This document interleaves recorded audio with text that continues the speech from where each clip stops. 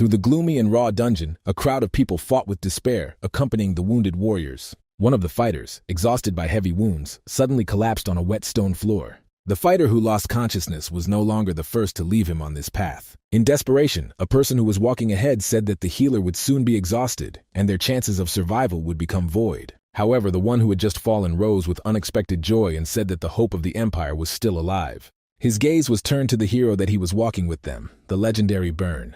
Burn noticed that if they have forces for disputes, then they will be able to hold out a little more. But inside, the hero was aware of the severity of the situation. Anxiety in the eyes of the satellites grew. When they started a campaign, there were 74 participants in the detachment, but now only 43 were left. The loss of 30 people tormented the man, but this was not disturbed by him the most. The real trouble was that of all who laid out at the limit of strength, only 43 people survived. Indeed, in every battle with the monsters, the soldiers fought selflessly, to the last drop of energy. But despite this, they could not protect 31 fighters, which left bitterness. Nevertheless, Burn understood that their spirit was ready for such tests, because they are in one of the 7 dungeons of evil. Now their path lay through a dungeon called the Core of Antiquity, and in the distance he noticed the light. The noticed light also attracted the attention of another fighter who turned to Burn with excitement. He pointed to barely distinguishable reflections in front and asked to look. Was it really a way out? The hero concentrated his gaze and saw a massive gate, realizing that their long way was close to completion.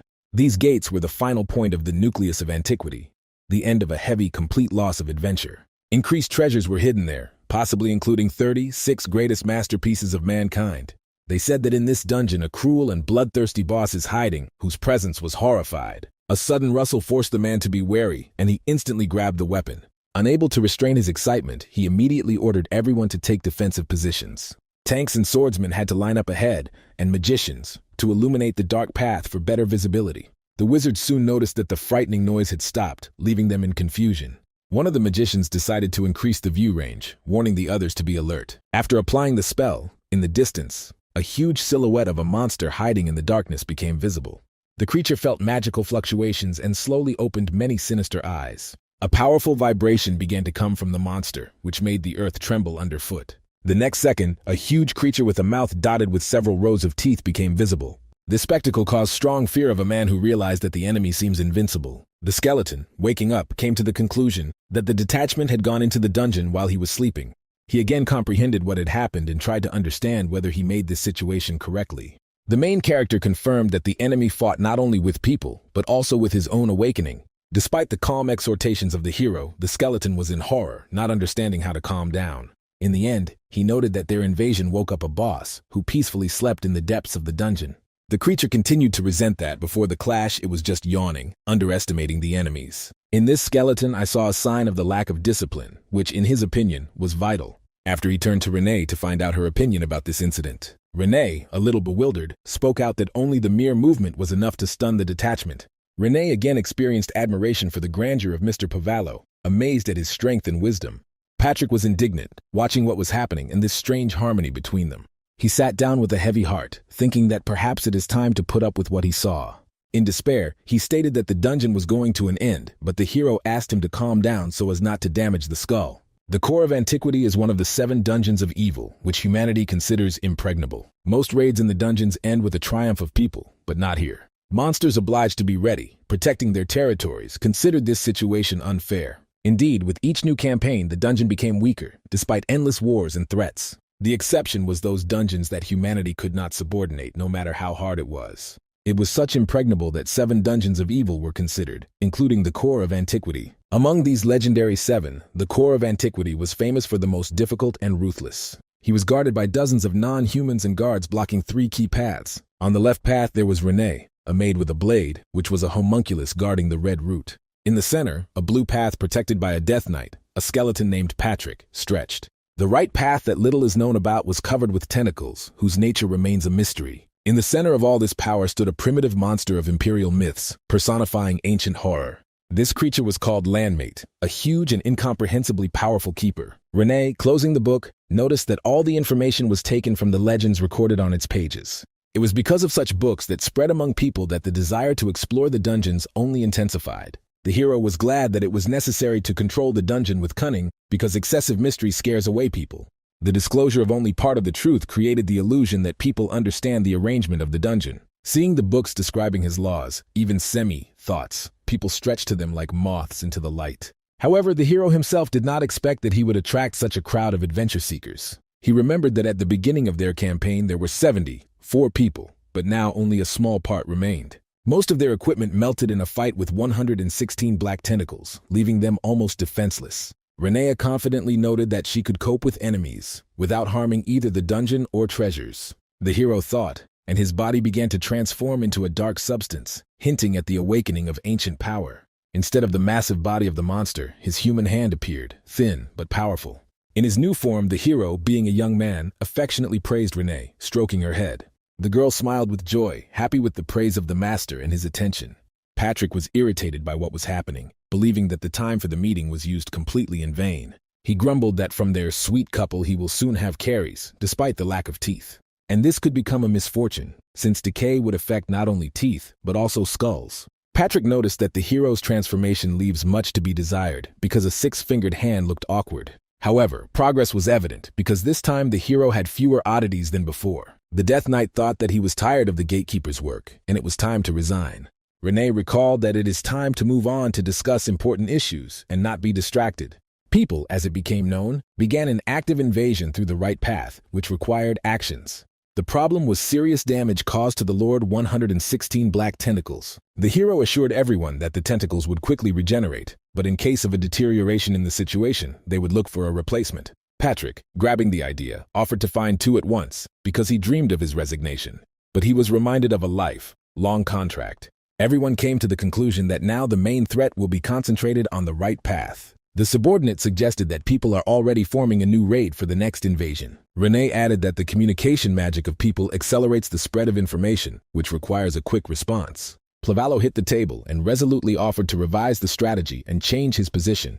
Now Renee must protect the right path to create the illusion of a light passage. The girl enthusiastically assured that she would stop any number of people who dared to invade. The hero said that the left path, previously protected by Renee, will now be in the jurisdiction of Patrick. He explained that the enemies who know about the supposedly weak left path will face there with no less serious protection. If everything goes according to plan, the dungeon will be able to successfully fight off from two waves of invasion at once. Patrick stopped and thought for a moment before asking a question about what would happen if people decide to invade the central blue path. After his words, the room was filled with painful silence. None of those present knew what to answer. Finally, Dovalawu with a crafty grin said that then the attackers will have a date with him personally, which caused bewilderment for everyone. Patrick irritatedly noticed that this was an absolutely reckless approach, and Renee, as always, looked at the master with enthusiasm, which even more strongly pissed out the skeleton. Taking herself together, the girl decided to return the conversation to current affairs, reminding that it was necessary to decide the fate of the sword found from the leader of the raid. Pavallo, slightly bewildered, specified what weapons we're talking about, and Patrick explained that this was the blade that was used by the leader of the enemy detachment. During the battle, it became clear that the enemies were really strong, since they were able to cope with this sword. The blade, known as Tanaela, was one of the 36 legendary artifacts so popular among humanity and occupied the 14th position in their ranking. Hearing the name, Pavallo thoughtfully said that it sounds like some dish, causing a smile of Renee and irritation at Patrick, who immediately corrected him, reminding that this was not a shaverm, but a masterpiece. The hero noted that the Renee blade also belongs to these artifacts, which indicates a high level of their opponents. The skeleton asked if they should leave a sword, fearing that in the event of another invasion, people could return it. Without hesitation, Patrick would take his sword for himself, adding that he would cope with him perfectly. From such a statement, Patrick was a little confused, asking incredulously whether the gentleman was serious in his decision. After a couple of seconds of confusion, he reluctantly agreed, realizing that it was pointless to argue. So in the dungeon of the nuclei of antiquity, 3 unique guards continued their existence. A deadly maid Mammon with a blade. The skeleton killer of death with a new duty to protect a magic sword, and Landslide, the embodiment of ancient horror, whose power was unlimited. Plavallo, in his own way, reminded Patrick that since he now has an artifact, it is time to destroy the departure statement hidden among his ribs. Meanwhile, Renee turned to the master with the question of the distribution of prey, clarifying what plan they would choose. Pavallo, without hesitation, replied that they would leave everything valuable to themselves, and the rest would be allowed to be on the bait for new daredevils, who decided to storm the dungeon. Renee, rejoicing like a child, enthusiastically agreed, assuring that she herself would follow all the organizational moments. Renee noticed that they do not have suitable monsters that can fully use magical weapons. She proposed to extract magic stones from the sword and sell them, noting that such a deal could bring significant profit. Dovalo, hearing her words, suddenly stated that perhaps he himself should go to the human village. The rest instantly froze in surprise, stunned by the proposal of the master. Patrick was alert and suggested that Renee go to the village instead of Landslide. Such a remark brought the monster in a rage, but Patrick coldly explained that the transformations of Dumplo into a person are always unconvincing, and now even his tail is not hidden. Povalo, still annoyed, reluctantly agreed, adding that Renee would not forget to capture the delicious ones along the way. So in the end, it was Renee who went to the human village, celebrating on the road that the day was very successful. She was sure that she could quickly fulfill the task and return to Mr. Plavalo, who could not be left alone for a long time. The seller examining magic stones told Renee that unfortunately he could not buy them. The girl instantly wary and demanded an explanation. The merchant began to rummage in his records, clearly puzzled, and after a few minutes he found what he was looking for. He showed her a small stone, explaining that this is an artifact of Class B, and even such a stone for ordinary people has to pay for years of hard work. The stones brought by Renee turned out to be even more rare and valuable, so much so that only magicians of the Imperial Palace or high-class wizards could use it. The seller added that such stones could interest, for example, of the capital's jewelers who have agreements with the imperial family, or the Tower of Magician's Wing. Renee realized that the capital was too removed, and barely audible said that she had to visit the tower. However, despite this, I did not want to go there at all, but for the sake of Mr. Podvalo, she decided. Returning with the interlocutor, he with care asked her to be careful. Suddenly his gaze fell on the table, and he noticed a huge magic stone, which clearly cost a fortune. He hastened to raise the stone, reminding the baby to stop. She almost forgot such an important thing. The interlocutor turning around grinned, saying that it was just a tip, but she is still grateful. The owner of the shop was stunned and noticed that this girl is strangely behaving for an ordinary person. Finally, Renee reached the Tower of Magician's Wing, where she was already expected. The wizards met her, saying that for the sale of stones, she needed to meet with the head of the guild. One of them proposed to take her into the office, and she followed him without hesitation. The homunculus realized that at the very top there was a chapter, and the tower itself resembles the structure of the ancient dungeon. Soon, the head of the guild introduced himself as Graham's Aimer and thanked Renee for his visit. The woman asked who was this girl who decided to visit such an important place. The baby introduced herself, noting a powerful supply of mana in her aura, which she could not help but notice. Aimer admitted that, having learned about the visit of the child, she did not expect such an influx, but when she saw the stones, she changed the decision. She admitted that the Wing Tower was famous for her reputation and hoped that the stones were really worthy of her high standards. Renee poured all the stones on the table and asked them to carefully check. The Leva of the guild concentratedly examined precious stones, realizing that their quality is on top. This surprised her, because some stones were truly first class, and it was difficult to understand how the child had such treasures. The woman, intrigued, decided to ask where she got such jewelry, but she fell silent, noticing the unusual hair of her interlocutor. The woman remembered that among 8 great families of the empire, there is one with hereditary silver hair. Consequently, this girl is the daughter of aristocrats who escaped with valuable stones, and perhaps she does not know their real price. Aimer apologized for her former impolite and offered 50 ounces of gold for each stone.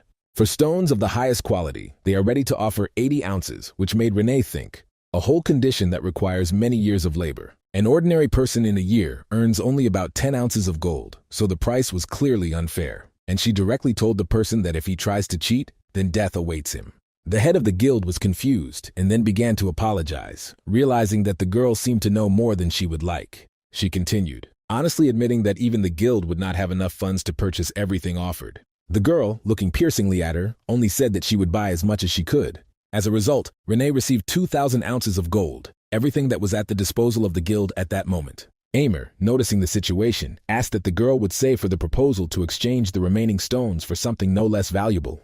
The homunculus, looking skeptically, asked if she was sure that it would really be valuable, because the thing should be easily sold, to which the interlocutor hurried to calm her. She invited the girl to follow her, promising to show what exactly she meant. Of course, the rules do not allow outsiders to some places, but for the sake of her, the head made an exception. They ended up in the storage of the tower, where the rarest valuable objects are stored. The first for her attention was presented with 4 carats diamond diadems interspersed with magic stones, enhancing its usefulness for the magician. Then she was shown a lively and black pearls capable of making a howling sound, if there is a poison nearby, a product created using alchemy. Hearing the mention of alchemy, the girl instantly strained, because this science caused her frank disgust. Aimer could not help but notice this strange reaction and asked why it bothers her so much. She clarified that Renee really does not like alchemy, adding that she understands her disgust because this is a rather unsanitary science. Then, indicating the other way, she asked the question that the girl thinks about the next subject. A red stone of love appeared before Renee, about which they say that he is able to embody love into reality. The girl was literally overwhelmed by emotions at these words, and she caught fire with the desire to get this stone. The chapter added that by investing Manu in a stone in the presence of an object of love, one can cause a spirit that will create an eternal connection between them. The baby asked several times whether this is really possible, and the interlocutor confirmed firmly, giving the word the head of the Tower Guild. After that, the head asked if this stone liked so much, which Renee, without hesitation, said that she was taking it. However, Aimer warned that this artifact could cause a lot of trouble, because it is able to subordinate even the Emperor, and therefore its cost is difficult to determine. Understanding that everything came out of her control, Renee was angry, realizing that her plans were collapsing.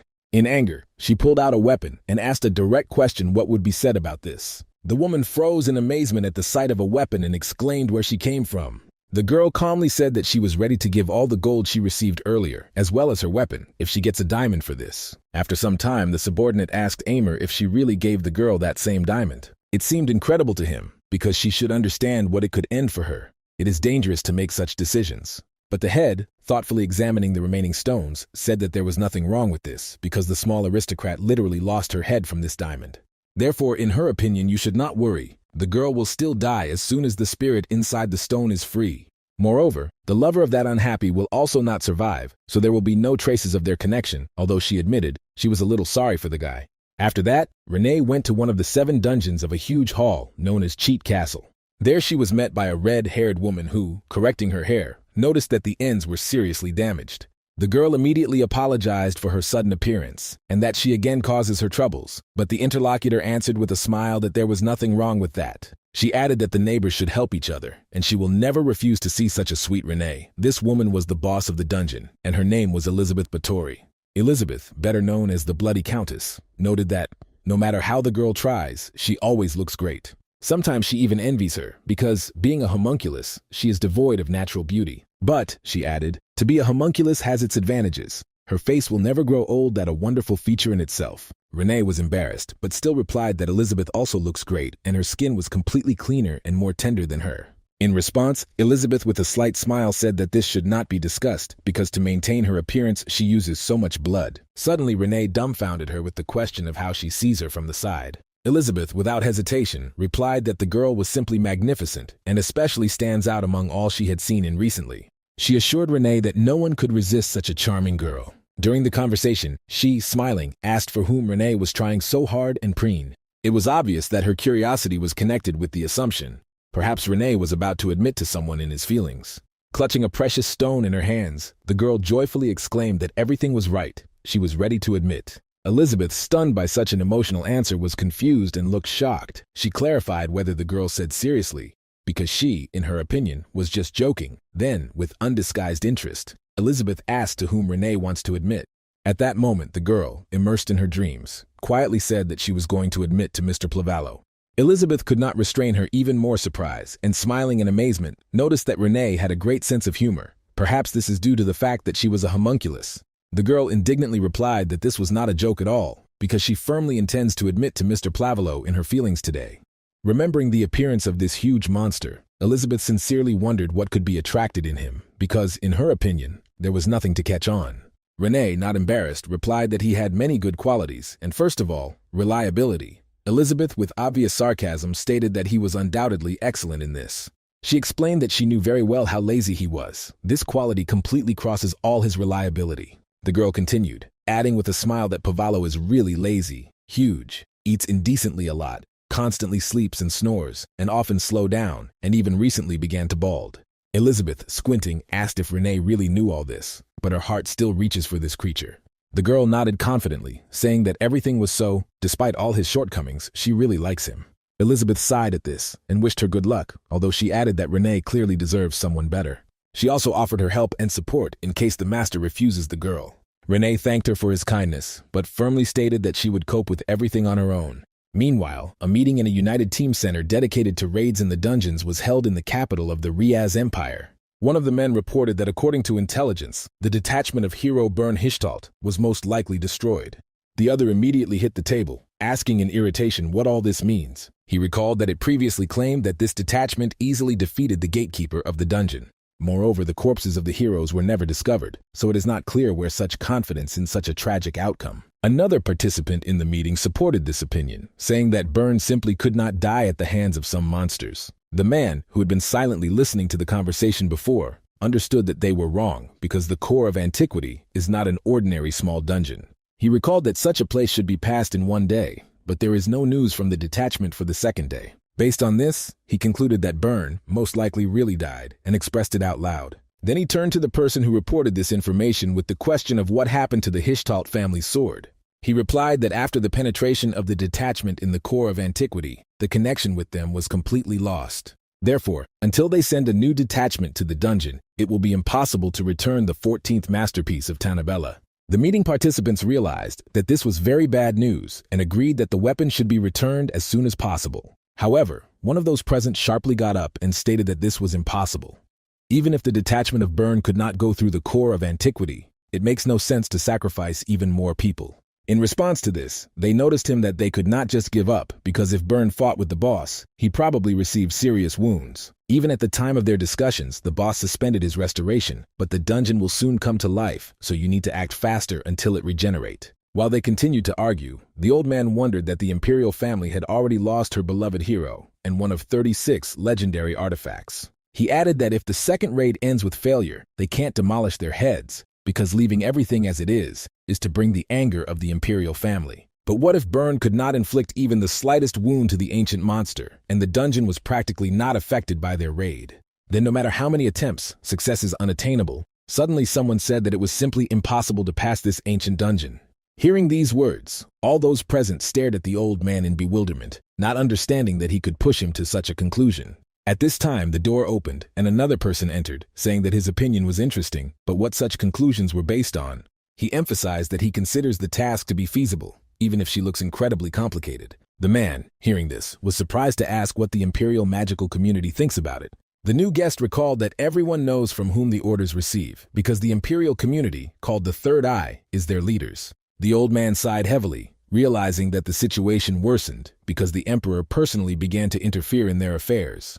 The representative of the magicians stated that their presence indicates that the time has come for reckoning for their mistakes and misses. He recalled that they destroyed a valuable hero and also left a masterpiece, which he reported to the emperor, right in the den of the enemy. The rest were silent, admitting that their actions were really catastrophic. The magician continued, noting that they allowed a failure, but if everyone died, who will then control the punitive detachments of the empire? Therefore, he proposed a decision that can save their fate and avoid complete collapse. This decision was to go again to the core of antiquity and complete the begun. The old man doubtfully asked how they could handle, even if the hero Byrne failed. The magician, without losing confidence, said that they intend to use Nifrim. Those who heard him immediately began to whisper, not believing that he really pronounced the name of this creature. The old man asked for explanations, recalling that Nifrim once led to failure and carries too many potential problems. The interlocutor objected that this cannot be considered a failure, since it was still possible to achieve a certain success. However, the question remains why Byrne and his detachment could not survive in the nucleus. Perhaps their forces were weakened. Although he is not inclined to believe in it, because even in this situation, everything remains a mystery. Nevertheless, the hero and his team had one obvious drawback, which became their main and possibly fatal mistake. We can say that Byrne was not enough, that Nifrim had an excess, so the new raid has every chance of becoming successful for the team. Meanwhile, the protagonist tried his best to find a human form, but it was not so simple. After an unsuccessful attempt, he noticed that he felt a strange foreboding, as if something truly terrible was approaching them. And then he suddenly sneezed, turning into a monster again, and wondered if some strange infection was spreading into the dungeon. Remaining in the appearance of a person, he was missing, realizing that he did not know when people would appear, but there was no time to relax. He also remembered that if patrolling delayed, Patrick scolds him again, although he himself is just a skeleton that inspires fear. The guy grinned that even the bones could scare, but decided not to add unnecessary problems for himself. Last time, people made their way through the polluted path, and he decided to start the inspection from there. The main character went to the gatekeeper of the core of antiquity, known as Mr. 116 Tentacles. Looking around this creature, he realized that it was powerlessly helping and could only patiently expect an attack. Then he headed for the next creature, the manager of the 5th room of anthropophage. He remembered that this creature can recover independently if its main body is equipped with nutrients. The examination showed that the body is in perfect order, and the hero decided that the intervention in recovery was not required. Anthropophage instantly closed his core, and the hero calmly went on. After that, he jumped down and headed for the fourth room, which was destroyed, like the first. He thought that all this should be discussed with Patrick, but decided that he would begin to report him again.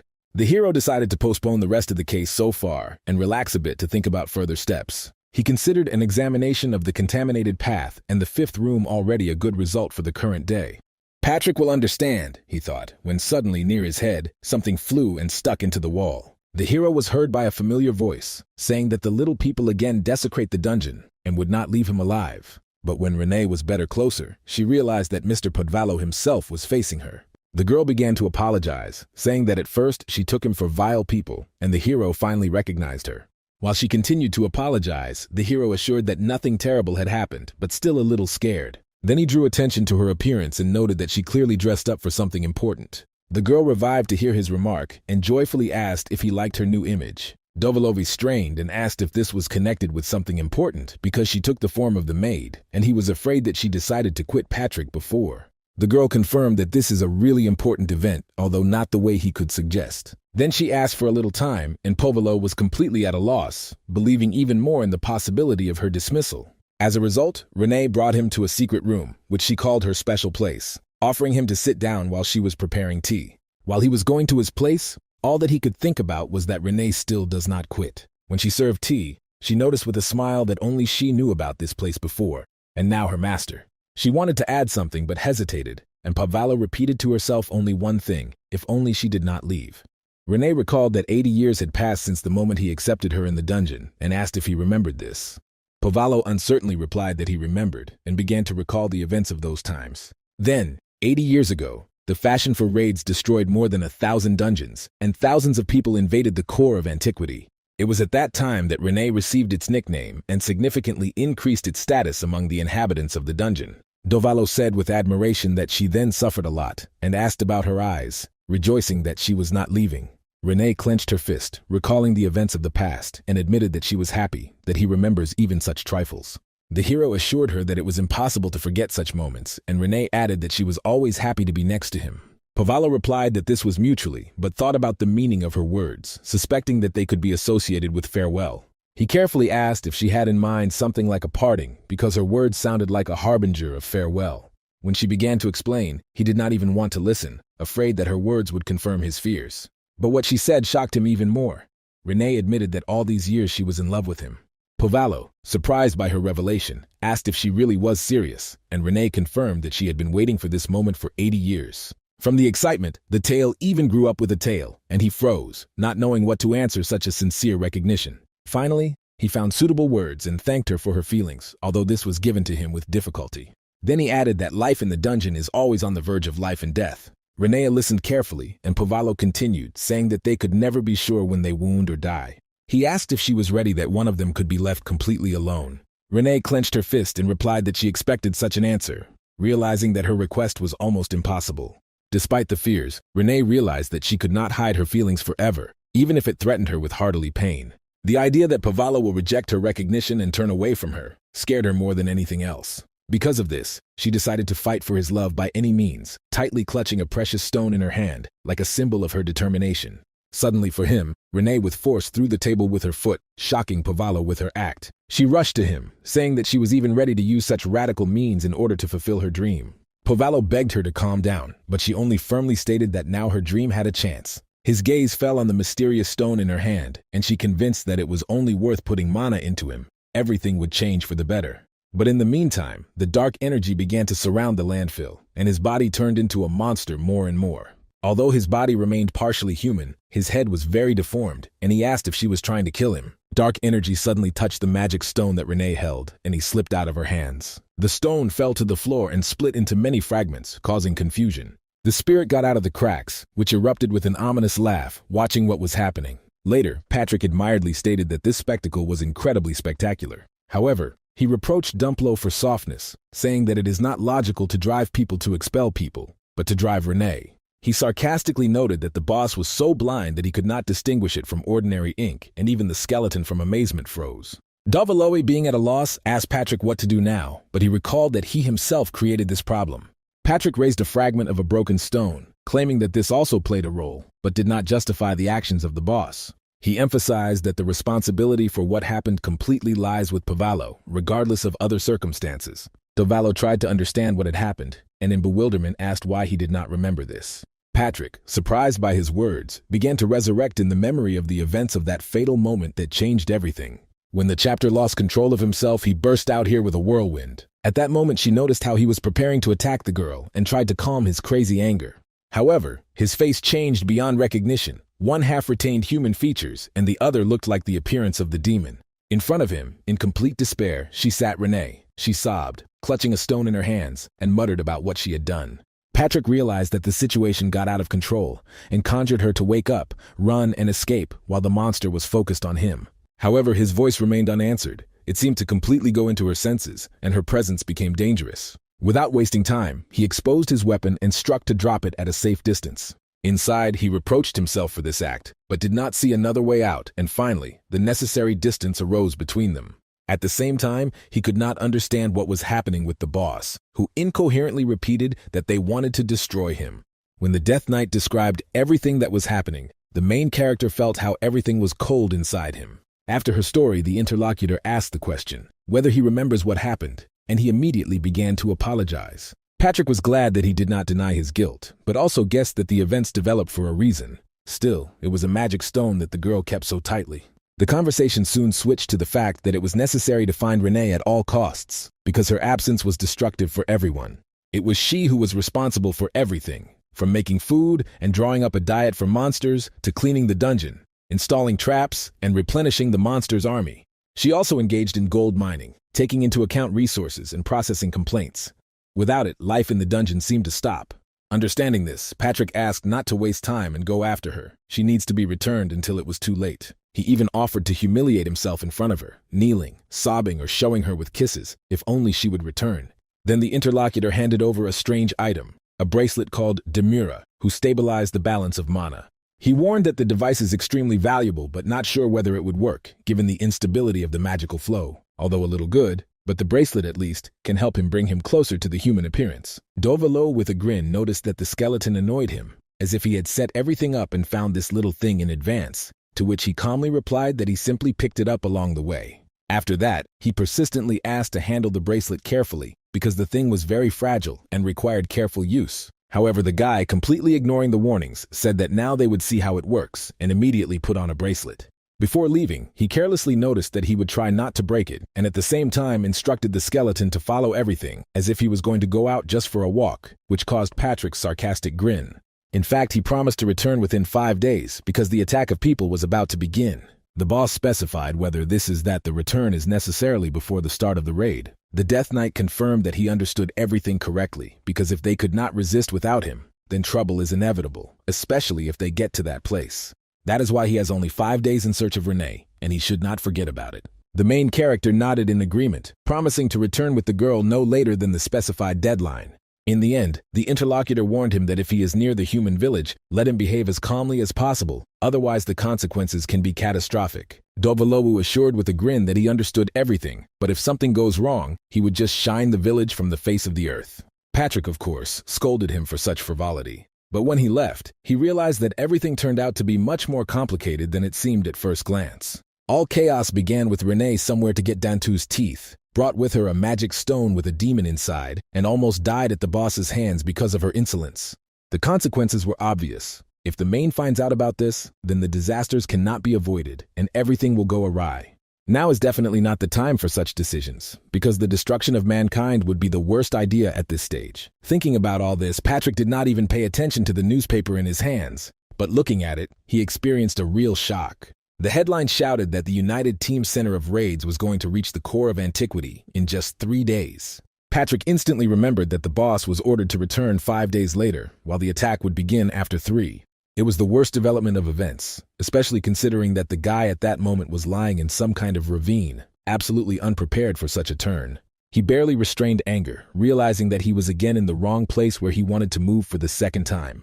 And his subordinate calmly remarked that his magic is unstable, and it would be better not to use it without urgent need. The hero thought that all this is probably due to the imperfection of his magic, but decided not to give up and try again. This time he chose the Hasten village for teleportation, the very one where Renee always went to sell their magic stones. After a moment, the guy's body dissolved in the air, and he disappeared, rushing to a new place. Meanwhile, in another dungeon, a marshmallow with a grin said that people went too far, but today she would give them a glorious death. However, a man from her opponents with a mockery said that her words sound funny and asked where the demon got such self-confidence. After all, in front of her stood a 32nd elite punitive detachment of the entire empire. Their group was called the Hired Warriors of the Golden Tiger of Dawn, and their reputation was known far beyond the borders of the empire. He advised the demon to well remember this name, because it was they who were going to overthrow it and go down in history as heroes. Hearing this, the girl flared up with anger and said loudly that they were miserable insignificance, and she was the queen of demons and the heiress of the 17th generation of Asmodeus. Her name is Melj de Rimph Agra, and people should be proud that they recognized her name before taking inevitable death. The mercenary who heard her speech rushed into the attack, shouting that he would make this queen answer for his words right now. But his blow was easy to reflect it in her protective magic, as if he had not even posed a threat. One of the fighters of the detachment irritatedly noted that its protection is impermeable even for magical arrows. At this time, their wizard entered the battle, telling the leader that he would provide magical support for the entire group. Melry was furious when she saw her surrounded from different sides and contemptuously quit that these miserable little people did not know her place. After that, she prayed for her dark magic, ordering the opponents to immediately burn alive. The leader of the mercenaries was able to avoid a direct blow, but his detachment carried away serious losses due to a powerful attack. The attack did not pass by his partner, but he managed to defend himself, using fragments and his own weapon as a shield. When this happened, he was surprised to notice tiny ice flows in the air, flickering like stardust. Raising his head up, he saw that the demon was already completing the creation of a new ice spell, and did not believe his eyes. Without wasting time, the mercenary grabbed the fragment and threw it towards the demon, sarcastically saying that she apparently thinks that he had nothing to oppose. While the fragment flew to Melj, the guy also rushed to the attack, hoping to catch her by surprise. The demon instantly noticed the approach and mockingly said that he must have wished a quick death because she acts so stupid. However, when her icy spell rushed to the enemy, he suddenly exposed a shield in front of him, which surprised her to the core. This was confused because she already destroyed their magician, who then created this shield. When the dust was settled a little, the marshmallow noticed that some members of the detachment, including the magician, survived and now support their leader. Not seeing another way out, the demon rushed into the near battle, intending to fight with a mercenary with her own hands. But at the moment when their blows were supposed to meet, a massive limb suddenly appeared, and their bodies flew to the sides. Both the demon and her enemy were confused, not understanding where this mysterious third force came from. A thick wall of dust rose at the scene of the explosion, through which a small silhouette was barely visible. The subordinates hurried to their leader, trying to help him rise. He assured them that he was all right, but expressed bewilderment. Who could appear? Because he did not hear anything about the arrival of another detachment. Melju was also amazed, thinking that perhaps this is reinforcement for people, and if they have enough strength to destroy her castle, it would turn into trouble. The mysterious silhouette remained unclear, and no one could understand who this third party was that intervened in the battle.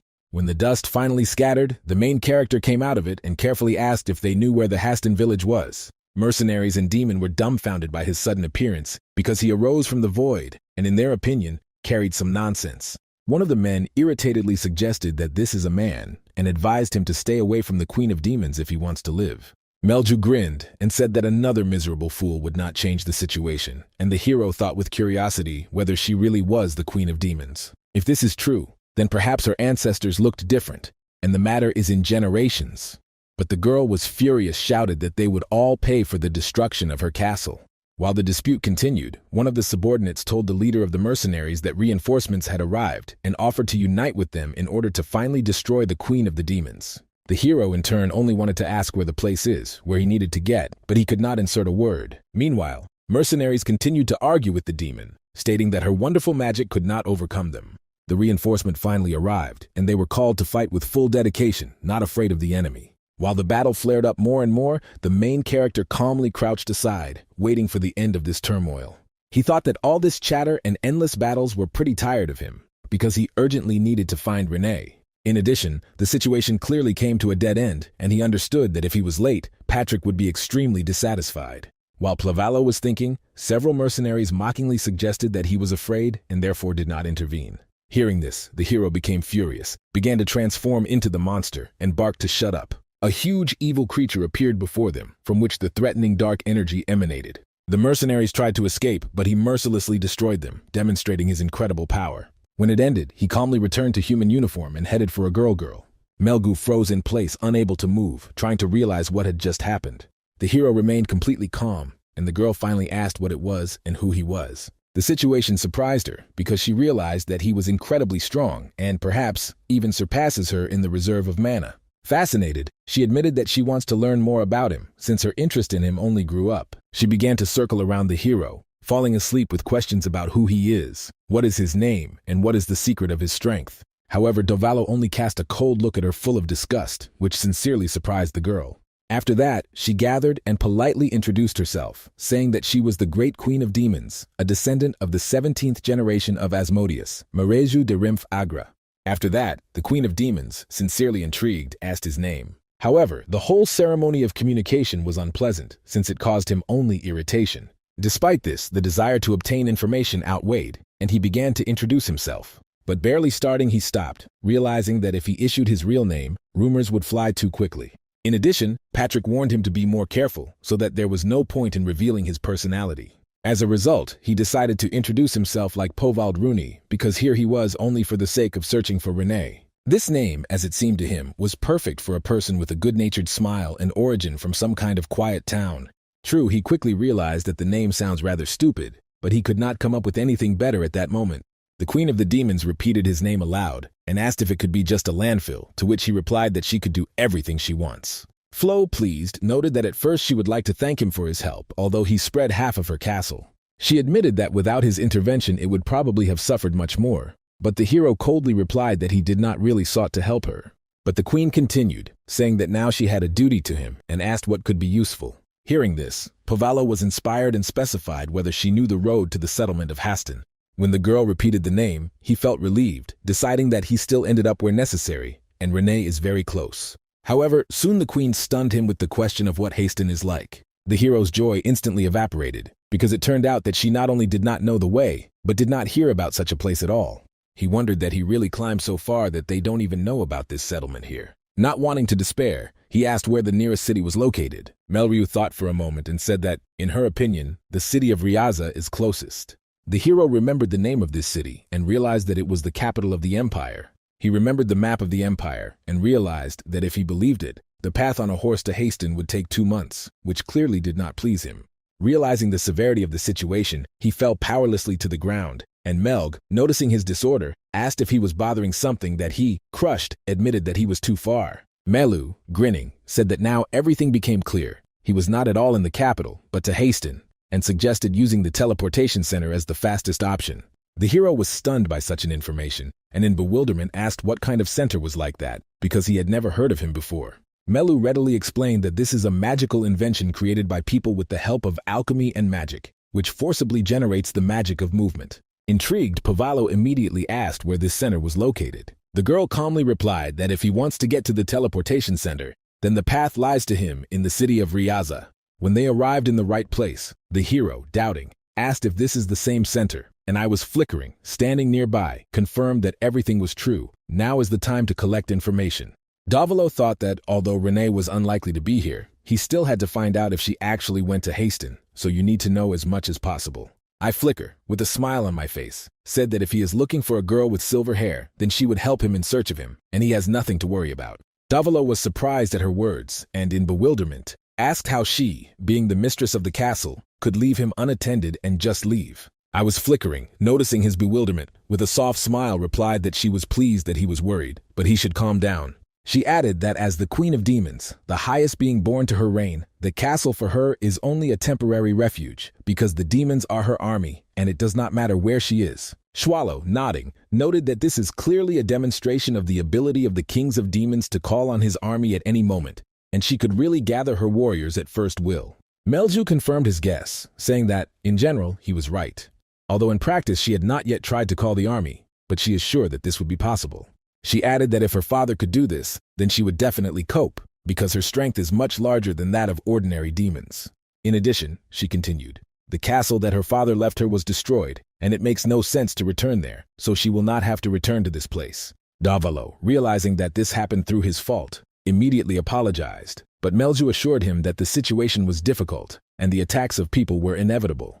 She explained that he should not worry about destruction, because when the capital of the human empire is located right in front of the castle of demons, it is difficult not to encounter such troubles. Melz finished the conversation on this note, offering to stop discussing sad topics and continue to collect information because time does not wait. The hero, of course, agreed, but deep down he continued to get lost in conjecture what he should actually do further.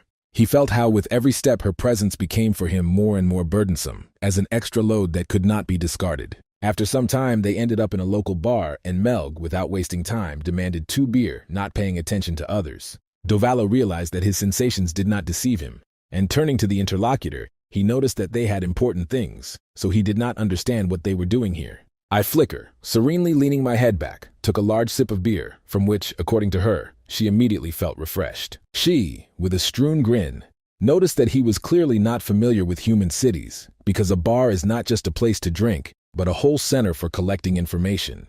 He should just look around and listen to the conversation that filled this place in order to reveal all the secrets. All these conversations that echoed by the bar are a real well of information that can be used so easily if you know how. Davilo, on her advice, listened with interest to the conversation, realizing that his task was only to filter the right one, and then the information would be in his hands. He easily accepted her words for information and immediately began to look around, hoping to find something useful. His gaze fell on the wall where the board hung with ads, and having become interested, he asked her what kind of leaflets were. Melu, without turning her heads, explained that these are ordinary ads, such can be found in any bar. Here they are also available.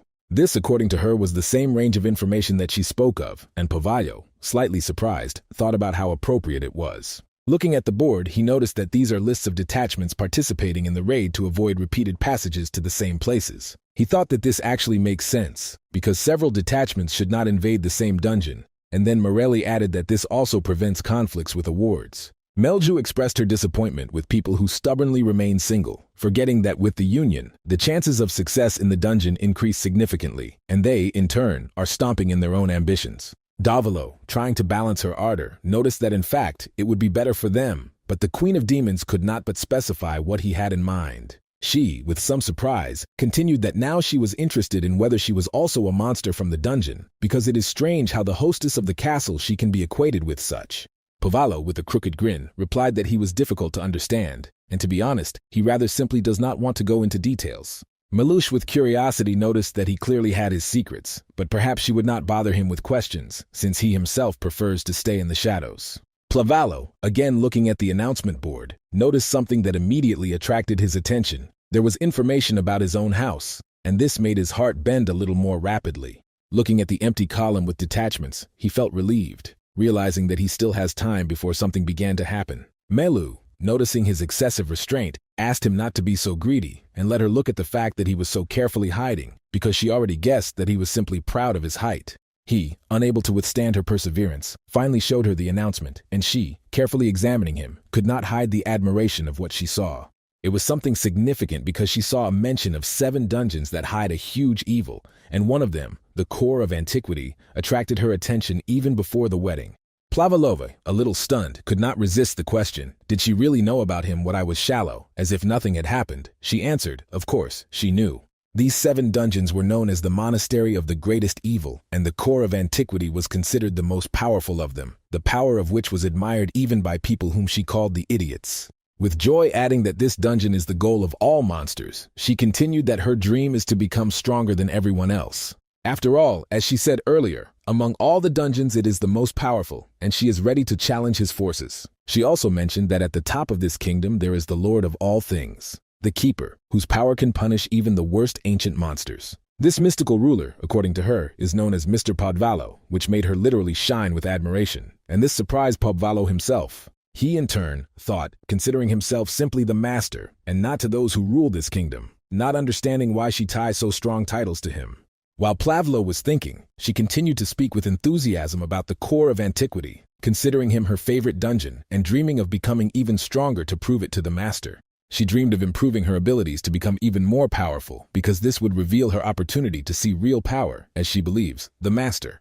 Pavallo, feeling a slight concern, realized that she probably at the moment does not just talk about some abstract character, but looks directly at who he speaks about. He, unable to resist, asked whether to really be so powerful, so wonderful, that she proudly replied that she wanted to become the same strong, despite all the obstacles. Although her father was great and strong, he was a worthy king of demons. She believed that there are people much more powerful than he had ever been. One of these people was a young hero named Burn, whom she considered a worthy opponent for anyone. Povallo, pronouncing words with confident intonation, noted that he himself defeated the king of demons and would not want to face Burn, although perhaps he did not even realize that he swallowed this hero during one light movement. Free, with a slight shadow of sadness in her voice, added that she does not want to spend her life in the management of the dungeon, like her father, and dreams of something more. Once in thought, she realized that she wanted the monsters attracted by her strength to create dungeons for themselves, where they could develop freely. She believed that with every step to become stronger, and with sincere interest, asked if her desire for this was delighted. The hero, with a smile in response, noted that this is really impressive, thinking about how good his youth is when she was still full of strength. He himself was once so, although he had long forgotten when it was, recalling the times when he headed an army that could subjugate the whole world. In those years, he sought to master world knowledge, which gave him the feeling that he was smarter than anyone, and sometimes entered into disputes with people whom he considered unworthy.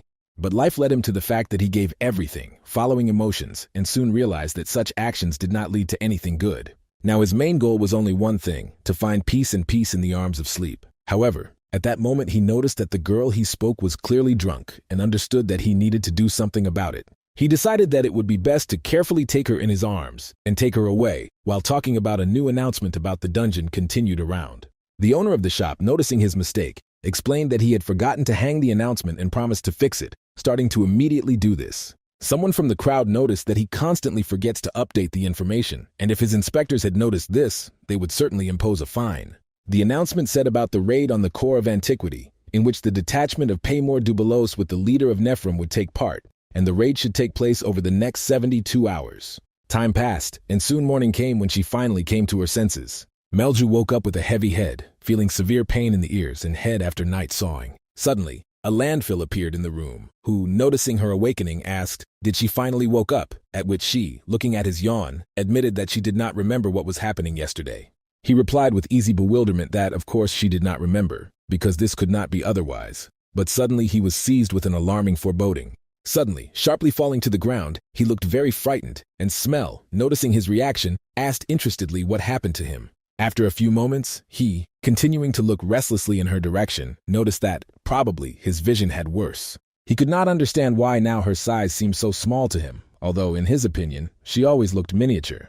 Melryu did not lose time and, hitting him, stated that she was not small at all, and then asked if he had considered herself too rude. He could not understand why she suddenly changed so sharply that it even scared him a little. The girl continued to strike, with ardor, repeating that she did not at all become younger. After a small pause, she added that yesterday she was in her second version, created so that miserable little people would not dare mock her. And now in front of him was her true and first appearance, the one that she always hid. He, very stunned, asked, is it really her real appearance? The demon nodded, confirming his words, but then sharply switched the conversation, asking that it was with his face, and whether he had eaten something at night without her. In general, she explained that transformation is a magic that allows you to project its future, and its second version was only a prediction of what it would become when it matures. She added that when she matures, she would be as strong and cool as her second version, and there will be no more doubts. Melusu asked with interest if he understood her explanation, to which the guy admitted that he did not understand. In response, he suggested that perhaps she just needed to change her clothes, but she shouted sharply, warned him so that he would not treat her, as with a small one. At the same time, as if by the will of fate, a whole crowd of people who were ready for action gathered at the house of Count Haston. The leader of this group, confidently walking in front of all, ordered the guards to immediately open the gate and meet the punitive detachment. These people came from Riaz, and their goal was clear, to conquer the dungeon of antiquity. The count, who was in his room, in bewilderment, asked who sent this document, and the subordinate said that he had come on behalf of the Third Eye yesterday. Hearing the name of the sender, the man was furious, realizing that these were the servants of the emperor, his enemies, because he was the ruler of Haston, Count Itarkum. The idea flashed through his head that for the raid on a dungeon of a higher level, the approval of the ruler of the land is required, and these people simply dared to act without it. He realized that an aristocrat could not simply abandon this, because this is an almost imperial order, and his will was mandatory. Turning to the girl in the room, he asked that she was thinking, would they go through the core of antiquity? The subordinate only shook her head, refusing in response, and the man noted that she also considers them too weak for this dungeon. He never heard about the leader of the Nephrima group and could not understand what the third eye was thinking about, sending such a detachment. The Count thought, if they are defeated, his land will suffer again, and perhaps it is worth sending a stronger detachment first. In a whisper, he added that for this, he would need to send a proven team. The girl, with a smile on the lips, told the Count that the answer could be right in front of his nose if he looked more closely. The Count thought that perhaps we are talking about the wing tower, which could well cope with such a task. After all, they had stones of a very high level, and although it was naive to think that this could instantly strengthen the tower for the raid at the core of antiquity, still hope remained. The core of antiquity is the highest level of the dungeon, and if the rumors did not lie, they were waiting for a really dangerous task. The Count could not help but think that if the only one who can pass this dungeon is a landfill who fought with the hero Byrne and his detachment. Soon the Count ordered the order to send the wing to the tower, promising a lot of money and fame for the successful completion of the task, and also so that they were the first to go through the dungeon. As soon as the conversation was completed, mercenaries burst into the room where the aristocrat was located without knocking. These were the same mercenaries who entered without demand and with a challenge asked if he was Count Etarch. The Count, amazed at the impudence, was surprised to ask who these people were, and the guy, not slowing down with the answer, introduced himself like a jade and complained that he had called for a long time, but there was no answer because he had to enter without an invitation. The Count, even more perplexed by their unceremoniousness, asked what they were doing here at all, and even without warning, and the guy, to sit in a chair, replied that he brought documents from the imperial house itself. He with a challenge asked if there was at least some kind of instruction from the kingdom that prohibits them to be here. Etarch, without hiding irritation, sharply replied that there were no such instructions, but at the same time he felt how someone was pressing on him, as if ready to attack at any moment. At that moment, another girl, without hesitation, asked what happened to them, because they were guests, asked everyone to smile and also bring tea with cookies. Despite the internal discontent, the Count restrained emotions and ordered his subordinates to hurry and treat the guests. Sitting opposite the aliens, he directly asked what they forgot here. Nifrim, with a self-wisdom, replied that the Count, like an adult, should perfectly understand. They are here in order to arrange a raid on the core of antiquity. Etarch, with light sarcasm, noticed that not even a day had passed since the document, and they were already so nimble, and asked when they finally nominated. Nifrim, in turn, admitted that they really planned to advance today, but new circumstances arose, and now the raid is postponed tomorrow. The Count, with an unsatisfied expression on his face, noted that they were in a hurry, that the raid is a difficult matter, and invited them to relax a bit, promising blood and parties in their honor. The head of the detachment assured him that it was not worth worrying, because at first they are not going to touch the wing tower. The Count, with surprise, asked why they were there. Are they really going to see friends? Nifrim answered with a mockery that he misunderstood everything, because the goal is to simply eliminate everything living there and without unnecessary conversations. The aristocrat, stunned by such a statement, could not restrain his surprise and began to ask what he had in mind. The guy grinned with contempt, saying that his guard was so weak that the mansion can be easily listened to with magic. At the same time, they already knew all the details, and now it was interesting whether the Count was going to send an order to the wing to the Bastion. He added with a challenge, did they really make such a way that they were ahead, because it was simply unfair, and small pawns should be cut down in the bud? Etarch, although he felt defeated in this conversation, realized that the only benefit from this whole situation was to go to the raid in antiquity, the most powerful of them. In the end, the man, having restrained irritation, apologized and said that he would not interfere with the raid and their assignment would be sent as they wish. Jade, bite off the cookies with a satisfied look, expressed his sincere gratitude to the Count for his generosity, if all this is true. While on the lands of antiquity, the nuclei of antiquity, Patrick waved his weapons in a distant corner. His gaze was aimed at current events. Patrick, looking for a while, realized that his remaining time had almost come to an end. The main character with Melch walked along the city streets, and it seemed to him that this walk was somewhat reminiscent of something from the past. While he looked around, the Flicker with a smile asked him to switch his attention and look in the other direction. The hero, without hesitation, turned to the knight who was walking ahead and asked how far the teleportation center was, to which he replied that the path would be long. Pavallo, looking in surprise at the knight, heard in response that they were just at the exit from the fourth wall of the city. The knight explained that the teleportation center itself is located behind the imperial palace and from there still have to go through 3 walls. The hero, not hiding curiosity, asked how much time they would take for such a trip, and the knight said that if you walk, they would only get in a week. Melgu and the hero were very surprised at such information, because they definitely did not expect such a way. Plavallo, realizing that the trip would take too much time, thought that Renee and Patrick could go forward for a long time. At that moment, the demon whispered in his ear, offering to use the magic of flight, but soon heard that this was not the best choice. He thought that if they began to use Manu, people would immediately notice it, and no one knew what this could lead to. While they were discussing this, a strange man approached them, laughing, and noticed that they clearly had problems. Apologizing for eavesdropping, he asked with interest if they were heading to the teleportation center. The girl, slightly surprised, confirmed that it was, but immediately asked who this person was, to which the old man replied that he was a coachman. His name is Chonma Belvir. The girl asked if he was mistaken, and he confirmed that it was true, explaining that he was a homunculus created with the help of alchemy. The old man pointed to the creature nearby and said that this is a chronic and abandoned fourth-generation homunculus, which is the result of the project to create artificial angels conducted by the Empire. The main character was stunned, and the girl, on the contrary, frowned, not even wanting to look at this creature that seemed terrible to her. The man added that this creature is quite strong, hardy, and even knows how to fly, but he was abandoned since he could not fulfill his main task, to destroy the church. The demon, grinning with interest, asked, "Is it really the end of the study of homunculi?" In response, the old man said that this was not entirely true because the Empire could not leave such labor, and there are rumors that homunculi are massively produced through large-scale processes. Plavolo, thinking, noticed that if it is really a large-scale process, then they are not grown in giant sausages. The coachman, with a grin, said that he was probably joking since this method was used to create the first-generation homunculi 150 years ago. The hero realized that this was a rather long period and suggested that a lot of time had passed since then.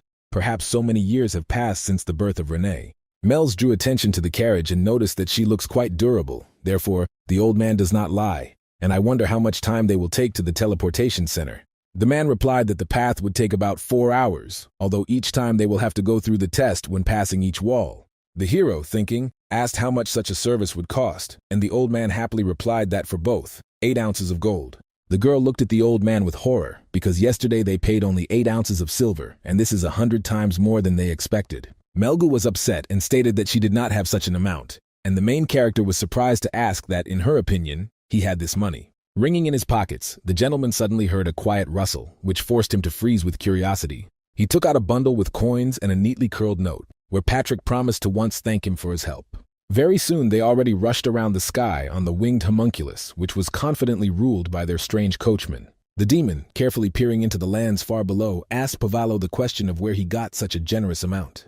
He yawned so loudly, as if he wanted to swallow the whole sky, and lazily replied that the old acquaintance from the dungeon had given him money. Her eyes widened in surprise, and she noticed with distrust that she did not understand how a monster from the dungeon could roam these lands freely.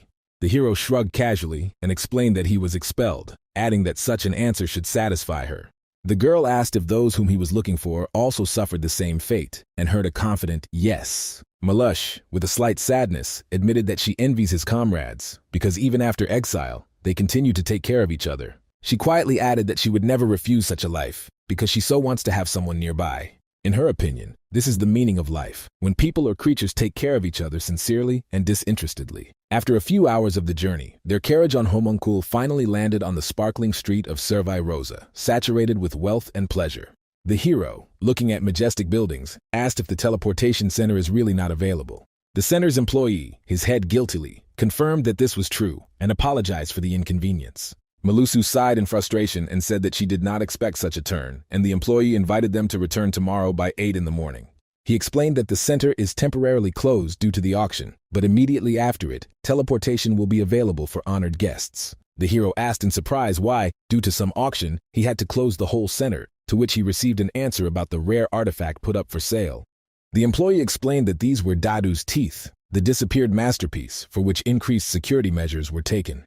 Malush looked curiously at the poster with the image of an artifact, praising the drawing, and the hero thought, because this object was vaguely familiar to him, only he wanted to say that he saw this at Renee, but thought herself in time and muttered that his comrade used this. The worker looked at the artifact with distrust, and Pavallo firmly stated that this is exactly the thing that, having gained strength, turns into a giant blade. The interlocutor admitted that his knowledge of the artifact is superficial, but Danda's teeth are definitely unique and have no analogs. These words finally confirmed for the hero that the weapon put up for the auction once belonged to his Renee. Davalo's thoughts began to be confused when he imagined that perhaps people dared to kill her, although it seemed impossible.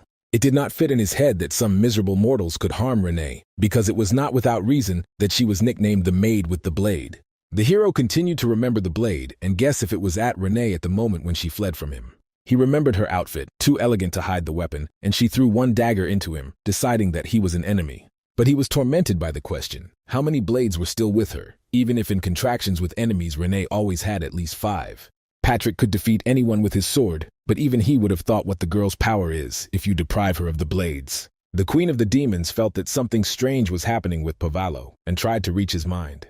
However, he was too absorbed in rage, convincing himself that Renee fell at the hands of despicable mortals. The employee of the center, seeing how the hero's face is changing, staggered back in horror and collapsed powerlessly to his knees. He prayed for mercy, calling Pavallo a monster, and tried to crawl away, but fear had constrained his movements. The hero only touched him, and after a moment, the body of a frightened man went limp and sank to the ground. Distirling with anger, Dovallo shouted that he would smash everyone to the last in order to take revenge on Renee. Fraud, frightened by his condition, grabbed his hand tightly and asked to explain what happened, begging to calm down. The hero looked at her and coldly said that he would ask the question only once about Dantu's teeth. It was important for him to find out whether they were really unique all over the world, as the previous owner claimed.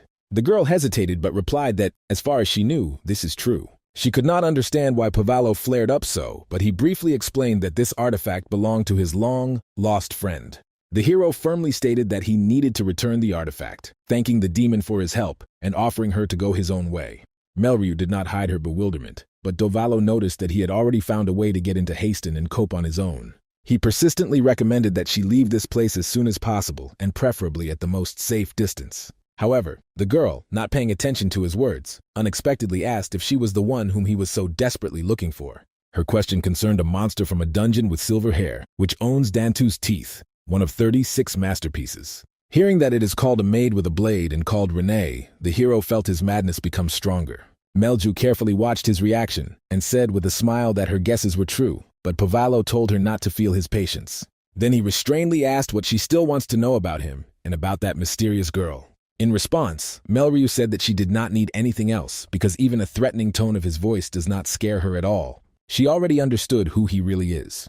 Renee is the keeper of the great core of antiquity and higher consciousness. And if he calls himself her comrade, then everything immediately becomes obvious and explained. Indeed, in this case, we are talking about the great Lord of Chaos, known as Pavallo. The hero realized that his personality was disclosed, removed his dark radiance, and wanted to explain herself, but the girl interrupted him. She added that despite everything, he remains only to subordinates, as she expected. At that moment, Dovallo realized that he was a rather naive creature and was confused, not knowing how to react. The girl laughed loudly, saying that she exposed him thanks to her sharp mind and insight. Moreover, she added that she knows about his gloomy thoughts and is going to help, regardless of his objections. The hero thought, and looking at her, asked how the Queen of Demons could walk so carefree, relying only on his words.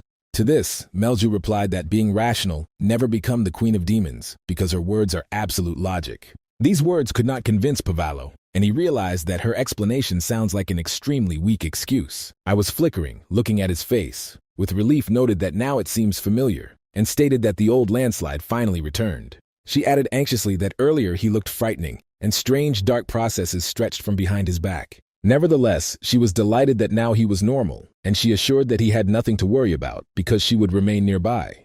The girl even asked him to never say in such an ominous voice again. On the auction day, the main entrance was filled with aristocrats, ready to lower the whole fortune for their whims. At this time, a lone guard stood at the rear entrance, who sadly thought about his uselessness because no one came there. He was even surprised why he was put in this place, when suddenly his thoughtful voice interrupted his thoughts. The guard sharply turned his head and saw a girl in front of him, who asked if she could take part in the auction. He was embarrassed by her sudden appearance and replied that he had to first check her name, asking him to name. The girl introduced herself as a marshmallow from the Angre clan and added that she was accompanied by a servant named Plavallo. Hearing her name, the guard apologized, asked to wait a bit, and began to look for him in his book. After a couple of minutes, he apologized again, saying that her name was not on the list, but Melu said with a smile that this was impossible. Then she turned to Pavallo and clarified whether he had their invitation, to which he answered affirmatively. However, the man next to them expressed bewilderment since no invitations were issued to this auction. As soon as he tried to object, he felt someone's fist suddenly crashed into his head. It was a landfill, who smiled and said that his invitation was a ticket to the afterlife. After that, he turned to Melj, noticing that she changed the appearance, to which she replied with a smile that he was probably afraid to fall in love with her. The guy only grinned and called her a child, which immediately caused a skirmish, because she asked him to call it anymore. At this time, Renee was far away in the castle of Shate, surrounded by cold walls and gloomy thoughts. Lying on the bed with tears in her eyes, she repeated with a whisper that she could never return to the core of antiquity again. In the forest of County, a huge fire broke out for 80 years ago, which caused a great tragedy. Then the main character apologized to the old woman, saying that he could not imagine that people were capable of such evil. Comforting her, he noted that the forest would probably be recovered soon and will find harmony again. After all, the mistress of the forest, the spirit of the earth of the Cranius, known as a witch, paid offers with the same coin. At that moment, he reflected on how the forest serves as a natural fortress for the core of antiquity, and that he should respect its anger. Most likely she already punished all the guilty in arson, and now her rage will gradually begin to subside. But then he felt another strange presence and became interested in who could be. Stepping closer to the cage, he realized that the sitting inside has no connection with the arsonists. The longer he looked at the girl, the more he was surprised, realizing that she was a homunculus. Homuncules are creatures created by people, but devoid of human essence, and the hero decided that it should be eliminated as an unnecessary witness. However, unexpectedly for himself, he said that she could be free according to the last will of her master. Nevertheless, this did not mean that he was going to help her get out of here. He added indifferently that she had to either die here or try to survive outside, leaving a choice for her. Before his death, her owner called a maid named Riolo, and there were no other maids nearby, which means that she was probably. With these words he left, saying that his mercy was exhausted. The girl, not fully realizing what was happening, was barely able to utter the name Rilo. This name belonged to the maid, which served as the head of the family, was considered an honorary title given by the most outstanding maid. But being a homunculus, the girl had no right to such a name, because in the family she was considered just a thing. Despite this, she firmly decided that now they would call her Riolo, because the one who gave her freedom called her that. From now on, she proudly wore this name, feeling that this is her first step towards real life. The girl quietly settled at the foot of the majestic castle of Chete, thoughtfully studying his gloomy towers and stone walls. Suddenly, her contemplation was interrupted by a woman who announced that the Imperial detachment was heading to a mysterious place, known as the core of antiquity. The girl casually noticed that all this does not matter, because she still could not return there, despite the efforts of wind and time. Elizabeth calmly explained that she was not going to force her to return at all, because now her happiness and freedom of choice mean much more. Nevertheless, she sincerely perplexed whether it was worth hastily ruining bridges that connect their fate. After all, the comrades with whom she divided the battlefield will cross the entire continent to find it, and if they find out about deception, especially Patrick or Pavalo, the consequences can be unpredictable. If she resolutely plans to disappear forever, then she must shift all the traces of her past, leaving only a void. But perhaps this is not necessary. Patrick is likely to figure it out himself, especially since the raid in the core of antiquity is about to begin, and they will be absorbed in their tasks. Therefore, if she wants to complete her mission, now the perfect moment has come for this. Thinking, Renee suddenly informed the interlocutor that she needed to go out into the fresh air to think about everything properly. The woman warned her that it was better to wait, because her right eye suddenly became cloudy and offered to make her company. The girl gratefully refused, assuring that she would cope herself, and accidentally asked Patori where her blades were located. At the same moment, the hero roughly grabbed one of the employees of the auction house, demanding to tell everything that he knows about the mysterious teeth of Dandida. The man, suffocating in pain, admitted that the artifact was put up for the sale of the Tower of Wing Magicians, and he did not know anything else, begging for mercy. Povalo quickly realized that he would still have to go to Haston, since the case was clearly connected with the magic tower. After a short thought, he released the employee, thanking for truthfulness, and, in a sign of mercy, promised to keep his life. The stunned man silently escorted his gaze with a retreating figure, still not believing that he was alive. With a whisper, he said that it was some ridiculous absurdity, because he expected death, although he only performed the duties of a guard. Before he had time to finish, as the hero appeared before him again, assuring that he did nothing wrong. However, he added that he was simply unlucky to be on the way at the most inopportune moment. The hero with a mockery asked if people call their invasions a massacre or genocide when they step on someone else's territory, although he thought they prefer to use words like conquest or conquest, avoiding heavier terms. Probably they never even felt remorse for the murder of monsters, and the question arises, what the monsters did to earn complete destruction. The gentleman noted with composure that he only plays according to their rules, considering them simply enemies, and not more. Meanwhile, the auction was gaining momentum, and the price for a rare lot took off to 7 billion. The presenter with the excitement turned to those present, asking if anyone was ready to offer more. One of the girls, yawning from boredom, wondered if a bet was for the sake of entertainment, but her interlocutor strictly reminded that they were here to guard. Win History, the Knight of the Order of the Black Wolf, grinned, noting that it was impossible to even joke with her. Her partner, the Trace of Gart, dryly reminded her not to forget about the mission for which they are here. Uin assured that she remembered the goal, but expressed a desire for the auction to end as soon as possible so that they could go for the delicious ones. The host warned that if there were no bets, then after 3 scores the lot will be sold, but at that moment, the main character arose behind him. The hero with lightning speed killed the host and coldly stated that the right to finish the auction belongs only to him. He challenged the present with a challenge, hinting that they were all here for the sake of Dantu's teeth, and asked if he was mistaken. If we talk about the heroes of the Empire, then there were only 3 of them, but one of them, Bern Hestalt, died in the core of antiquity. The remaining heroes were hit by the attacks of the public, accusing them of pride and inability to protect the people, although this was their purpose. Surviving criticism, originally addressed to Bern, were now under constant pressure, and Wynne was among them. She had to prove her right to be a hero, suppressing the instinct of self-preservation with her unbending military spirit. When she was already preparing to attack, Garou stopped her in time, holding her hand. Gardita, with horror in her voice, said that it is impossible to intervene because the situation goes beyond their capabilities. The frightening aura of the protagonist forced the woman to warn the woman that he is incredibly dangerous and can destroy them in the blink of an eye. Approaching the main lot at the auction, Pavallo with a slight smile noted that, contrary to expectations, the blade turned out to be real. He thought, because at first he considered him a fake, but the traces of Renee's strength were clearly visible on weapons.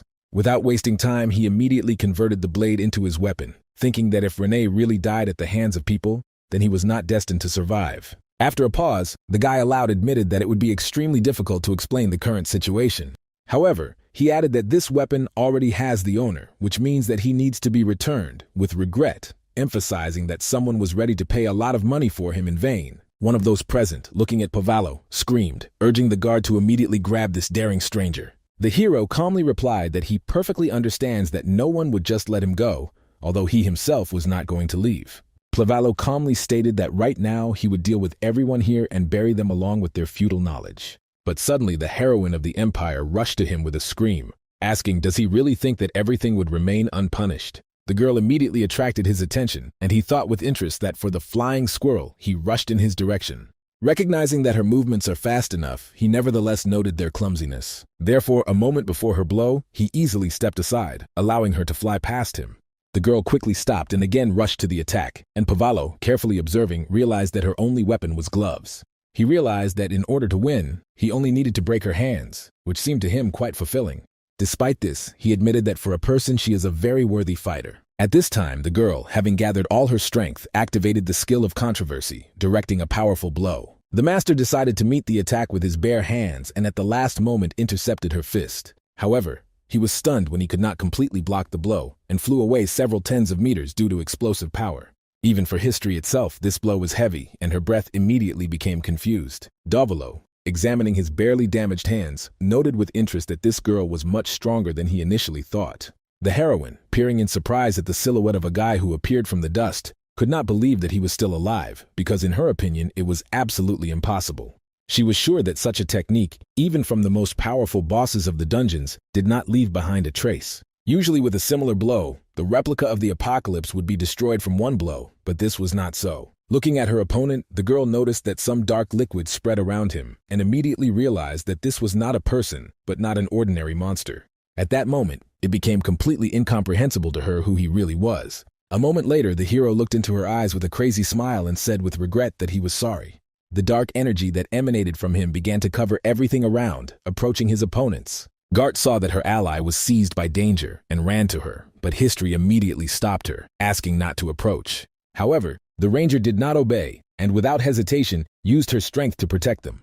After some time, when everything had already subsided, Historia went to Pavallo and, worried, asked if everything was in order with him.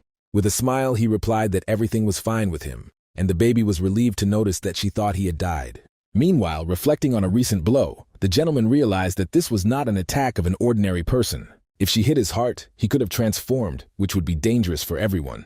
In the case of such an outcome, Patrick would probably be angry, and the consequences could be terrible. It would be better if he just died. But despite everything, he regretted that he had missed those people. His recent opponents turned out to be two, and especially with pink hair was very strong. While the blue-haired girl distracted him, she managed to evacuate everyone, and then laid several layers of protective magic. That is why he realized that she was very interested in him, and he had to be ready for her next move. When the explosion thundered, people began to say that something collapsed, but no one could understand what was really happening. Soon they noticed a man among the ruins, and hastened to ask if everything was in order with her. The man, who was the first to examine her, said that she was seriously injured and offered to immediately call the guard and the doctor. Historia thought that she was the heroine who was attacked by a monster whose name she did not even know, and she was unclear whether people were allocated from the auction, as well as her ally of Garrow. She quietly uttered the name of the interlocutor, and she asked if she thought that when she heard this, she would respond if she called her so quietly. The girl immediately looked at her interlocutor and, realizing that she was alive, immediately felt relief and joy. The Trace, noticing this, invited her to quickly thank her, because if not for her, then preparations for her funeral would have been in full swing. Of course, she thanked her savior, but soon noticed that something was wrong with her body. The girl asked what happened to her hand, because she was not, to which Historia calmly replied that this was not an excessive reason, nothing threatens her life. However, despite the words of reassurance, the heroine cried bitterly, hugged her and apologized, because she believed that she should take her out of office for this. In response, her ally shouted her full name to calm a little, and again reminded that she was still a heroine. She added that if the heroes of the Empire behave as weak, the people will not like it. And then she whispered quietly that the loss of one hand is a small sacrifice, especially if you take into account who was their opponent. She confidently said that it was a landfill, the owner of the core of antiquity. History, in complete shock, said that this could not be true, because it was unclear why such a strong monster to come here. The interlocutor, with a serious look, replied that the reasons were unknown to her, but she was sure that this is so. She felt that it was him, a black catastrophe, the ancient monster Povalo, and noticed the traces of the hero burn Histalt at his feet. As a trace, she could say for sure that the traces are fresh, not older than a month, so Miss Wynne should understand that the situation is much worse than they thought. If everything goes on, as it is now, then perhaps the Empire will really collide with the end. Historia admitted with horror that if it really was he, they need to make every effort to win because the land of people here in their hands. Gardod added that this is no longer the problem that they can solve alone, because even she felt fear. Now there was almost no chance of victory, and Gart decided to head to the United Team Center of the dungeon raids to request reinforcements. She also planned to report the situation of the Imperial family, but in her current state, it would be difficult to teleport two people, so she asked the girl to stay here. Then she used the skill of Whisper to heal, noting that she could not completely cure it. She advised to stay in place and not stagger around the district, but to wait quietly. The girl got up and stated that this monster could appear again at any moment, but the ranger added that in any case, she should stay and wait. In any case, she needs to wait, because actions will not lead to good results now if she does not wait patiently. Soon, teleportation technology worked, and the girl disappeared in the sky. Plavalo thought that it was annoying, but perhaps it was worth just leaving the escaped and go to Hastin, or catch up with those who pose a threat and get rid of them. All these thoughts did not leave him, and he could not find a place for himself. As a result, he realized that he had successfully returned Danda's teeth, so that one could stop there, because he still has a goal that should not be forgotten. He must find Renee, or at least her body, and said so little to prepare. The girl agreed, but her sad condition did not go unnoticed, and Pavalo asked what happened to her. The demon replied that everything was in order, but Pavalo was persistent and asked her to speak. He felt that something was wrong, and her expression was too obvious. Melja admitted that Pavalo is very strong. She understood this when she first saw him in her castle, but the more she recognizes him, the stronger he turns out. He surpasses all her expectations, and although he calls himself a comrade Renee, she realizes that he is much more powerful than she and begins to doubt the correctness of his sensations. Or she just does not understand whether Renee can be much stronger than she thought. Therefore, she asked Zavalo to answer her. She was really interested in who he was actually. The main character scratched the back of the head and realized that it was a little naive. He touched her head and asked why she drooped so much. For her at the moment he was a creature named Plavalo, but when they deal with the whole situation, he promised her that he would definitely tell the truth. As a result, Pavalo asked her to put herself in order and show her power to the Queen of Demons, to which the girl agreed. Soon, her sad face expression disappeared, and the real Queen of Demons appeared before the guy in all its glory. She grabbed her weapons and used the skill called Reconstruction, after which the huge dome of energy spread around the district. A few seconds after this, a powerful explosion occurred, which spread a long distance with a deafening noise. People who were near the epicenter of the explosion were horrified and asked what it was. History also heard this explosion, and in horror realized that there was an auction in that place. To create this in the very center of the capital is madness. She believed that such people were just bastards because there were so many people in the capital. The girl immediately thought about what to do and remembered the ally words that she asked her not to stagger around the district, but simply to wait for her, no matter what happened. However, despite these words, she could not sit still and was about to rush on the attack. Suddenly, she felt someone touched her hand and immediately drew attention to this. It was a tearful little girl who spoke about her dad. The heroine immediately rose and reassured the people around, saying that everything was in order and they should not worry. She introduced herself as the heroine of Win history and assured everyone that she would cope with the situation, thinking to herself that she would definitely not lose to some monster. In the epicenter of the explosion, which was arranged by the Queen of Demons, only destruction remained. From under one of the rubble, the main character began to get out. He immediately turned to Steady and asked what kind of magic she used. The girl replied that this is a magic called reconstruction, the highest magic that could destroy the earth. With a smile, she asked if he liked it, because now everything became clean, but the hero in horror asked if she really had no more suitable spell for this case. The Queen of the Demons replied that there was nothing to blame her for, unless at his request to restore order, she could not apply the most powerful spell. She added that he should more accurately explain what he expected, and now let him not complain. Povalo replied that he understood her decision. Povalo drew attention to the destruction that they surrounded him, and realized that the situation was now only hesitating. He asked the girl if she remembered the road to the teleport, to which she replied that she remembered her perfectly. Davalo noticed that if this is so, let her go, and he would protect her, because after what happened, he is sure that the rest of the people will soon run away here. He also said that she would prepare everything necessary, because they go to Haston as soon as he arrives. The girl agreed, but asked where Haston himself was. Davalo asked if she knew at least the coordinates of the core of antiquity. She replied that she naturally knows, since, as she said earlier, this is her favorite dungeon. Povalo interrupted her, saying that it was the closest village to their dungeon. Melgu hesitated and admitted that she only knew about the core of antiquity from books. Povalo said that he was clear to him and invited her to go in. The Queen of the Demons hit the road, promising to protect the teleport. Davalo went the other way and said that he would also try to finish as quickly as possible. Soon he noticed that people had already approached and asked how many of them there were approximately. People replied that they belong to one of the 9 with a crowd of empire and are called a punitive detachment of the Rangirov clan of the Blue Crane. The leader of this detachment was called Casper, and he introduced himself, after which he asked who his opponent was. The main character realized that they were all dressed like a needle, but could not understand why they were. He was a little excited when he felt a strange number of people around the auction house. Probably these were soldiers of one of those present. Therefore, he said that if they want to know who he is, then he does not have to answer. Then he began to turn into his demonic form and said that he was their enemy. At this time, in the core of antiquity, Nifrim said that of all who went into this cave, no one has yet returned alive, and that if you die here, the soul will be damaged and wandering around the world until the end of time. The interlocutor asked, perhaps they should return, as it was already scary. The guy asked Sylvia not to joke. The girl was indignant and said that she was doing what she wanted because he was too boring. She thought about whether it seems to him that this place was shrouded in some strange, oppressive secret. Indeed, even in the first room through which they passed without much difficulties, there were mountains of corpses, and here, amazing purity.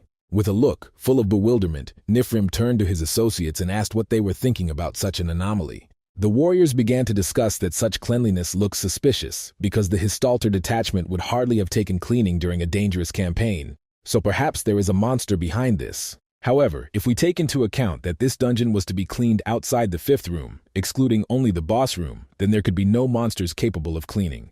In addition, it is difficult to understand why the monsters would spend strength on cleaning the corpses of their comrades. The leader of the detachment suddenly felt someone else's presence and shouted to her comrade to stop her jokes because the enemy was trying to confuse them. From the thick darkness there was a voice that mockingly noticed that the leader screamed so loudly that his bones trembled already. The voice said with confidence that he did not try to deceive anyone. He just really got out because he could not stand the dirty rooms. He added that he would not want the guests to begin to grumble at his unattractive place. And at that moment, Nifrim demanded from Sylvia to create light. The girl immediately activated the magic spell, and the room was lit up with a bright light. The present saw Patrick, who lamented the brightness of the light, noted that he did not call the guests, but recognized their abilities, because they reached such a guarded place. The leader was surprised to realize that they faced none other than a death knight named Patrick and asked a direct question about his personality.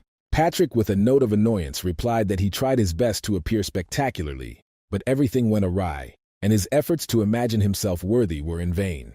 He complained that his guests were too aggressive and invited them to relax, lay down their weapons, lower the stoves, and the soldiers remove their fists. But before he managed to finish his proposal, Nifrim rushed into the attack, interrupting the monologue with the words that it is time to end this empty conversation. The Death Knight, without losing composure, easily repelled the attack, and with sarcasm noticed that the attacker's manners leave much to be desired. They don't even give time to rest. Suddenly someone used the ice rain spell, and the room was filled with sharp spikes of ice. The cold wave covered both opponents, creating an even more tense atmosphere. A moment later, Patrick said with a heavy sigh that every time he experiences this feeling, to fight alone against the crowd is really unpleasant.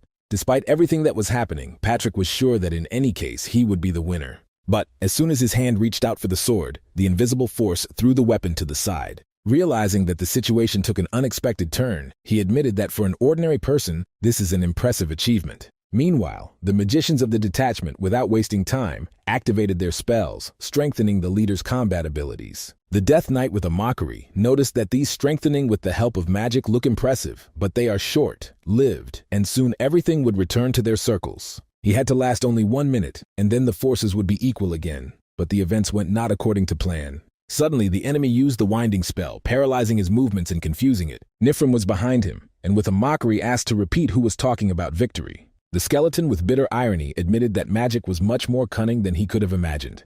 The members of the detachment whispered, suggesting that perhaps the core of antiquity was not so scary as legends were told about it. Patrick, staring at Sylvia, mockingly asked if he should get rid of this green-brown sorceress from the very beginning. The leader, without restraining anger, hit him and barked to cover his mouth. With rage, he put all his strength into his blow, directing the weapon to the enemy, ordering him to die in place. But Patrick easily stopped the blade with his hand, laughed, and admitted that this time he really enjoys his acting. He apologized for his pranks, explaining that in the last years he was extremely boring for him, and he only wanted to try himself in a theatrical role. With gratitude, he admitted that the detachment played perfectly, delivering a little joy to his dull existence. Suddenly something frightening happened, and Nifrim with a loud scream collapsed, losing consciousness. Waking up after some time, he got up and confused in confusion what happened. From the darkness there was a voice of Patrick, who maliciously specified, did his opponent finally recovered? It turned out that everything ended in those few seconds, while Nifrim was unconscious, leaving him with a sense of complete confusion. The skeleton lazily pointed his hand to the side and invited Nifrim to personally verify the veracity of his words. It turned out that so far none of those who met with the Knight of Death Patrick returned alive. However, since Nifrim knew his name then, according to the skeleton, he would also not escape this fate, although it seemed that Patrick was slightly mistaken in this. Patrick threw the lifeless body of Sylvia to the ground and with a grin noted that it was not easy to cope with this green-haired sorceress. Who would have thought that she owns the sacred magic? His bones were still in the consequences of her spells. The Death Knight asked if his name is Nifrim, because it was this name Sylvia shouted in his last moments. Repeating the name of Nifrim several times, Patrick tried to anger him even more, adding that the girl called him with despair in her voice. But, to the disappointment of the skeleton, the expected violent reaction did not follow, which made him sarcastically say that Sir Nifrim seemed absolutely heartless. Nevertheless, the time has come to ask questions to the survivor, because even such a nearby person as Paymore would never have sent 30 people to certain death. Although Patrick did not doubt his superiority, he noted that Nifrim's detachment was far from the highest level and demanded that they hide here. Having called himself a kind and polite skeleton, he suggested a choice. Raise his right hand if he answers, or the left if not. Nifrim instantly raised his right hand, and Patrick, pleased, called it a wise solution, adding that if he tells everything, his death will be painless. But instead of an answer, the guy showed Patrick an obscene gesture, which angered the skeleton, who gloomily remarked that now the murder would be long and painful. With these words, he pierced the blade into the body of Nifrim and complained that he was annoyed by the prospect of cleaning after another battle. However, he comforted himself with the thought that this time the order would be easier than before. Even with the blade that pierced his body, Nifrim remained conscious, peering forward intensely and trying to understand whether Patrick had gone. Then his gaze fell on the lifeless body of Sylvia, lying at his feet. In complete helplessness, he whispered an apology to his girlfriend for not being able to protect her. After all, he was going to do something terrible to survive at any cost. Meanwhile, Patrick, watching from afar, felt a chill even in his bones, thinking that in this world, it seems, there really is nothing impossible. The skeleton noticed that the guy left alive to devour the corpses, clearly restoring his strength and becoming stronger each time, which caused him bewilderment. He suggested that only human bodies are suitable for this, and thought about whether his strength was based on magic or alchemy, observing the process with interest. Even at such moments, Patrick occupied the question of where his boss is and what he is busy now. The skeleton mentally asked the boss not to do anything strange in unfamiliar places so that later he would not have to rake the consequences. Meanwhile, the protagonist, fighting with all his strength, suddenly drew attention to the girl who brought him here. He coldly asked her what she was plotting, and did she really come here to die? History proudly replied that she was a hero and came here to fight him and win. Povalo only grinned, saying that he doesn't matter her name, but her fighting spirit is impressive, although she still has no chance to win him. The girl, despite doubts, decided that she had to stop him at all costs and rushed to the attack. This time, the main character grabbed her hand and successfully stopped the attack, demonstrating his strength. He apologized to her and added that now he would not even allow a single blow to his address. Povalo invited her to try to escape if she considers it possible, but did not believe that she would succeed. After these words, he with force knocked her over to the ground, holding his hand, and inflicted a powerful blow. Win, lying on the ground, realized that she would not be able to defeat him, but she thought if she had won at least a little time for others. After all, the hero should always act in accordance with his status, fulfilling the debt in any way. After several heavy blows, the guy raised her body and mockingly asked if everything was ending. Unconscious, History suddenly whispered her name and, gathering the remnants of her strength, said that she would not give up and could not afford to lose. She recalled that the inhabitants of the empire are vulnerable and need protection, so he should not leave. Having accumulated the remaining power in his fist, she tried to strike the last blow, hoping that even though he would be successful. But the attack did not reach the goal, and falling, she whispered that, as a hero, she was obliged to protect innocent people, no matter what it costs her. Povalo confidently beat off the girl's attack, sarcastically congratulating her on the fact that she would not die in vain. He added that he would even remember her name, Win History, although not sure whether this is for a long time. As a sign of respect for her perseverance, he decided to kill her quickly and painlessly. But at the moment when he was going to strike a mortal blow, he felt a sudden attack. He turned to the attackers, surprised by their presence, and asked why they appear one by one and not all at once. People in response explained that they were forced to take extreme measures in order to save Win, and apologized for their rudeness. Davilo, with a grin, noticed that the throw into the back of the head is clearly not the best tactics, then to ask for forgiveness. However, he was interrupted by the performance. One of the knights declared himself R. Edelbrace Gal Riviston, a member of the Knights Order of Edelbrace, known as a Black Wolf, and requested an audience with the Great Landslide. The main character was surprised how he recognized his name and asked about it directly. Gal explained that under his leadership there is a person with a special ability that allowed him to recognize him. Swallow, frowning, noted that the knight is too self-confident and reminded that he was in a bad mood. He ordered them not to waste his time in vain. If they want to attack, let them do it immediately. However, Gal hastened to explain that they did not plan to fight, but came to offer a deal. Plavilov, in response, sarcastically asked if he looked like he was missing to be interested in the deal. He warned Gala that ridicule of him would lead to a painful death, but the knight remained calm, realizing that it was a risky adventure to save the entire empire. To discharge the situation a little, Gal mentioned that the owner of the legendary weapon Danda, fortunately, was alive. He expressed confidence that Povalo took this weapon not just for the sake of possessing a unique thing, and offered any help in exchange for cooperation. Davilo, with contempt, replied that he did not need anything. He added that if he took a magic weapon, it was only out of boredom, because his true goal was always the destruction of people. Povalo approached the knight and asked what they were going to do if his words about destruction are really true. The knight calmly replied that if he wants to destroy everything, then let him try, and Povalo noted that he could not do without unnecessary victims. He proposed a compromise, let him immediately tell him where the true owner of Dantu's teeth is. The knight agreed and turned to the guard to help. The girl approached, and Povalo recognized her, realizing that they had already encountered. The trace explained that to determine the location, she needs to explore traces and asked for permission to inspect Danda's teeth. Povalo pulled out a weapon and warned her that any stupidity could cost her hands. Gart calmly agreed, demonstrating that she understood the whole seriousness of the situation. Having examined the weapon, she said that she feels the traces of one person, but the distance is too great for the exact definition. However, she was able to indicate the direction, to the west of the imperial palace of Riaza. Dovalo immediately realized that it was about Hastin and noted that this was enough. Renee surfaced before his eyes, and he realized that she was alive. This awareness caused him laughter, which alerted those present. Before leaving, he said that he now had a duty to them, and promised to remember the knight and Goris. The knight replied that it was an honor for them to help. Povalo, passing through a crowd of knights, ordered them to part to avoid trouble. He went to the teleportation center, where he met with the Queen of Demons, who stated that he was late. On the spot, he saw many corpses killed by this girl, Melu, bleeding. pointed to the dead, and poorly said that she had held back the promise using all her forces to protect the teleport. Her forces ran out, and she asked if this was enough to repay him.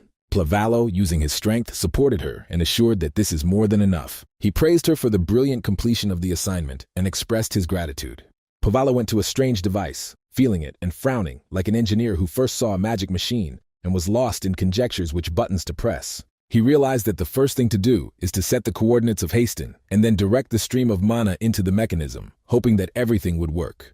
As soon as the hero completed the process, the tank of the device with a loud surge scattered into the fragments, like a glass vessel that could not withstand the pressure of water. Plavallo was perplexed that he could go wrong because he stabilized him Manu and the transformation, as he believed, was under control for a long time. His thoughts returned to the bracelet on his hand, who suppressed Manu, and he thought in disbelief why he did not work in tandem with the teleport. Realizing that without a demonstration of the true essence, he hesitated further. He hesitated, knowing that his transformation would expose all secrets. Looking at the consequences of his actions, Plavallo realized that he had arranged chaos and already imagined how Patrick would grumble, calling it a classic fiasco. With a sigh with bitter regret, he threw off the bracelet, apologizing to the Death Knight, and allowed the monster inside himself to be released. When his body began to transform, the force bursting out, crushed the building like a house of cards, could not stand a hurricane. The huge monster with which he became stood in all his frightening glory, personifying the true essence of Plavallo.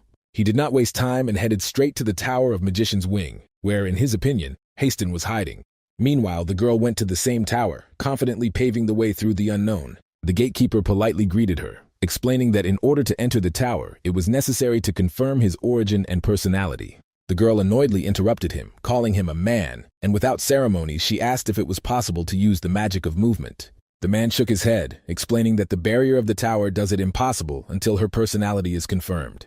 Hearing a refusal, she calmly took out a weapon and stated that now he would not go anywhere, hinting at the fast end. Having dealt with the gatekeeper, she examined the tower that reminded her of the dark dungeon, where weak creatures live, incapable of serious resistance. Her thoughts only strengthened when she decided that the Tower of Magicians was actually no different from the dungeons, only here people lived instead of monsters. Destroying everyone who came across in the way, she went to the goal, contemptuously thinking about how insignificant these little people were. Having reached the last floor, the girl realized that only the final barrier remained, the head of the tower, who seemed to be waiting for her arrival.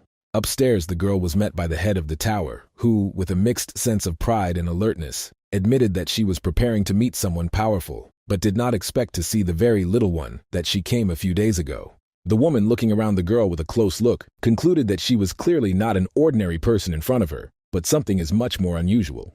The homunculus did not receive her direct response and instead calmly asked where Dantu's teeth were. Aimer arrogantly stated that this was her property and did not consider it necessary to answer, hinting that she also had questions. She was surprised why the girl, it would seem, had to disappear from the face of the earth for a long time, was still alive.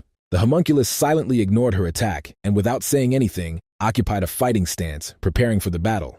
Seeing this, the head of the tower grinned and noted that such a sweet creation could not be in the face of holding a weapon. She contemptuously added that the miserable knives of the girls could not compare with her magic, and activated the protective barrier spell. The woman barely managed to pronounce the next cobblestone, as something elusively quickly swept nearby, forcing her to shut up in half a word. Her eyes widened with horror when she realized that the protective spell was destroyed from one blow, like a glass shell. Looking at the opponent, she realized that in front of her was the creature of incredible power, a true monster whose abilities she could not predict. However, the tower, built over a powerful magical source, could give her an advantage if she manages to use energy correctly. The homunculus, on the contrary, did not even try to restore strength, coldly demanding to say where her weapon is. Amar only shrugged and with a grin admitted that she had long sent him to the auction, after which she activated the Magic Kingdom spell. A giant eye emerged over the battlefield, radiating powerful energy, which seemed to observe every movement of opponents. Pointing her hand to the baby, the woman said that the girl really looks unusually powerful. The head of the magic tower, without restraining strength, used the Spear of Longan to defeat the enemy. Then the spells followed one after another, changing accelerations, persecution, and transforming attributes into destructive light damage. All this force instantly hit the girl, and she had to urgently evade the attack. After a few moments, a powerful explosion rang out throughout the city, affecting the magic tower. Renee was pierced by blades, and the head of the magic tower stated that this is happening with those who pretend to be a person, but is actually a monster. Amir thought that this magic belongs to the highest level, to which even most bosses of the dungeons are unable to confront, which made the girl too vulnerable. As soon as the woman was thinking about it, she felt her hands were cut off a moment before the attack occurred. Renee, surviving after the blow, surprised everyone, continuing to fight. The homunculus approached the woman and said with ease that she had just cut off her brushes, so you should not make a tragedy out of this. The sorceress shouted that she was not going to die and should survive at all costs. In despair and through tears, she tried to crawl from the persecution. At the same time, she begged someone to save, but Renee remained adamant. The girl realized that on this path with Renee came to an end, because she wiped out all her tracks, as Batory promised. She did not know what to do now, because she had nothing left at all. At this moment, Renee felt strong fatigue and understood that if she fell asleep, she would never wake up. Suddenly, she heard the voice of a man who asked the chapter what had happened and found that it was a subordinate, Haim, who came to help. The woman said that she was incredibly painful, and he asked to hold out a little more. The head of the guild first ordered him to cure her, but then changed his mind and forced her to kill that girl with a primary task. The guy only looked intently at Renee, but did nothing, and only told the interlocutor to calm down, as she lost too much blood. Then he showed her a stone and asked if she would follow him, to which the woman replied that she did not see. Chime explained that in front of her is a high-class magic stone, capable of helping to escape from here, but he does not have enough mana for activation. Therefore, he did not ask her to help with this in order to survive himself. The maid noted that in this stone the same energy as that she gave her, as if recalling the terrible consequences inside. The head of the magic tower, according to the order of her subordinate, poured Manu and thanked for being able to live. However, it was not what she expected, since the monster was released from the stone. The guy who did this said that she had acquired too many enemies, otherwise why renewed to revenge here. Her family of Grames also ordered her to eliminate her if something suspicious is noted. Then he turned to the girl and thanked her for doing work for him. But he warned that if he continues, then it could come for him. Therefore, what happened now will become an insurance that gives a little time to escape, saying goodbye. Soon Renee noticed that nothing had left of the former Amir. A monster was released. She also felt her right eye completely blinded, realizing that this is not the opponent who could be defeated with the wounded body and without proper weapons.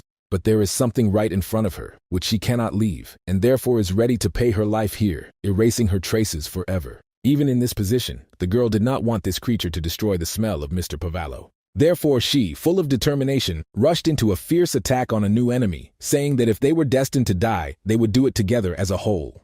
As a result, this is an insidious creature, using one of his terrible limbs, ruthlessly discarded the girl away. Then she had a thought flashed. When Mr. Pavallo finds out about her death, whether he would feel at least a drop of sadness. At this very moment, as if at the command of fate, a huge monster appeared right on the magic tower, which was the embodiment of the main character. He instantly grabbed the girl in his arms, and with warmth in his voice, asked if she was in order. And the baby felt that it was reminiscent of the very day when he first saved her. When she was on the verge of despair, deprived of the meaning of life, Mr. Pavallo suddenly appeared in front of her, as if hope that returned from oblivion.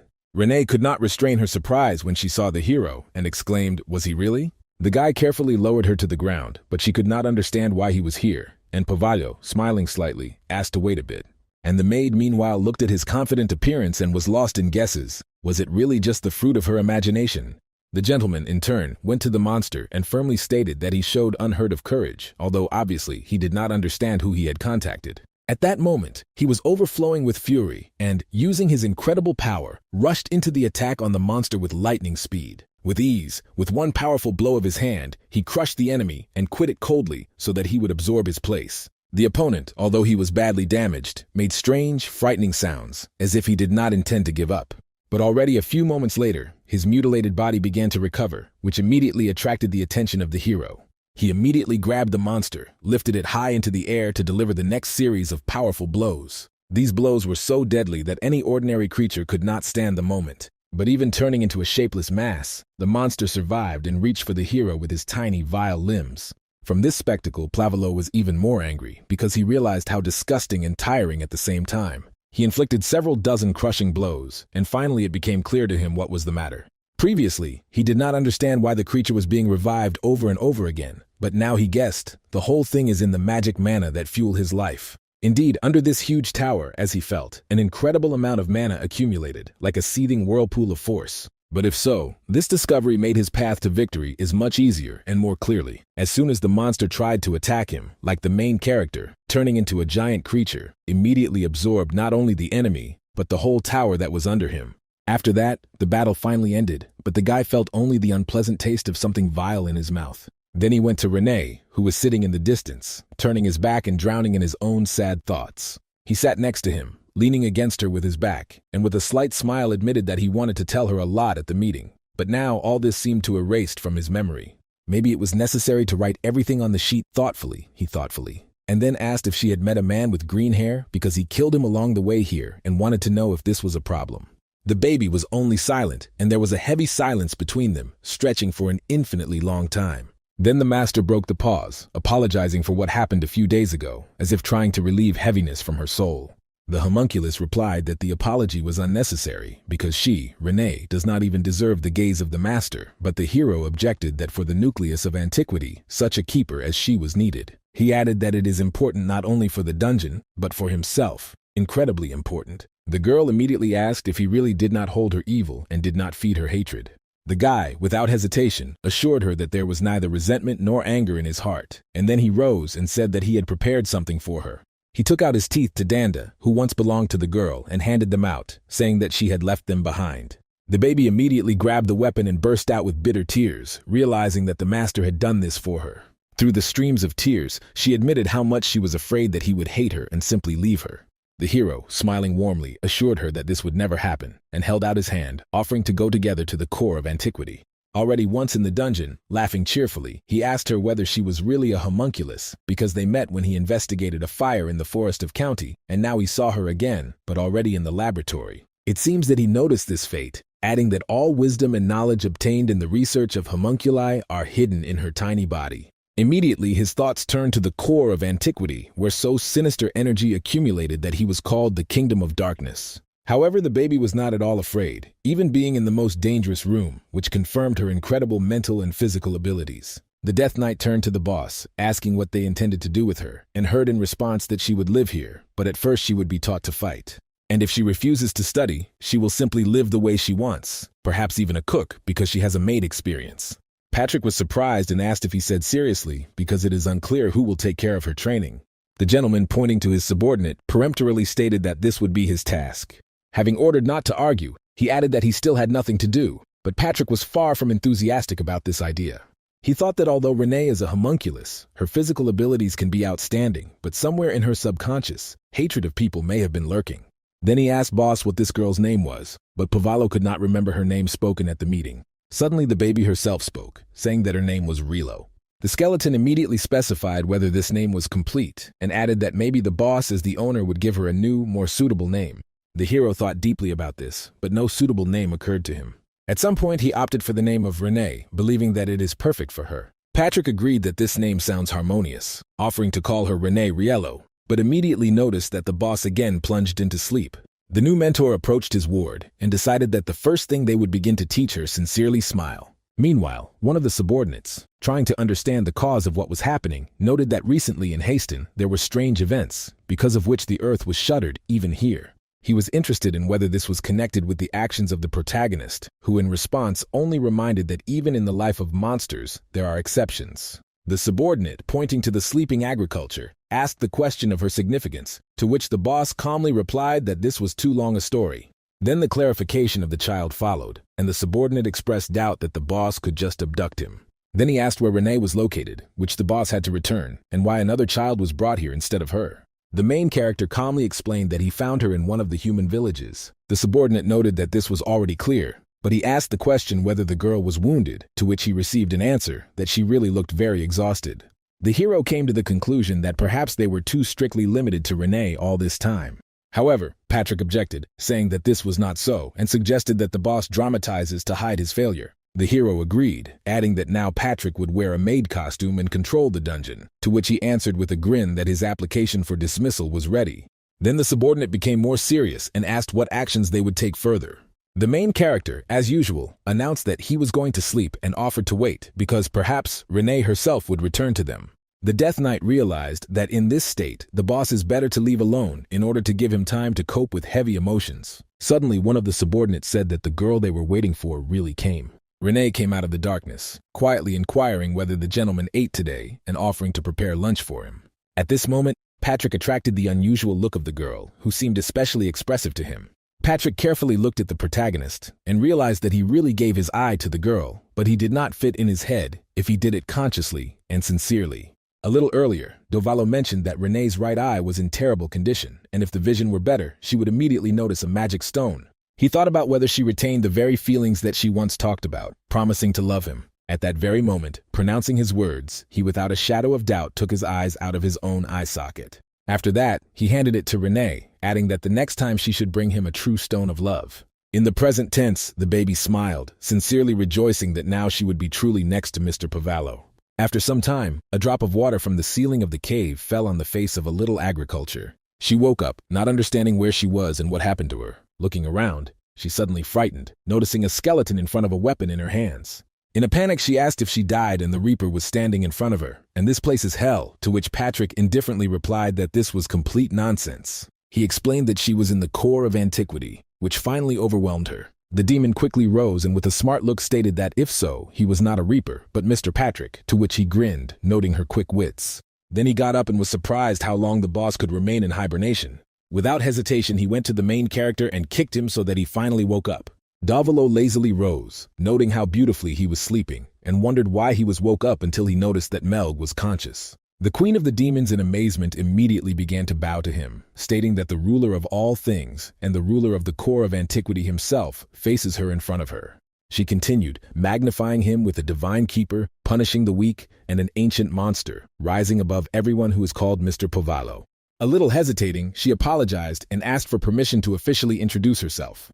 She called herself the Queen of Demons, a descendant of the 17th generation of Asmodeus, Merezu de Rimph Agrea.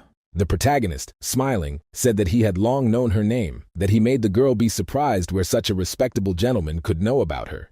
She carefully asked if the landfill told him about this. The Queen of the Demons remained incomprehensible where Plavallo was now, because she remembered exactly how he took Dantu's teeth and went to perform retribution over people.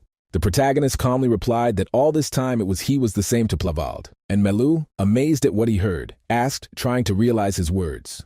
Plavallo, carefully looking at her, restrainedly confirmed that he was the same landfill. The Queen of Demons was in deep shock, thinking, did she really behave so inappropriately before the master?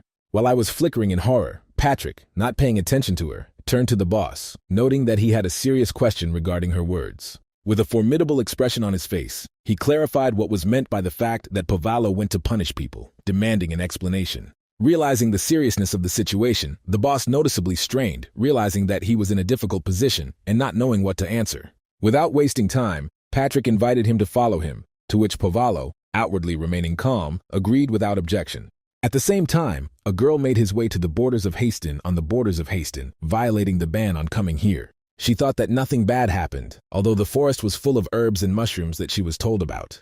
Walking along the next route, the girl suddenly heard, nearby, something collapsed heavily to the ground. She quickly realized that it was a person, and having decided to help, asked if he was in order. Trying to help, she handed the healing herbs, assuring them to help. But as soon as she brought the grass to him, as a man suddenly attacked her and cruelly killed her. Meanwhile, another traveler heading to the fortress stubbornly widened through dense thickets, repeating that he had to achieve the goal. He reflected on the rules of survival, knowing that every dungeon is a battlefield, where the main thing is to minimize stress. At this time, Renee in irritation told Melz that since she was the Queen of Demons, she was obliged to behave quieter, recalling that silence should always reign in Mr. Davalo's room. The baby, boiling with anger, refused to concede, stating that she was a free monster of the dungeon and owed anything to anyone. At the moment, she is not just the Queen of Demons, but the guest of the Master, and according to her, she needs to talk to him, because of which a dispute flared up between them. The demon quietly remarked that while Davalo was sleeping, he needed her presence, and she was about to snuggle up to him to give heat. Meanwhile, Renee showed her usual stubbornness, behaving as if she was much more than years than she really was. The girl, amazed by these words, was surprised to clarify whether she was just called an old woman. In anger, she rushed to the offender, saying that she was ready to kill her, but the demon deftly dodged and ran away. Patrick, faithful to his principle of minimal stress, was in perplexity watched this chaotic spectacle. The protagonist, irritated by the noise, noticed that because of their behavior, he could not fall asleep, to which the interlocutor sarcastically reminded that not everything was calm on the outside either. Dovalo, slightly worried, specified whether everything was so serious, and the skeleton reminded that he probably did not even glance at the newspapers left to him. In Riaz, as stated in the newspapers, the number of troops to strengthen defense has increased significantly, and the villages on the outskirts are empty due to the invasion of monsters. In addition, there were rumors that the ruler of Hastin committed suicide, that he put the village in an extremely difficult position, and Povalo admitted that this was really seriously. Patrick added that in 3 weeks of searches, he found only 3 articles in human newspapers regarding Hastin. He directly asked Boss if he understands that all this means. However, Povalo, thinking a little, only turned away, saying that he had no answer. And irritated by this, the Death Knight strictly asked if the boss was considering his answers, adding that perhaps he should quit, after which Povalo immediately apologized. Then he carefully asked that Patrick himself was thinking about what was happening, but he replied that there was too little information for conclusions. Patrick noted that that village that is not mentioned was cut off from the outside world, and this seems strange, especially when you consider that it was destroyed by Povalo himself. Immediately he asked the question whether it remembers Povalo, how much he destroyed, adding that the lack of news from the destroyed settlement is extremely inconvenient. After all, they especially need this settlement to track the approach of the next punitive detachment and their number. He emphasized that you need to go there as soon as possible, otherwise the delay can turn into unpredictable consequences. Povalo indifferently wished good luck on the road, adding that the interlocutor would not overdo it, mentally hoping that he would go alone. The subordinate, really rising, said that he would try to return as quickly as possible. Davila was surprised to think that if Patrick really leaves alone, then he may have been able to sleep a little more. However, the Death Knight suddenly turned around and said that it was unreasonable to go alone, so it would be good if someone joined him. Povalo instantly got up, asking for a second to wait, and looked around the 2 girls who continued to fight. His first candidate was Mel's, who immediately asked what happened.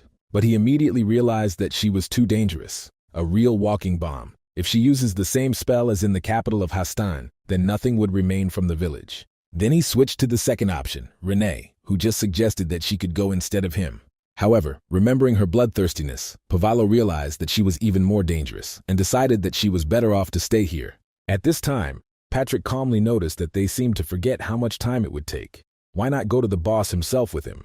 Davilo realized that he had fallen into a trap from which he could not get out.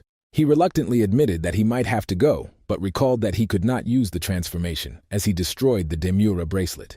Patrick confirmed that this is true, and that without transformation he really could not go. Plavalo decided that his plan had worked, and he was now free to return to his sleep.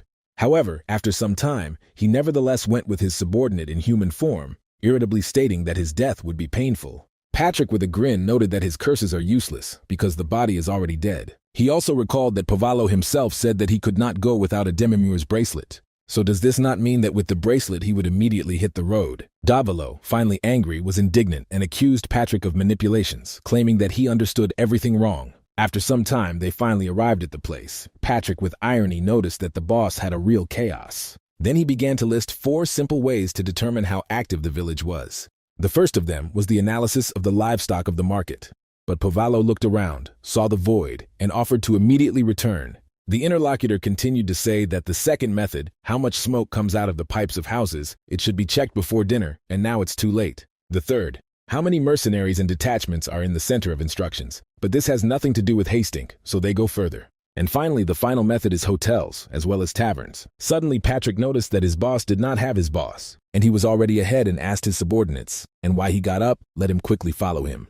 When they came closer to the institution, the interlocutor asked not to expect too much. But surprisingly, in this institution there was absolutely no one, and there was only an inverted furniture. After the knight looked at it, he said right away that everything is very bad, because it turns out that this village was almost completely abandoned. On the streets of one of the settlements, there were a huge number of corpses of people. All of them were killed by a creature that used dark energy and passed in these places. And just the same, someone between these corpses said that they put a lot of effort. It turns out that right behind Hastin is the heart of the enemy, namely the capital of the Riazi Empire. Because of a black catastrophe, people are weak than ever. It is precisely because of this now the best time to destroy the whole empire. Patrick again uttered the phrase that this is serious, because the hotel was absolutely empty. Apparently Hastin was really completely left by all people. Suddenly he felt that here, when he was present and asked who he was a man who said that he was the master of this place. He had a weapon in his hands with trembling hands. He asked for what case they came. The knight replied that he was a knight from the punitive detachment of Pyarian, black dogs who came from Nenraza and realized that a person thinks they could be invaders. So I noticed that they would like to spend the night and have a bite to eat here, the respected one noticed, which means that they have guests, so he asks for forgiveness for his behavior. However, he has no food for them. Besides, they are unlikely to be able to find it even throughout the village. Patrick asked if all this happened due to the black disaster. The interlocutor noticed what he means knew, then he should understand him. He asks for forgiveness, but there are also no ready-made numbers for settlement. The knight thought that in such a situation, even water prices would be more expensive than overnight. That's why he threw money in his direction, and of course the man immediately caught them. It was 1 gold coin, so Patrick asked what they think now. Are there really no finished rooms? Of course, the owner became much softer and immediately pointed up that they would rise. The man eventually asked the knight what kind of person who was next to him. In response to this knight, he told him that it was his slave. Despite the fact that it was a slave, he helps him a lot and therefore treats his slave respectively. Therefore, the slave should sleep with him even in the same room, so he could not accidentally tell them where their room is. After some time, they arrived instead of their overnight stay, and the main character said that it was not so bad here. First of all, he took the bed and said that she would belong to him, and she in turn is much better than that in Riaz. The skeleton noted that he correctly says, "This is a good room," and the guy asked if it was necessary to call him a slave. Patrick said that it was necessary because it was convenient for him in this clothes, but it is too battered, and in it he looks more like a beggar. Therefore, such an appeal will be the best option. You never know who and how will react to a commoner, but if he is with the owner, then the opposite is true. Does he think that this is a reasonable solution if he did not even bother to change clothes, and did he still not want to move as little as possible? Plavolo shouted this, of course. In the next life he will certainly become a stone. The knight noticed in this case, let him obey him. In addition, he needs to go out for a while, so let him rest. The hero said that he did not advise him to be so obeying on the very first day. Subordinates noted that the boss should not worry about him, because there are places where you can freely move even at night. While on the street, he thought that the imperial family expressed his anger about this attack. So who was supposed to take responsibility for unsuccessful attempts to conquer the core of antiquity? But before the imperial hand touched these places, Count Etarch, the ruler of Haston, died, and the subordinate looked at the crater who left his boss, after which he immediately wondered who is now managing this place. Obviously, the emperor will be sent to their family in it. However, it is not known whether the successors of Count Ethar were inherited. Therefore, he thought that it was worth going and looking at the new ruler, and soon he was near his castle. And there the knight noticed that he had a problem, because the guard is much stronger than he expected. Of course, Patrick can kill them or stun them, but with sunrise, the sun will immediately rise. So before doing something, he decided that it was better not to rush. To all this, there was a place that attracted his attention, and even stronger. Apparently people cannot feel him, but he is not a person. A very strong smell of corpses really comes from one of the basements, so at first he wants to go there. The protagonist at that time was in his bed. He thought that in a cool dungeon it was better to sleep, but here it was also not bad. And only he was going to sleep calmly when he suddenly heard a knock on the door, so he asked if he would give him at least to rest calmly. It turned out that it was the owner of this institution, who asked the knight whether he was here. Davilo opened here and said that the owner went on a night walk. The interlocutor said that he understood everything, but whether he wanted to have dinner. Although it is simple, he prepared food for them. As the owner of the hotel, he cannot allow his guests to get rid of the same knight generously paid him. He would also like to introduce himself because his name is Naven, and the hero said that he was a landfill. The man hoped that he would not be disappointed when he would go down because he was not so much to cook food. The guy asked if the things in Haston were so bad. The man replied that it was obvious because there was a disaster. Many residents went crazy when they saw her with their own eyes. In addition, after what happened, even the count killed himself. After that, the movement, of course, was blocked in the entire settlement. Now behind the wall are the corpses of people who died of hunger. The man does not know in what case they came here, but it is better for them to leave here sooner because he himself is about to leave this village soon. The owner further continued to say that the landfill should be known how people behave when they are driven into a corner. At the same time, the red-haired girl made her way out the window of one of the rooms. When she finally got into this room, she was glad that she did everything. Then I thought that the village was in this state, and the knight decided to stop here, and it must be not local. Besides, this is the most expensive room in the hotel. Therefore, most likely this can only mean that this person is very rich. So the girl is going to take everything that can have at least some value for her. First of all, she found things from a dumplo and did not understand why this repje stinks. It was immediately in doubt. Wasn't the rich man settled here? Although these things will be where to wrap values and at least something. After that, the girl drew attention to the chest, and for some reason he turned out to be empty. I immediately thought that it could not be that he carries everything with him, because it would be strange enough, and began to rummage through the boxes. When she opened one of the kamak in the cabinet, she saw something there and realized that he could not take everything with him. But that little thing was very strange in her opinion, and she did not understand that it was still. After some time, Patrick returned. He said that he was going to visit the ruler's castle and asked what he was doing. I wanted to look at the new ruler, but the guard was stronger than he expected. That's why he decided to return, so today, without results. Then he asked. It turned out that something boss. And the hero asked if he understood to whom he asked this question. What Patrick noted what he asked out of politeness. Pavalo said that the connection with the outside world in Haston was torn, and besides, the hotel owner knows nothing more. And from this information, the interlocutor was simply shocked, because he was surprised that the boss at least took up something. The master said that everything was true, because the connection with the outside world was interrupted, so it should be found out more about this tomorrow. The guy was not happy from this prospect, and said he could do it himself. Then Patrick said that the master also tried to keep the windows closed, because he opened only one window, and now both are wide open, and they can rob them. The main character immediately asked with surprise what he was talking about, because he also did not open the windows, to which the subordinate noticed that he would not joke so that he would justify himself. After all, the window in itself does not open, or this ghost made. Povalo replied that he did not know. Perhaps it was a thief, and perhaps a ghost. At that very moment, they both realized that they were robbed, so the guy rushed to look for his cloak and realized that he was not, but he showed him Renee. Patrick also looked into the cabinet and said that he also did not have this thing, after which he asked if the master had seen the thing that he put in the chest of drawers. The main character realized that this thing was valuable and asked that he was stolen from him. The subordinate hesitated a little and then replied that these were his ribs. Somewhere at the same time, the girl ran along the outskirts of the village and tried to take her prey. Soon she finally could stop, because it seems that no one was chasing her. But after a few moments in one of the alleys, she met a man who named her by the name of Rosalind. It turned out that it was a man who immediately asked where she wandered in the middle of the night. After all, he seems to be recently. He told her that she would not walk when she gets dark here. The girl immediately replied that she went out not without reason, but for their sake. The interlocutor asked what it means for them, because to spend his strength, because of which he wants to eat even more. Suddenly, another person wedged into their conversation, who asked for a total so that he did not put pressure on her. People immediately paid attention there and realized that it was a boss. The man dragged some chair behind him, did not say that thieves should not be afraid of darkness. He was not angry with her because of this. And it turns out that the mistake in the baby was that she left without telling anyone about it. It turns out that it does that he wants in and without any difficult situation, so before acting, let him think about what harm to others. This is not the house where it would be taken by glass before, but a completely different place. Rosalina replied that she would be more careful. The head said that he thinks she understood everything, but now it is interesting now what she had come with. The girl immediately launched her booty and asked to look, and there were ribs. The thief asked, did she really stole it? To which the young interlocutor replied that she also had a contribution to the case. The head asked where she came from, for which she found out that it was stolen from the hotel. Rosalina said that there was a whole good room, and this little thing was lying in a chest of drawers, and even clean, therefore, it must be an expensive relic. The man was a little uneasy, so he said that it was human ribs. The baby asked, and what other ribs, because she really did not know that they had it. He asked if she had torn off someone's grave. Suddenly the head interrupted their conversation, and said that she did not defile the grave, but if it would be so, she would not boast of them.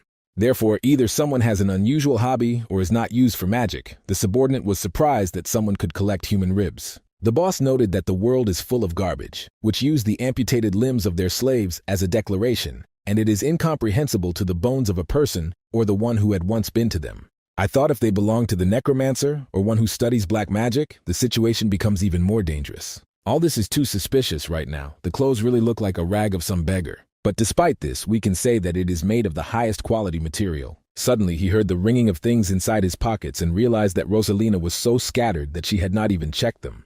And when the chapter did this, it turned out to be a river with a lot of gold coins. The girl was horrified by this amount of gold. But the man immediately shouted that these fools should not be happy, when suddenly they heard a voice, that it was quite difficult to find. Patrick told the main character that they had already come to where it was necessary. The main thief thought that this was the guest remaining in the most expensive room of the hotel of the destroyed village, so he should be more attentive with him.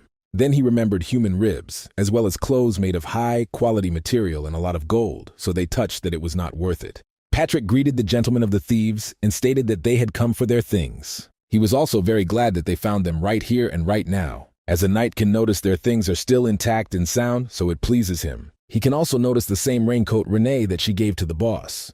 Patrick thought, if nevertheless, the master broke her heart again, it does not even know what could happen, so this is definitely a relief. And the main one at the thieves immediately ordered anyone not to move and stand behind them. The Death Knight asked that he was their leader, and the man asked for the strength how they found them. The interlocutor did not want to answer this, and said that the thing itself wanted to desperately find its master. The heroes already wanted to quickly return. Therefore, subordinates thought that this time he would endure the complaints of the boss, but this is only because he ran enough today. Then he told the head of the thieves that he had chosen the wrong things for the theft. He was not going to return them, the interlocutor asked. But where is the guarantee that they would leave if they returned things? Patrick said that he was thinking, rightly, the man thought, even if Rosalina left traces, they found them too quickly, although even now night. And only for such a monsters are only capable of. So the very same bones were in order to use black magic. Therefore, the man asked that they were really those who live in the darkness, to which Patrick noted that the cave was really dark. The head immediately realized that this was definitely black magicians, so he said that these bones were probably important to him, the interlocutor noted. Of course, this is so because not his body.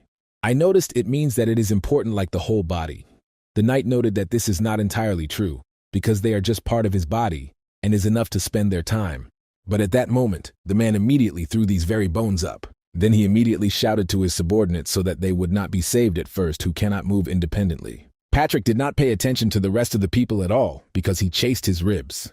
To great happiness for him, he still managed to catch them, so he was glad. But then a man appeared next to him who left prison and immediately swung at him. And then with the help of some weapon that there was a village immediately hit him very much on the head. The knight only said that he was a little hurt, but immediately looked at him. The man was horrified when he saw what had happened, because he realized that his opponent did not even tremble. The hero stood at ease and asked if he was hit by a stone. It seems everything is bad here. And at that moment a thief had already fled to him. As soon as he tried to hit the guy from the back, as he, with his hand, beat off his dagger and broke him. And then he grabbed this man and said, although they have a normal weapon, but the owner asks what to do with them. Why did he not answer the boss that they could already stop these games? And for starters, he offers to simply sit down to cut down everyone. The guy was surprised and asked if he really wants to leave them all the living here. The knight noticed that he misunderstood him, simply offers to deal with all of them at once. Povalo said that he was very tired, so he could not normally calculate the force. The subordinate replied that he should try a bit and immediately hit a man on the ground by gnawing the bones to him. Melg and also Renee sat in a cave and reasoned whether the master was well at the master. They were worried because half a day has passed since he left. The maid asked if nothing happened to the master because she does not even know whether she could just enjoy the vacation like that. Perhaps he was starving there. The queen of the demons said that she would not be worried about the taxi. It cannot be so that the great creation would miss a meal. Did not understand how much this topic can be trampled. The interlocutor said that she was possibly right, but she was worried, Mr. and Patrick, because they could get into trouble in the human village. In fact, everything was in order with them. They already figured out the words, although they had to tinker. The knight said that this was amazing, but the man was able to distract him, albeit for a moment. Besides, he thought they had a settlement map, since they were thieves. But this is not so. They would take everything here, but you can't spend time. So he turned to the boss. After all, he did not want him to just make up here. The hero said that he also lay down, because it is more convenient here than it seems. Suddenly, Rosalina turned to him, who came out and apologized for stole it. The girl fell to her knees and said that the rest had nothing to do with it, so let her kill her. Then he was selected by the one who asked to get up, because they really think that they would leave her alone, because they would not let them go just like that. Plavallo looked at them and asked them, did it really come down? Then he ordered Patrick to deal with them, and he said that he would be done. He immediately wary and directed the weapon to the knight, after which he shouted that if he was approaching, he would kill him and says, this is serious. The baby, in turn, took out some little thing and handed it right in front of her. She was like a cross, and right in front of Patrick appeared a face like this girl. Therefore, after he noticed this, he immediately rushed towards Rosalina, and then immediately asked where she got this thing. It turns out that this cross in the form of an inverted phoenix, as well as mana emanating from it, mana of tracking. The baby was immediately wary and did not know what to answer, and the knight did not understand why to establish the magic of surveillance of the poor. Therefore he returned to the boss and said that someone was following the inhabitants of Hastin. When this girl began to pray, and mana has leaked from the cross, it means that he is activated only in certain situations. Therefore, if you find out the conditions, this can be found out what the one who gave her this cross is plotting. The master noticed that these were settlements because they are not famous for magic. The last time there was a magic stone, and now some strange cross with mana. Patrick said that first you need to launch for these people to his side, so he asks to help the boss. The hero did not understand why and how he is going to do it. The subordinate answered, it will be easy enough, because a brilliant plan arose in his head. Soon the thieves came into consciousness, and he apologized to him, and said that they did not do so because these people stole things. After all, the fact is that they studied the imperial order not to leave any traces of the fight behind. Therefore, in fact, They are in a secret organization that directly submits to the emperor, and they are called the Knights of the Shadow of Fog Runo. He looked at each other with the girl, and were surprised by what she said. Patrick noticed that they could be sure of this, because now they do not want to harm them, and people asked that the knights had forgotten in Haston. The interlocutor answered them. They arrived here in order to save this village. That is why they retained their life, violated the order of the emperor, and right now they only need information. Everything in order to quickly figure out in this situation, as well as request material support for the settlement. Then he asked what they were thinking about this, whether they want to restore this village together, because the knights also need their strength. Of course, those present began to whisper that they were subordinate to the emperor, which means that Haston came to save, and his majesty did not forget about them. Therefore, a scream was clearly heard that the knight should be helped, and finally, such a life would end with them. Patrick said that boss thinks that he convinced people, so they are easy to manipulate. Only a few are so tolerant of self-justification as the lower class. Dovalo asked if they could return now, and the interlocutor answered, this is only the beginning. With every minute, he notices more and more suspicious things. The hero thought that he appreciates his efforts, but the work was only added, so it is not clear whether this does not care at all. Then he noticed what it means when they say that the enemy is always behind him, and the skeleton did not understand what he said now and why. Therefore, in the end, he added that the boss should rise. Since the situation turned around like that, he also will have to work here. The gentleman said that he is so inspired today, so perhaps he would do everything himself. Patrick said that he would follow the head of people who still treat them with distrust right now, but the boss should try to get closer to people. The guy was surprised at this, and did not understand how he would get closer to people. The knight noted that there is nothing to be done about this. If you take a knight in armor and a boss, similar to a beggar, then who, in their opinion, looks closer to ordinary people? Just for an example, the main one should make friends with them before Patrick returns, so let him just try to take yourself like an ordinary person. The hero thought, if we talk about it, then, firstly, most of the day he is not just sleeping. Even those who woke up still go sleepy, and in most cases, they are moving away from business. It turns out that they never have a desire to do anything, which means that he just needs to behave as usual. Subordinates said that it was not so simple, and let him not forget to find out about the church that gave the girl the cross. You need to pull out every drop of information from them. If he quickly copes, then he will return home faster, and just in case to say that people are careful, so he should be more patient, because it is not so simple to get closer to them. After a while, people asked if he was really a knight from the fog, which means he serves the emperor and came here from the capital. The hero got a lot of people with questions of a completely different nature. Therefore, he sat in horror, and he was not left for a second so that he could relax calmly. Dovalo realized that he was very much God, so that they would not even allow him to translate to the spirit. That's why he would just like to gobble them all up, and this was the case with the end. But his subordinate asked to make friends with them. Therefore, he decided that it was only necessary to get closer to them. So he turned to the boy, that he was next to him, and asked what was interesting to him. He asked if the guy with Sir Byrne and Miss Wynne had ever met. The master replied that he did not know them, and it is not clear who he had heard the name somewhere. After some time, his conversation with the boy was interrupted by the girl. That was precisely Rosalina, who apologized for stole his things. The protagonist replied that there was nothing wrong with this, because they have not returned all. Then a man connected to the conversation and said that his name is He. He was here for the main one in the absence of the head, and he told him to help the guy then he could. Therefore, he is interested in fact, they came in order to save the settlement. The gentleman answered, everything is right. And then the interlocutor said, since they want to find out about the situation in the settlement, it will be easier to see everything by himself. If he does not mind, then a man can show him the surroundings right now, but Povolovo did not want this at all and did not understand why right now. Although if he stays here, he will be thrown again with questions, so it's easier to leave. To do this, he got up and said that this is a reasonable proposal, so they should go. The man noticed that for a start, residential buildings were looking at her, and the hero asked where all the people were, because the streets are absolutely empty. To which he answered, when he opens this very door, the guy will understand everything. After a few moments, he opened this door, and from there was pulled by cold as well as death. The main character inside this building was seen by several people who, apparently, were a married couple and died of hunger.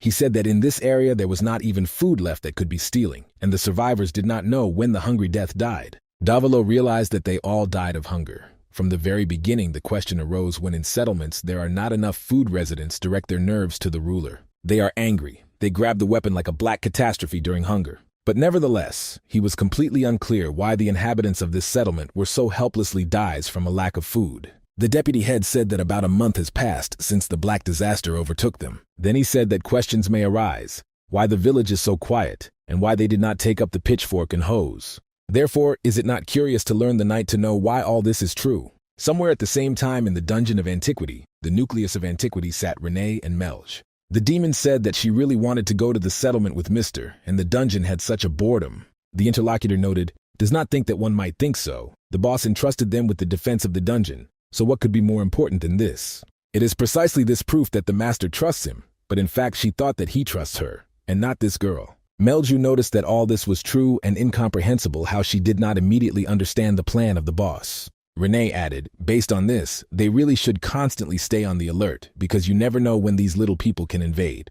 The queen of the demons said not to worry, because she checks the violators if possible. She had already checked earlier, but since she spoke, she will check again. To check, the girl sent a mid-level magic near the observer, and suddenly she said that Mrs. Renee is easy, because she felt that someone had invaded the dungeon, and since only one eye responded, most likely, an attacker. After that, the homunculus immediately got up and asked the interlocutor to be ready. Then the girl felt a huge stream of energy, which entered and realized that this attacker was coming to them, and the woman who came to the dungeon asked why this was not so excited. Renee immediately drew her attention to her, and saw a familiar face. It turned out that it was a boss of the dungeon of a huge evil, a castle of Chady Elizabeth Batory, who asked the baby how she was doing. After a while, the young interlocutor apologized that the guest could not give anything else if she reported in advance about her visit. She would have prepared anything. Elizabeth replied that everything was in order and should not worry about it, because it was she who came here the whole warning. If something was going to offer her something, then she does not mind to taste the blood of their Renee. The girl also hesitated and said that she could not offer this. The guest noticed that it was very sorry and asked who this new one was. The queen with the demon noticed that she was interested in her. Then she introduced herself, saying who was, and that she was the highest being, that she ruled the monsters, a descendant of the 17th generation, Melju de Rimph Agra. Renee noticed that she had forgotten to imagine, because it was the Bathories of the boss of the castle Chait. The woman noticed that they had her young queen of demons, and now it is clear why the aura seemed unusual. And suddenly the demon told a maid in a whisper, if she remains to live here, would she really be able to meet all the bosses of the dungeons of huge evil? The interlocutor grabbed her and said that she was saying ridiculous things, because she would show her eyes so much that she was going to live here as an obstetrician. And Elizabeth said, if she is not for bread, this means probably not part of the bucket of antiquity, to which the girl replied that it was so far. While the Batory poured fresh blood, she asked where that gouging and Patrick went. Renee noticed that they had gone for a while, after which the interlocutor was surprised. She was too at a loss from this situation, so she asked why she was impatient to leave right now. The homunculus noticed her strange disappointment and asked what happened. Elizabeth replied that the village, which are located in the district of her castle, were destroyed. They were literally flooded with blood, which means that people died, but there were no bodies because they all disappeared. So a woman can say that people clearly could not do this, because traces of blood on earth led in a certain direction, as if forming a path. And he leads this path directly to Haston, but it is not clear what this may mean. The queen of the demons realized that it was strange that all the bodies immediately disappeared, so she asked if it was a undead that it was. The interlocutor answered, this is likely, but few of them are capable of such an act, because most of the undead is completely unreasonable, and only its highest species, which have a special title of the eldest. Since the army of the dead moved in one direction, it means that someone headed it. Elizabeth thinks that we are talking about the Lord of the Dead and the immortal King Erebos, because only he could do that. Of course, she has no more material evidence of this, but they must still notify him, gloomy. Therefore, the woman asked if they have monsters who can transmit the message. Renee sadly replied that at the moment it was completely empty in the dungeon. The interlocutor asked if they have any other communication method. The girl said that this was not there either, but Renee did not doubt the decision of the master. After that, an awkward pause hung, and Melju said that she would have the greatest to take everything into her own hands, because there is nothing else to do. He just told the main character that it all started with a black disaster. Shortly after she fell upon the settlement, someone settled the fields. A rapidly spreading fire instantly destroyed the ripening crop, leaving only one ashes from it. At the same time, bad rumors began to spread in the village. And it was said in them that the crops were infected to the places where the black disaster passed, and if a person did not touch, he would become infected with a painful illness. So it turned out that Haston became a damned earth. Then a rumor scattered that even his video with your emperor abandoned their settlement, and people completely desperate. But even in this despair, there was a small ray of hope, because the prosperous couple of commoners decided to take care of the inhabitants. They had enough armed, which fortunately did not suffer from the fire, so he did not open his reserves and began to distribute. A group of people who decided to work together for the sake of survival began to form around this couple, and this is how they had a faith in the best. But unfortunately, very soon the spouses were found killed in their own house, Someone who desired more food killed a couple. After that, confidence in each other completely disappeared in the village, and no one began to unite without trust. And people simply locked themselves in their homes in the hope that they would not take away the remnants of food. And in the end, they were dying of hunger, thanks to rumors that no one was infected with the grain, and people from the lane managed to not die of hunger. The hero asked, and that means that contrary to the rumors of her were not poisoned from them, the interlocutor noted that everything was right. So far, everything is in order with them. And Davilo did not understand how side grain could be infected if he did not even touch it, so probably someone spread this rumor with an evil intent. Then he proposed to go further, and they went to the destroyed fortress. Near the mountain of corpses, the man said that at first many people thought that they could quickly overcome this disaster. But what is the result of such a complacency? If you leave the corpses on the street, then they will begin to decompose because of insects, so people began to dig holes and fold their bodies like that. The guy asked why they did not burn them.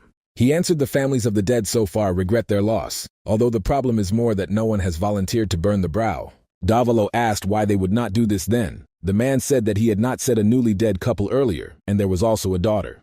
The gentleman did not understand what he was saying, and the interlocutor continued that these were Rosalina's parents, and they also lie somewhere there. So now everything was clear to the guy. Then he asked, "Did the soldiers still guard this place?" And the deputy head answered, "That's right, they are in 2 shifts. It's not that they protect him, but rather simply control." The hero realized that this situation is strange, which means that they do it on the orders of the ruler. He thought that this was expected because the ruler is a too suspicious person. Such cases for clarifying questions are best suited to face-to-face, but with ordinary methods you cannot calculate its hidden intentions. It was precisely because of this that Patrick stole the egg garpy. Since they live as one family, they will definitely come for him, and then he will get rid of them and receive an audience and the ruler. The knight was glad that he came up with a simply brilliant plan and said that he was a genius, although he would like to say so. But the situation is bad because he did not expect that they had such a large family. And while he was thinking about this situation, the harpies just merged and tried to attack him. Walking along the corridor at night, the girl accidentally noticed her brother, who was suspended. Suddenly he approached her very much and said that she should live, let him remember it well and survive. When this happened, Lara immediately got up and realized that it was only a bad dream. But even so, she was sitting in a cold sweat. She was very scared, so her breath was also great. The servant who was in the room asked the mistress, did she really dream of a nightmare? The girl immediately changed in her face and trying to smile, she said that everything was in order. Now she is the ruler, Hastina, and her name Lara Sinensis Tark. The ward asked, was she really not going to sleep yet? The girl replied that she would take a little fresh air for now. Then she immediately went out onto the balcony and realized that several weeks had passed since she inherited this position. But I still clearly remember the day when her brother died. The family escaped with all the property, but the settlement still cannot recover. It has only one way to survive in this situation. And so the girl firmly decided that she should return the former settlement as it was before. After some time, the new ruler told the guest who was sitting in front of her that he promised her salvation. Also a little earlier, he spoke and assured her that he would protect her and her land. The interlocutor for a second, without hesitation, replied that she correctly understands everything. And Lara immediately screamed, so that he looked out the window and looked what was happening there. Is it really the salvation that he spoke a little earlier? The man replied that he had not at all violated his promise, and really all the problems that she had encountered, and the inhabitants of Hastin would be resolved, so let him not be worried. The ruler thought that this person never reveals the details of all his plans, but now she just has no other choice but to trust him. In order to reassure her interlocutor in a cloak, he said that everything goes according to plan. That's why let the lady simply continue to live her comfortable life. After all, as a result, he can confidently say that very soon all her anxiety will simply disappear. Lara replied that she would agree to this so far. She would trust him and wait only a little. Only she said this. Suddenly a subordinate came in and assured that he needed to report the news regarding the safety of the land. The ruler asked what other news, the girl answered. According to the report of the guards, the Harpy family was attacked from the northern gate. But suddenly, a knight appeared and alone repelled their attack. Lara asked how it was alone and interesting to whom this knight served. The subordinate said that the guards asked a question, but he said nothing. Then the ruler stated that you personally meet him, and interestingly, where he is now. Suddenly the guest said that the lady would carefully consider her decision, because it is possible that this knight can be a disguised killer. The countess replied that the fact that he is suspicious does not cancel his merits in the salvation of the settlement, and for the ruler of fulfillment, it is natural to show attention to such feats. That is why she asked to bring this knight, and very soon Patrick introduced herself as a wandering knight, and said that he had the honor to welcome the ruler of Hastin. The road here was quite difficult, and it is quite exhausted, but just standing in front of such a noble ruler, he feels that he was rewarded for his hard work. At the same time, the lady said that Haston defended his courage, as well as valor, so on behalf of the whole village, she would like to give him gratitude. The interlocutor noted that this was a great honor for him, and thought that she was not strong at the ruler. Then, judging by her age, he could assume that this is the younger sister of the former ruler. Suddenly, the girl asked what kind this person was serving to. After that, an awkward pause hung in the room and there was no answer from Patrick. The next question, which the ruler asked, was what his name was. The knight answered, unfortunately, he cannot name his name and asks him to understand. The countess noticed that if it is so similar, he has something to hide. Therefore, if she asks him to take off his helmet, he will also refuse. Patrick noted that his face was not in charge of combat scars, and half of the skin was completely ripped off, thereby creating not a very pleasant appearance. But if the ruler wishes, then he will obey her anyway. Lara told him to forget about it. Although she cannot offer a lot, he wants to pay him, then he can. Therefore she asked what he wants. The knight answered, would like to get food, and thought the most valuable thing that now there is food in the city. So, depending on the answer, it would be able to understand the current state of the castle. The girl replied that she was ready to provide it, and asked the subordinate to prepare everything. Patrick thanked for this, and realized that she answered without any hesitation, which means that in the castle the food is in abundance. Then it is not clear to him why the ruler allowed the village to reach such a state. Because a man is an undead tone can feel strange energy, this man is strange in the room, because he feels intimacy from him. Patrick asked the ruler if he could ask him only a question. After all, for some time he has been bothering something enough, and drawing his attention to the person who was in a cloak, he asked who he was. After some time, the subordinate spoke about everything that happened to Mr. Pavallo. And he said that he was thinking. She did not just silently look at it. The knight answered when he said that he asked out of pure curiosity. She let him go. The guy said that he had easily escaped and said, felt a certain proximity, which means that it was undead. But why he let go? Patrick asked what he had to do. The fact that he felt a sense of kinship from him does not mean that he is undead. Such an aura sometimes radiates necromancers and also black magicians, but it all depends on how much they absorbed into themselves. The boss asked when he was going to check all, he had to do this, and the interlocutor replied that they were here to figure out what he had done, and not to break even more firewood. Then he asked what the master managed to find out. He replied that the locals believed that all the grown grains, infected with some kind of infection. He was curious why in the village it turned out so quietly, and it turned out that people refused to eat poisoned food, and nothing was able to do anything with the girl, because she constantly runs away. Patrick said it would be great to own my control of the mind, and probably it was worth taking a mall with him, but the hero did not understand why he then dragged him here. Then the interlocutor said, this does not mean that they have no other ways. Let him only look at the food that the ruler handed him.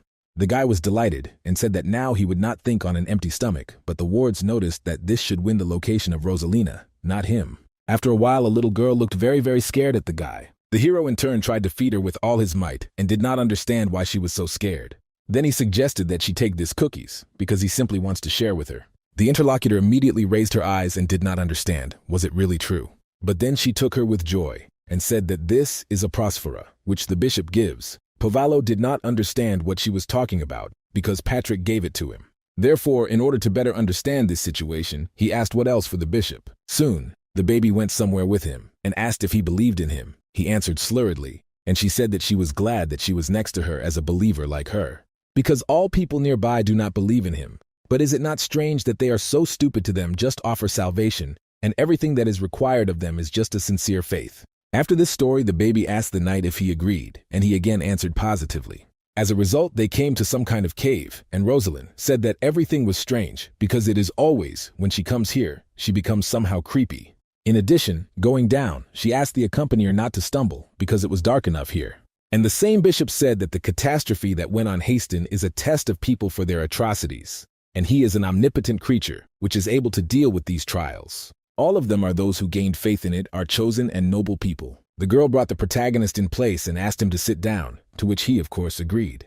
The preacher said that they would not always remember the gifts that they received from the loud believe, because it is today that he is again going to share the daily bread, which he sent them. The main character thought that there was nothing unusual in this, because it was as if the usual flushing of the brains. Suddenly, all those present seemed to have risen at a time, and the guy was surprised. The ruin immediately began to laugh and said that they had come unsuccessfully, because now is the time of the Eucharistic liturgy. The guy immediately asked that it was still. And the interlocutor answered this when the bishop gives them prosphora. Dovallo realized that this was probably what Patrick received from the ruler himself, but then he did not understand why this was right in the castle. At that moment, the girl considered that she would only tell him, very soon, when he will save the settlements.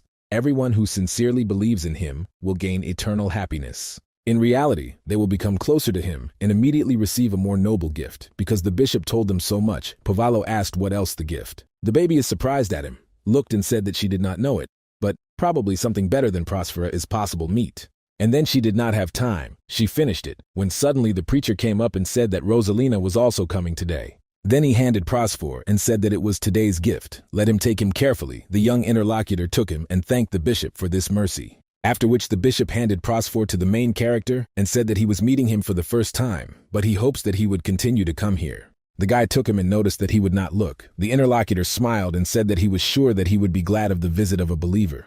Suddenly, Pavalo immediately changed his face and asked this scoundrel that it was now. The Prospera, which the man tried to give him, immediately fell to the ground and crashed. And the guy grabbed the preacher and asked if he was really trying to study him, because this manna may not be visible to other people, but certainly not him. That is why he does not care at all what he does with these people. Because when they prayed, he carefully saw the traces that this man spread the rest in the district. Then the master said that he would not even dare to poke his nose into his body. The interlocutor immediately hesitated and said that the guy was not a man. The main character did not answer, but said that he had a bad memory. He would remember him. Rosalina was also surprised, so she asked the knight what had happened. He noticed that everything was in order. Just from the bottom of her heart, he thanked him for his food and should already leave. After some time, together with the baby, they came to the settlements and said goodbye. As a result, the guy realized that after everything he saw, he didn't even need excessive evidence, because a strange bishop appeared in an isolated settlement. With his pseudo-religion who washes the brains and monitor people using an unknown mana, so that guy is next to the ruler from whom he carries, and the level of undead. Even the hero is difficult not to notice how all this seems to be organized, and behind them is definitely someone. Suddenly appeared Melj that she heard this information and was surprised. She, in turn, asked how he could understand this, although it was expected from the great Mr. Pudvalo. He said that the girl said that she was interested in seeing what mess he had made here, so she came here. The view, of course, is not bad here. It extends. The guy noticed that she was clearly not out of curiosity here, so it is not clear why she came. The interlocutor replied that Mrs. Batory visited the dungeon. In the end, she asked to convey that he was moving to Hastin. She said that she found strange traces near her castle which lead directly to the settlement. And after the story of this information, she added that this, most likely, is Erebos. The hero noticed that he had already guessed, and the version with him really suits him, but as he understands, this was just her assumption. Melju replied that she had already reflected on this when undead, attacking the village for her to come typically with numerical superiority. But right now, it does not seem that the current settlement can at least somehow resist it. Then the girl asked how he thinks why they still did not invade this way. If her guesses are really true, then they are clearly, most likely, used the stream of mana. While the girl was thinking about it and talked, this took advantage of the skill of lower magic of detection of mana, and then said that she was just in the apple. Late at night, and the bishop went straight to the grief, the corpses that was at the settlement. When the crows climbed up, he immediately fell to his knees and began to emit the very sinister energy. To all this, his face also changed quickly, and it was clear that he was undead. He would also turn the earth, rotting corpses to the dungeon of huge evil. And his name is Lich Simon Magus. Soon the crows that were here began to form into a dark substance, which soon turned into the image of the king of the undead. The creature said that right in front of him was the faithful servant, Simon Magus. The man bowed even more and noticed that he was welcoming the lord of all the dead Erebus. He came here in order to present him the final report before he arrives in the Hastin settlement. Vladika noticed that the work that he diligently applied for their work would not forget. But the repaired people said that he had just fulfilled his duty for the sake of a great goal, and then the main thing asked what he was going to report to him. To which he heard in response that some offender suddenly intervened in the case. And Erebos said that this was some kind of coincidence, because Ukmel informed him of the same problem. Does this offender also bears armor and emits a non-life aura? To which the subordinate said that he did not feel the aura of undead her armor on him either, but even despite this, he felt an inner deep darkness. Therefore he asked the master whether there were any guesses on this subject, and he replied that there was no guess, because he would not get into it. Whoever it is to win the empire, they must first capture Hastin, so we should not forget where Simon is. And let them remember that one should always be extremely careful in the execution of the plan. The interlocutor said that he entrusted him with a great task and regrets that he could not fully cope. The leader said that Ukmel requested reinforcements to the castle, so he sent Mashama to the underground prison, but whether he needs reinforcements against the offender. Lich said that he was all right, and if necessary, he will inform him of this. The ruler of undead said, in this case, it is good, and he leaves the whole thing at his discretion. When the interlocutor disappeared, Simon thought that soon he would not come to life would rule everyone on earth. He again changed his face to human and thought, whoever he became in their way, he will not be able to stop them, but only if not this monster. Pavallo just asked, Reduce, where the one who imposed the very spell? The girl replied that she could not say for sure, but most wizards usually use mana streams right on the surface to maintain such magic. The hero noticed that he should be somewhere nearby. The demon replied that this is not always the case, because some qualities of alternatives use the conductor. This is just her assumption, but unless the whole Hasten seizes magic with the conductor support, a huge amount of mana will not be required. The conductor, which is able to forcibly direct the shift flow, cannot simply be taken and buried in the ground. In short, the most likely place where he was hidden there. We are talking about that structures, and after all, it causes the greatest suspicion. Pavallo thought about whether she was talking about the castle of the ruler. The interlocutor said that this is just her assumption, and she was not 100% sure. The hero did not know what they planned, but decided that if everything was turned upside down, then everyone would stick out. Therefore, he noticed that Patrick should be on the other side and asked if the non-focus is now. The interlocutor answered positively, and then the master said that they were heading to the castle together. The girl was surprised from this, but the interlocutor said that it was time for them to smash one of the 7 dungeons of evil. Patrick, in turn, headed down and thought that this place was the most suspicious. The smell of rotting corpses emanating from below became even stronger than before, so this smell was the most suspicious. In addition, at such a time from the darkness, there is absolutely no use, so it was possible to hear it clearly of it, some kind of coming, a strange sound. And when the night went down a little, he saw what this creature was there. Naturally, it was undead and cut the corpses of people. Patrick immediately realized that now it is not surprising why there was such a nightmare. From what he saw, he naturally was surprised because he had not seen a test for a long time. Then he asked for forgiveness from the creature for distracting him from work, but he is interested in who his lord is. He, in turn, instantly turned in his direction and was immediately very alert. In addition, without hesitation, he hit an uninvited guest with his T-sack for a second. But the Knight of Death naturally was not this blow, so he said that he was to match the physique of the opponent. He easily grabbed this weapon and said that he would not hit him with such a slow attack. Then he noticed that the creature could not even stretch the weapon with both hands, and it was a little disappointed. It is strange that he is so openly engaged in the dungeon of the castle. After all, only one thing can mean that the ruler, as well as that strange person in conspiracy. But the end, be that as it may, he has no more reason to act secretly, because now that he was convinced of everything from the opponent, you can get rid of, and said such pathos words, he immediately tore him into several parts. Suddenly the knight felt that she was rushing him, a weapon from the back. Unfortunately, he noticed this attack only in the end, and his helmet was removed. When Patrick saw his new opponent, it was very surprised. He said that he did not understand what they had planned, since Dulacan himself was here. Then he turned to the essence ahead and asked who ordered him to protect this place. But naturally, he did not answer him anything and only prepared for the attack. Then he immediately rushed forward, and the skeleton, in the end, he could only stop him with his hand. And then I thought that there was an evil sword right in front of him. And again he was very surprised because of this, because he corrodes the enemy's weapons, which complicates the battle quite strongly. Although his opponent himself is strong enough, so this is not quite like Dullahan. After a few moments, Patrick suggested peacefully to talk, as if he was not a fellow of undead. But of course, no one was going to listen to him, and the spirit immediately rushed to the attack. The knight realized that the rational eldest undead refused to conduct a dialogue. But even so, he needs to find out why he is here. So he said that the ruler probably knows the answers to all these questions. Therefore, he took advantage of an acrobatic trick to return, and used the lower magic of a sliding panel. The blade that Patrick picked up was bad enough, but he needed it, because he took advantage of the skill of a weak ball, a powerful dissection. After that, he stated that since the creature is not a fan of chatting, then it is not necessary to delay the battle.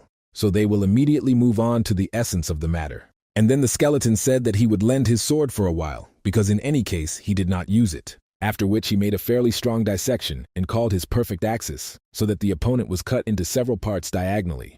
At this time, Lara was somewhere in her chambers. She got out of bed because she was cold enough. And only she did it, when suddenly an unfamiliar voice asked her whether she was sleeping well.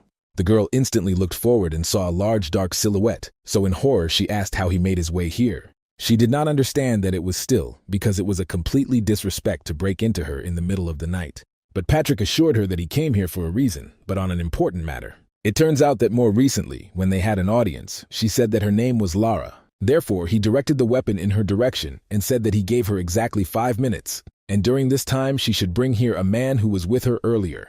Of course, the ruler had no choice but to obey him. Patrick asked for forgiveness, which called them for such a late hour, but during a walk, he picked up it. Then he threw the thing that he was talking about, and it turned out that it was a helmet. The countess was surprised when she looked at her and asked that it was still, and the knight asked if she really did not know her. After all, this is a helmet, and he presumably belongs to Dulacan. That's why Patrick again called her full name and asked why she was in collusion with her undead her. Since the girl was very surprised and asked what kind of undead of question, to which the interlocutor replied that he was disappointed because she pretends to the very end. And if he does not pretend, then she really does not know who he is dealing with, then simply incompetent ruler who does not know what is happening on his own land. Ukmel entered the conversation after that and told the lady that she should not listen to him anymore. Suddenly Patrick interrupted him and said that he personally killed this muzzle of Dullahan in the underground prison. After that, the ruler immediately asked if he was talking about a dungeon who was under her castle. The knight said that it was her underground prison is simply dotted with corpses, so he asks to let her tell her something else. After all, this so-called person who is next to her is also undead. Of course, the countess was very indignant and shouted that she did not believe him with a word because he was stated suddenly and thinks that she would believe his stupidity. This man, whom he accuses of something, promised her to save Hastin. It is because of this, when he accuses him, he threatens the safety of the entire settlement. Patrick, of course, smiled after that and asked if she wanted to say that he knew who threatens his security. The girl immediately calmed down a little and carefully began to listen to him. And again, Ukmel entered the conversation, who asked both to calm down. The knight previously said that it was Dullahan's helmet, but they are not the undead that is so easy to meet. Patrick said that this also surprised him, and he did not think to see the undead of such a high level in such a place. Besides, this creature was a little strange. Although he is the eldest undead, who should have his own personality, he was surprisingly silent, and he fought somehow not at all naturally. Therefore, after Patrick destroyed his soul, he conducted a small study. And in the end, he saw that a magical circle of control of the mind was engraved on the inside of the armor. There is also the name of the owner of the armor, the name of Dullahan Masha, Ak called the deputy leader of the punitive detachment of the brothers Masham and Hard, which was formed 30 years ago to suppress an evil undead attacking human villages. They said that he was a very skilled knight, but after the raid, this man suddenly disappeared. And now there is a question, who exactly was the very evil undead that they were going to suppress? The ruler asked who was talking about, and the interlocutor replied that she would ask differently. It will be wonderful if the north of it, and this interlocutor personally will answer him. He directed his weapon towards Umel and asked where the evil undead Erebos. Lara was surprised, so she said that she did not understand at all, is not the name of the boss of one of the dungeons of evil. After these words, Undead, which was all this time next to her, began to laugh very much. The countess realized what happened therefore. Utsa said that he told her that she would save her land. At the same time, the interlocutor continued to smile and replied that it, of course, was so. At the same time, the plan has changed a bit, but now there is nothing to do. Unfortunately for her, everything will not work out peacefully for her. The ruler immediately asked what he meant. But the interlocutor was not enough to answer it and immediately extended his hand. But after a few moments, Patrick took advantage of his weapon and cut it at all. And then he looked at them and said that it was better for him to make sudden movements if they do not want consequences. Now Lara looked at the one who has been next to her all this time and said that he would not live. And the creature began its reincarnation and stated that his name was Ukmel.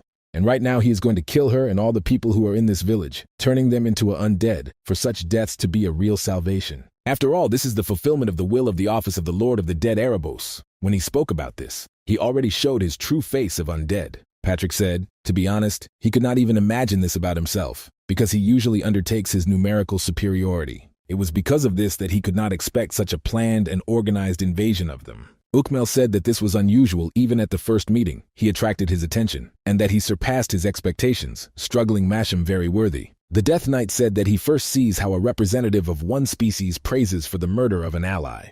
Then the creature that was opposite said that it was entertaining because he was increasingly intrigued by his personality, because he is as undead as he is. That's why he is completely incomprehensible why he also does not serve Erebos. After that, Lara immediately asked if he was really undead, and the skeleton realized that his personality was finally revealed.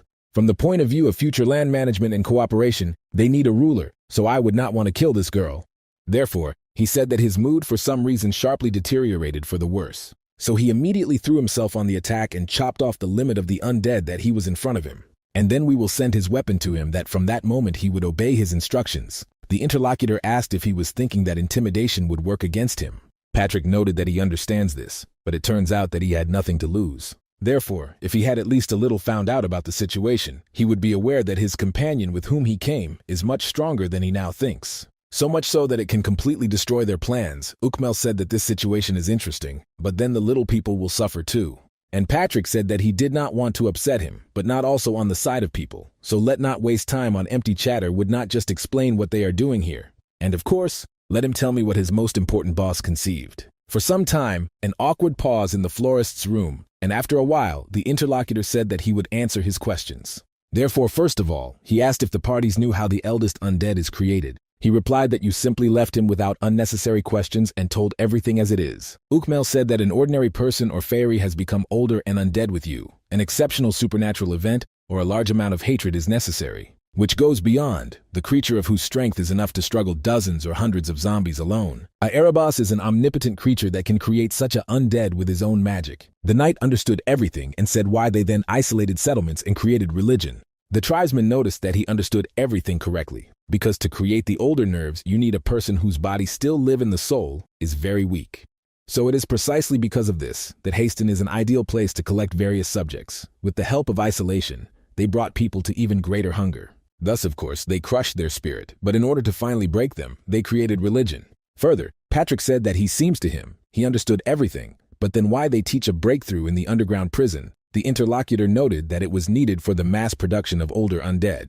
And all this has been done because they are going to destroy the entire empire. Patrick thought that this, of course, was not good, because if the empire goes and most of the people will become undeaded, then everything will be bad. Indeed, in the end, this creature will gain excessive power and its next purpose will be the dungeons of huge evil. In the end, Ukmel only said that truth always comes sooner or later. And then he began to pronounce what a spell of the highest magic he was, and created the spreading black curse. Therefore, the dark energy that emitted from there began to destroy everything and almost touched Lara. At the same time, the opponent asked Patrick if he thought that he could not use magic with his hands, but it was stupid. The skeleton noticed that he was really good, because he knows how to conjure only with words. Then his fellow tribesman asked if he was really hoping that he would reveal everything to him. After all, there is no creature that could go against Mr. Erebos, the only one who is capable of this ancient monster who was immersed in sleep for many years after migration. Therefore, the creature can confidently say that no one can interfere with the plans and the master. Patrick noticed that if he thinks so, whether he can only ask him one question. And Ukmel was horrified when he saw what happened, because the opponent tore the shackles only with his bare hands. Then the skeleton said that if everything is summed up, then it turns out that everything is clear to them. In this case, what great are you their plans? If the ancient monster appeared, then he and Erebos will end. At that moment he took off his cock and showed the true face, asking whether he counts correctly. At the same time, the interlocutor shouted that he was saying some kind of nonsense and immediately rushed at him on the attack. But after a few moments, he noticed that the roof collapsed and someone was attacking him from above. Also, for several tens of meters, a blow was visible directly to the center of the castle. And as a result, Patrick said that Mr. Podvalo really showed up at perfect time. The ruler at the same time was nearby and heard that someone had hit his head a lot. But it turned out that it was the queen of the demon, who later said that this building was some kind of fragile. Patrick said that he really arrived at the right moment. Then they continued to discuss this topic, but Lara carefully looked at them and worried. Suddenly, an attack from Umel, which he managed to make, flew towards Povalo, but the guy easily blocked her and said that he would not even hope for success. Mel saw what happened and asked that it was still. The boss at the same time took advantage of his dark power and directed it immediately towards the opponent. So because of her, he was blocked and did not understand how such a powerful force quickly chopped him. To all this, he felt her strong power and realized that this simply could not be. Then Patrick noticed that he told the interlocutor a little earlier that his companion was much stronger than he thinks. The main character asked him who was still. But the gatekeeper of the undead thought that it was just some kind of nonsense, because according to his information and an ancient monster, there should not be here. But where did he come from here is unclear. But at the same time, not only this scares him quite strongly, because he does not feel the energy of the crystal, which should be right upstairs. But the girl who came with the ancient monster apparently is the queen of demons, since she has a huge number. Therefore, the creature realized that he needed to pull up a little time until he transfers this information to Mr. Erebos. So he turned to the main character and asked what the ancient monster was doing here. He is sure that he heard that he disappeared after the invasion of Riaz. Of course, no one was going to answer him, so after a few moments he saw that a powerful stream of energy was flying into him. And again, the fortress that they were succumbed to destruction in huge quantities. Due to a sudden attack, there was no reacted in any way, so she succumbed to her. But he was stubborn because he felt the approach of his master, so he said that they were already late. Melgu, in turn, attacked him with the next attack and said that he was chatting a lot. The master looked at the fact that he laughs and said that he was quite stubborn, and probably because he is undead. But Ukmel, even on the verge of death, spoke to you, did not bow, because their master had already arrived on this land. Patrick also told Boss this information, but he said that he already sees everything. But Erebos really tried for a spectacular appearance in this place. At this time, the people who were sitting on the street asked if it did not seem to be some kind of strange. The interlocutor of one of them did not understand what was at stake, so he looked at the sky, and it was really very gloomy and dull. While the gloomy wind blew around the neighborhood, Rosalind ran there. And suddenly, on one of the lanes, someone stopped her, named the full name, and the girl was immediately scared. It was that, so she asked why he was not sleeping. The man said that he should ask because she always runs away at night, and it is not clear where she was. The baby noticed that she was restless, so she went out to breathe fresh air, so that the Jabbath was walking around the square. Only she said this, as she realized that it was an infected area, so no one goes there. So the interlocutor will be very angry again, and she immediately began to apologize to him. The interlocutor, in turn, said that she was really incorrigible, and the baby did not understand why he was not angry.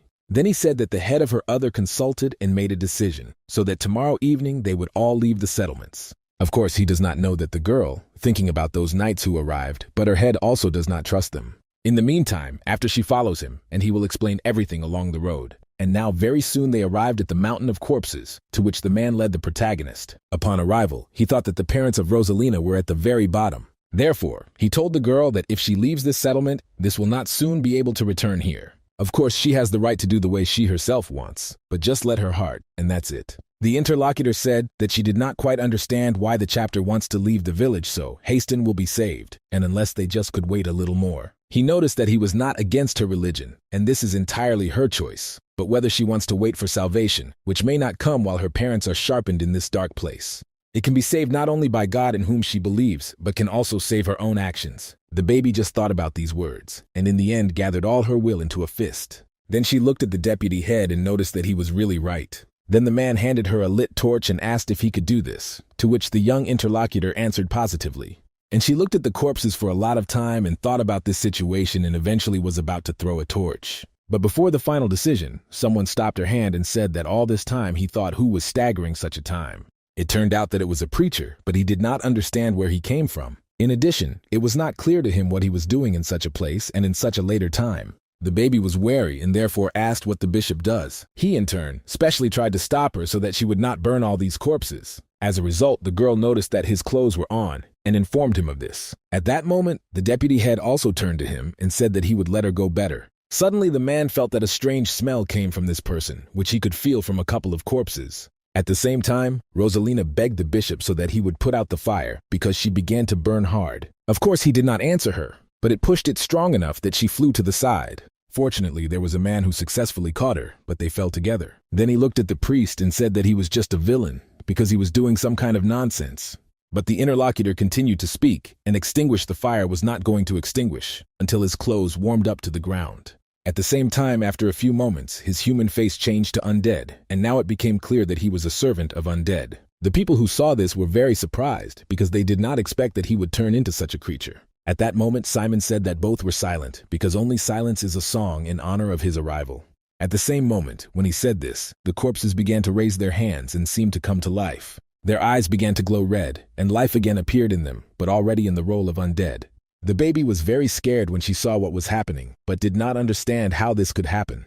At the same time, the deputy head understood everything, so he asked what she froze because they needed to run away as soon as possible. But only they tried to do this, as the corpses immediately rushed, and they tried to catch up with them in order to kill. To the great happiness for people, they still managed to escape to some house and lock themselves inside. There the man said that the barricade should delay them a little. At the same time, Rosalina fell to the floor and said that he simply could no longer go. The interlocutor noted that she will have to do this here, of course, better than on the street, but on the ground floor it is unsafe, so you need to climb the second. As a result, the young interlocutor agreed, but said that her legs did not hold at all, so the man threw her to climb on her back because she had to rush. Then they continued their way up, and the girl thanked him for helping because he was also very tired. While they climbed the stairs through the window, a large number of corpses that gathered on the streets were visible. That's why he immediately wondered if both of them could survive at all. And if they can't, then yes, in reality everything will be very bad. The deputy chapter immediately stopped and the girl asked what happened. He noticed that he had felt a strong stink and carried her in front. And in the room, from which there was a strong smell, there were corpses. That's why they arrived there. In place, the baby asked if they were really safe now, but the interlocutor replied that this was not so. Everything is just as dangerous here, so let her remain calm if she wants to survive. The girl did not understand what he was talking about. And the deputy head headed towards the corpses and saw that in the hands of one of them there was a weapon. Therefore he took off his scarf and began to use it as a bait. Rosalina continued not to understand what he was doing, so she asked about it. He stained the scarf and in the blood and prepared to do something further. Then he came closer to his young companion and immediately waved a dagger at her. The baby was very scared because she thought that she would be killed now, but in the end she opened her eyes and realized that she was alive. And the person who was nearby only cut off her cross and said that he did not talk about it for every time. At the sight of him, he became uneasy. From now on, let him believe that he really deserves trust. And while she was discussing this, they heard that someone broke into the house on the ground floor. These were the corpses that were already heading up. The girl immediately said about it and asked what they would do. The man grabbed the weapon and noticed that there was nothing left but to fight. Then the interlocutor noted that she also needed to find some kind of weapon. The deputy head, while not listening to her, and simply headed forward. In the end, he only smiled. He understood that they would not meet anymore. Rosalina, in turn, also understood all this, so she immediately got up, despite her legs, and asked him to wait. But the man, of course, did not stop and only closed the door behind him so that no one could open it. But on her pen, he hung his scarf, which was poured with blood, because he understood, if so, they could find a girl by smell. The baby immediately tried to open the door and asked what he was doing, also begged him not to leave the children scary. He asked how she was going to live like that for a long time, relying on others, even if she finally stops creating problems. The dead were still approaching, and it was heard how they rise to the second floor quite slowly. Finally, the deputy head said that the girl listened carefully so that she would not hear, let him not react in any way. And also let not dare to make any sound and does not make various stupid things. Naturally, the interlocutor realized what sounds he was talking about. Therefore, despite what was very enough, she immediately covered her mouth. He smiled and said that she finally listened to him, and it was fine, and also thought that it would be better than if they die both. The dead already appeared right in front of his eyes and were going to tear to shreds. In the end, the man turned to the girl and apologized for being too strict to her, after which he immediately rushed into the attack. The baby only heard screams and how his body was torn to pieces in the next few minutes. She cried bitterly at that moment but tried not to make any sound as the man asked her shortly before. For a long time, the corpses were mistaken around the room, which was the girl, and the inverted cross lay on the ground. Also next to this house was the gatekeeper of the undead, and soared in the sky over the undead. Soon he only raised his hand, and also ordered the whole army to listen carefully to the whole. Further, he naturally missed his hand, and the army rushed forward in order to attack the settlements. People in turn fled to the castle of the ruler, because they thought that it was not painted in an ominous color because of her. It was strange that she did not appear in public for several weeks. Therefore they believed that the heavens were angry, so that they should go to the leader. Suddenly, behind their backs they did not hear some very loud noise, and immediately looked there. There he saw a man who is grown and cannot stand on his feet. He also exhausted, so he said that it was dangerous there. Someone asked him what happened to him. Was he really wounded? Also, the man rushed in his direction and shouted that he should immediately inspect him. It turned out that this person is an intern in the Tower of Winged Magicians. The wizard tried to heal his wounds but said that he had no bleeding, and this is strange. But then the present was incomprehensible from where this blood did not belong to him. Suddenly, someone said that something was going on from behind. The man replied that everyone who was able to move had long gathered here. Therefore, it is not clear who it could be. Suddenly, the guy who was wounded, with the doctor, had enough and shouted that it was undead. He was begged to calmly calm down, but he said that a huge crowd of undead was coming here. Those present looked aside and saw a dead man there, who really approached them. And the one, when he saw a man, rushed at him on the attack in order to kill him. But he was not able to do this because a knight on a horse arrived here and struck him. After which, he stated that the undead is not as strong as it seems to be a penetration. Therefore, let them choose now, either run or stay together and fight. Suddenly, several guys appeared who said that they would fight. They introduced themselves as former interns of the Winged Magician. It was on that fatal day when a black catastrophe fell. They were not at the tower that saved their lives, so they are asked to allow them to help them now. The rest of the people also began to raise their hands alternately. They said that they would also fight. The knight immediately noticed that they had cohesion, therefore said that it was excellent. Let those who have the strength to keep the weapon stand forward, and let the rest try to build a line of defense, so they will protect Hasten to the very end. Soon, their new leader announced that the dead had already arrived here, so that it should be prepared. Then he also ordered this to do this to the military wizards who were in the back. And when the dead already began to get attached to people, then the leader ordered them to shoot at them. The boss of the bandits was in the settlement and at the same time heard explosions but did not understand what was happening. He was looking for his deputy, as well as Rosalind, and did not understand where they went at such a time. And now very soon he saw that one of the doors opened and a little girl was sitting there. Therefore, he immediately began to call her by name, and the baby woke up. Of course, the interlocutor noticed this and asked what happened to them. The girl answered. He told her to stay in place, and the interlocutor asked where he himself was. At that moment she cried and said that he said not to lean out, but she still came here because she was scared, but still the man died because of her. From the story, the interlocutor, the head, realized that the man sacrificed himself for her salvation. Therefore, he asked her if she thought that he would blame himself in her death. After all, it can say that he would never have done so, so she should not speak because of her, but thanks to him, she is now alive. Then the baby told the leader that there was an undead, not like others, so they needed help. The interlocutor was very surprised when he heard this information and asked what she was talking about, and the girl continued to say that they need the help of those knights they recently met. And most importantly, they replied that they are most likely in the castle of the ruler. Then he held out a bubble with some kind of liquid and said that she probably had no strength, so let her drink and just go. Of course, the man understood that in the castle it should be safer than here, but he would not allow Gaslin in exchange for the life of Tota to be dangerous again.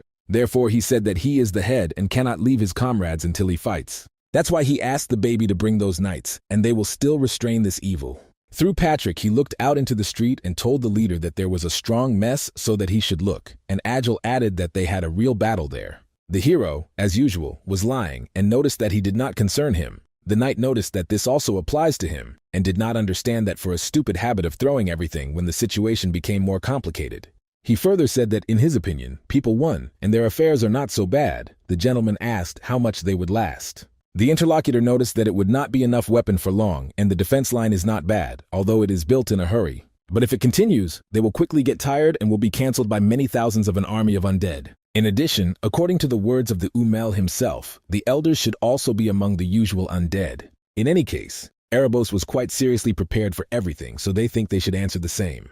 Davalo immediately smiled and noticed that it was, but before that, something needed to be done. Patrick asked what he was saying, because she encourages her in advance his actions, but the leader noticed that he himself said so that he would not lie idle. Therefore, the main character approached Lara and, turning to her, asked her name. The girl, of course, was very alert from how he looked at her, but said that she was Lara Sinivier Etark. Then the guy crouched beside her and said inadvertently that he remembered this, and then he said that his name was Pavalo. After that, he touched the girl's face and looked angrily at her, asked if she wanted to live. Patrick asked that he was carrying it because she had to be killed. The hero replied that at first he wanted to do it, but changed his mind. The interlocutor asked what he wanted to do then, because Haston could not be saved. The master said that he would think, is it not because of the undead that they are now halfway to the surrender of the settlement? Therefore, if all the undead in the village disappears, and the ruler will be at their disposal, then they will not have to take the settlement. The interlocutor wanted to say that this is stupidity, but perhaps I decided that it was worth considering it. So I thought about using the ruler instead of killing her. Really good idea. So she asked, do people know how to keep their mouths shut?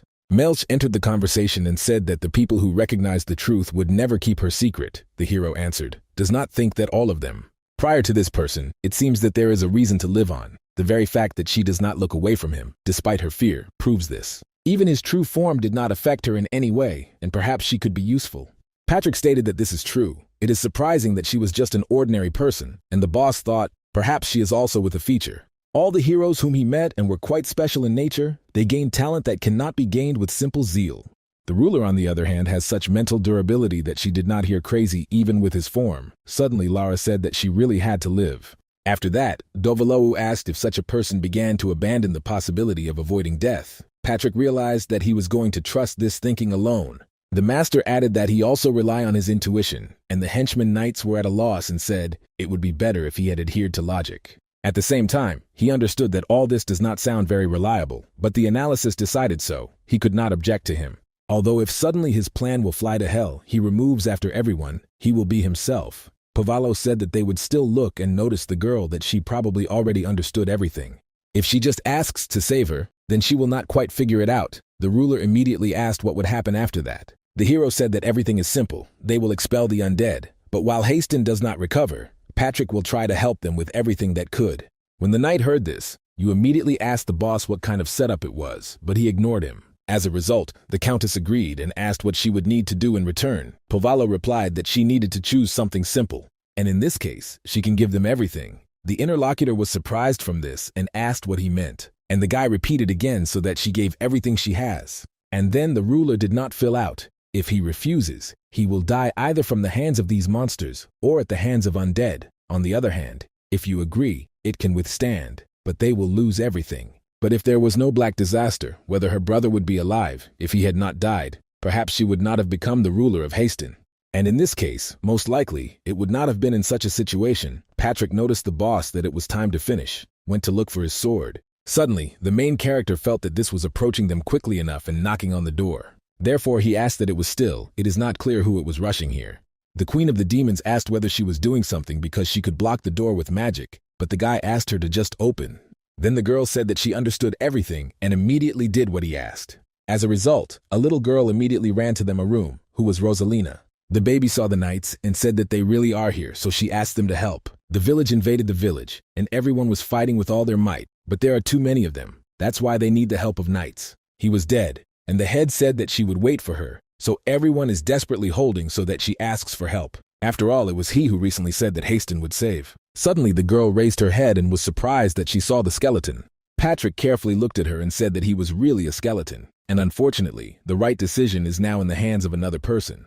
Rosalina immediately drew attention to the ruler and realized that it was she. The mistress carefully looked at the other side and noticed whether the inhabitants are really dying. Patrick said, "If you think now the time when they should begin to exterminate them a little, so if he can be aground to ask for a favor."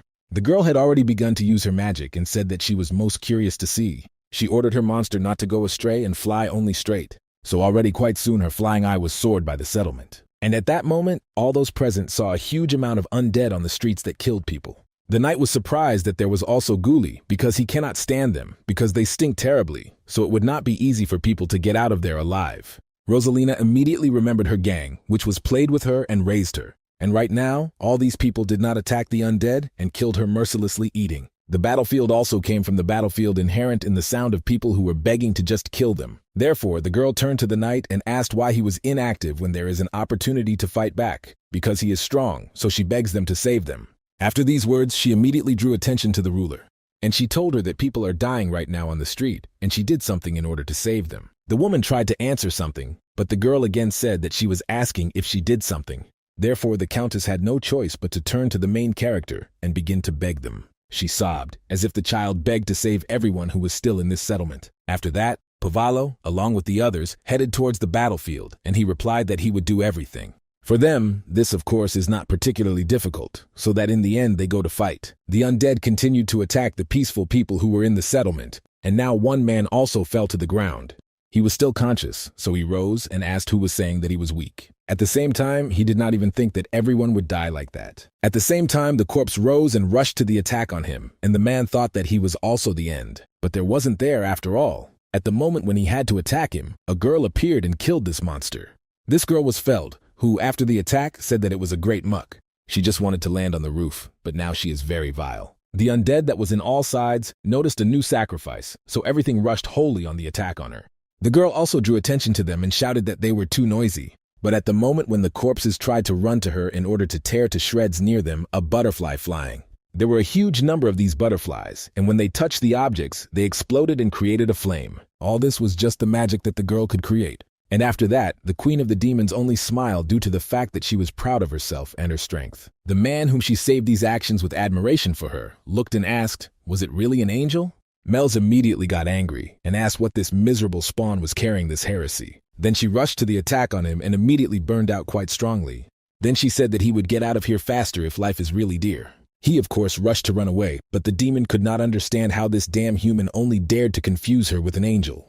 However, she could never have thought that she would help some people like this. After a few moments, Lich arrived at her, who noticed that she was not a man, but a monster, and even in human form, with such a large amount of mana. Therefore, it can be said that she is either a queen of demons or a dragon. But it is not clear why it is on the side of people. The girl answered him that she wanted, then she was doing, and undead like him have no right to interrogate the queen. Simon smiled and said that he would find out the truth when he retires the flesh from her, because she is stupid times too confident in her own abilities. But in this case, why not refuse humanity and also become undead, because she will definitely become a strong look. But Melju said that she did not understand what he was there, but he could say for sure that he is the most talkative undead, which she had ever met, so that her ears are already withering. The interlocutor continued to laugh and added that he is one of those who serve the great Lord of the Dead. It is he who out of 10 evils, whether the girl thinks so that Simon Magus will lose to some queen of demons. At that moment he gathered all his strength in the bone staff, which he held in his hands, and prepared for the attack. Also, the army of the undead that he called here also headed towards the girl. Soon, the queen of the demons noticed that she would say right. After all, she was without the concept of what he was talking about.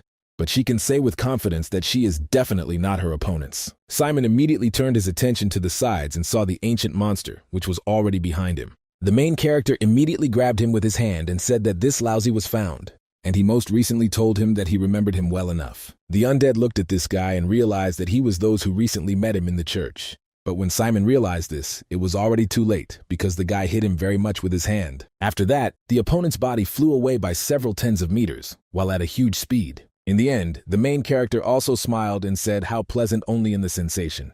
If the guesses are flickering and are really true, then this is a gatekeeper to the army of the undead, which means that he is a gatekeeper of one of the 7 dungeons of huge evil. Suddenly the guy said that he could not die just like that, so let him get up, and the girl continued to think that he threw him away with one blow, and it seemed even restrained him.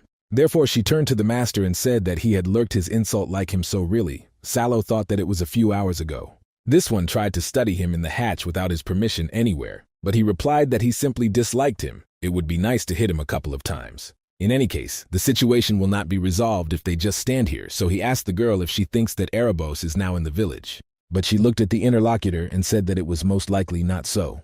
Then she directed her hand up and noticed that this barrier was created to lock those inside. The guy was surprised, because he thought it was just a red sky. The queen of the demons said that the caster somewhere outside, which he is not thinking about, and unfortunately, her strength is unlikely to be enough to dispel the barrier. Davilo said that there was nothing wrong, because he was going to figure it out, and asked if she could still deal with this trifle. He wants to minimize the losses of people, and the village has almost died out, and in order for it to continue to exist, at least a small handful of people is needed. The girl immediately agreed and said that she would perfectly cope. The master stroked her in her head and said that then he would get a little here and go to a meeting with Erebos. At the same time, while they were saying, a crowd of the dead was approaching them. The girl asked how much he thinks about it would take. He replied, -15 or maybe 20. And the queen of the demons was delighted, saying that during this time she would be able to hold out. And then asked him to be careful, and he said that he would do everything. And now it would be necessary to finish his own affairs here. The gatekeeper of the king of evil spirits at that time was also alive. He turned to the main character and noticed that of course he allowed it, but was he really an ancient monster? The guy replied that it was close to the truth, but he was not quite, Simon asked. But in this case, who he was at all? The gentleman immediately answered, perhaps he is simply by some slave to Patrick. The undead replied that it was stupid, because the ancient monster thought that he would just lie like a fool doing nothing. After all, he was Simon Magus, who took over the share of the duty of the great Mr. Erebos, never failed him. The attack of this creature was strong enough, and therefore the main character had to jump away. The creature itself thought that the guy was damaged, so it was necessary to go to the master. But suddenly he looked forward and saw that the opponent was on his feet. Pavlove, because of this attack, was quite angry, so he shouted that he was starting to enrage him. Simon realized that the situation is really for the worse, because it was in front of him, and really the boss of the nucleus of antiquity of Zvalo. So the situation becomes dangerous, so he decided that he should not stay here. And rushing at the duckling, I thought that I needed to quickly go to the master to him. He saved him. The undead hoped that this is how he would be able to escape from the protagonist, but it was already too late, because he was already at the mouth of a huge monster who was not going to let him go. Using the ancient monster, the hero tried to swallow the creature, which ran away from him. But unfortunately, he did not succeed, because he realized that this Simon was quite a quick scoundrel and managed to escape. As soon as the creature was near the barrier, he immediately rushed there to escape from here. The guy in turn changed his face to the human and said that he tried to eat him at a time, but he had fled. And he doesn't want to mess with his search, but in no case should he be released. Then he thought that he had recently promised the Queen of Demons that he would soon return, and right now he was worried about her so that nothing happened to her when she was fighting. Therefore, taking advantage of his enormous force, he decided that he would not waste time here. The same villain, most likely, probably already ran to his mother, and this is an Erebus that should be outside the village. In this case, it turns out that he had to move to the walls of the castle. As soon as Simon thought that he had already managed to escape from the pursuer, he felt strong energy from behind.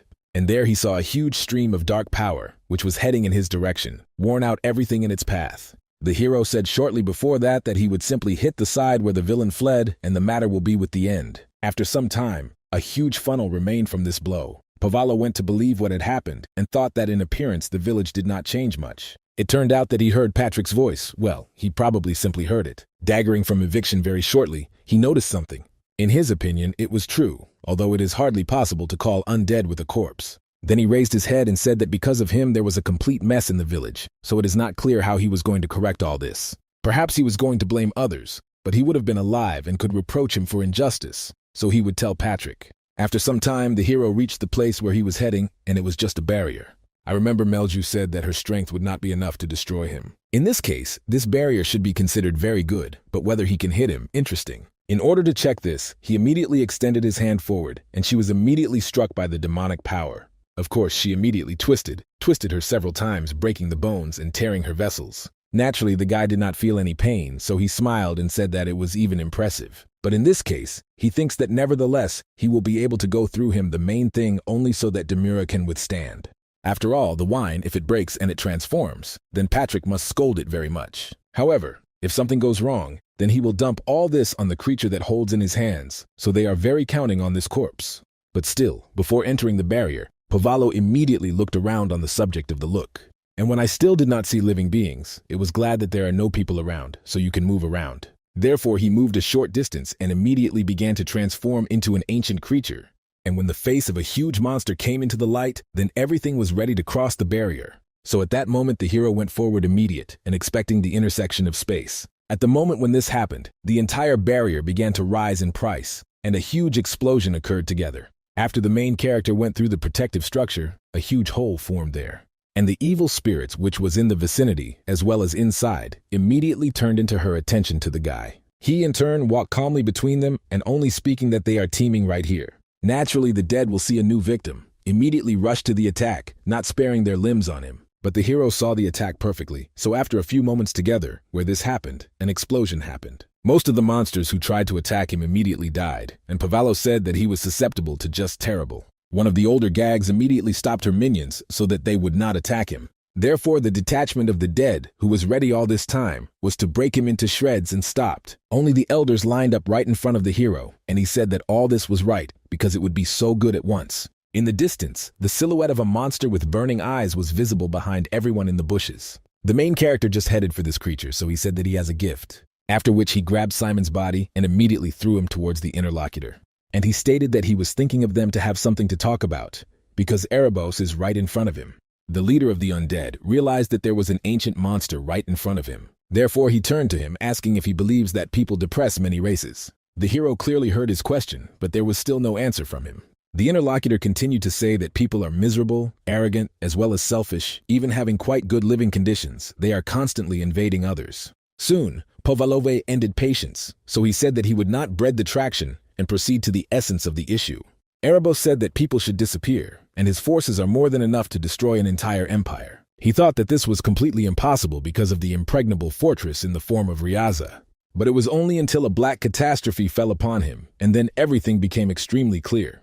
If he said that he was going to exterminate all people, then all the monsters would also immediately be ready to give their lives for him. Then the hero said that he says too many words to burn to drown the rubber and let him say that he really wants.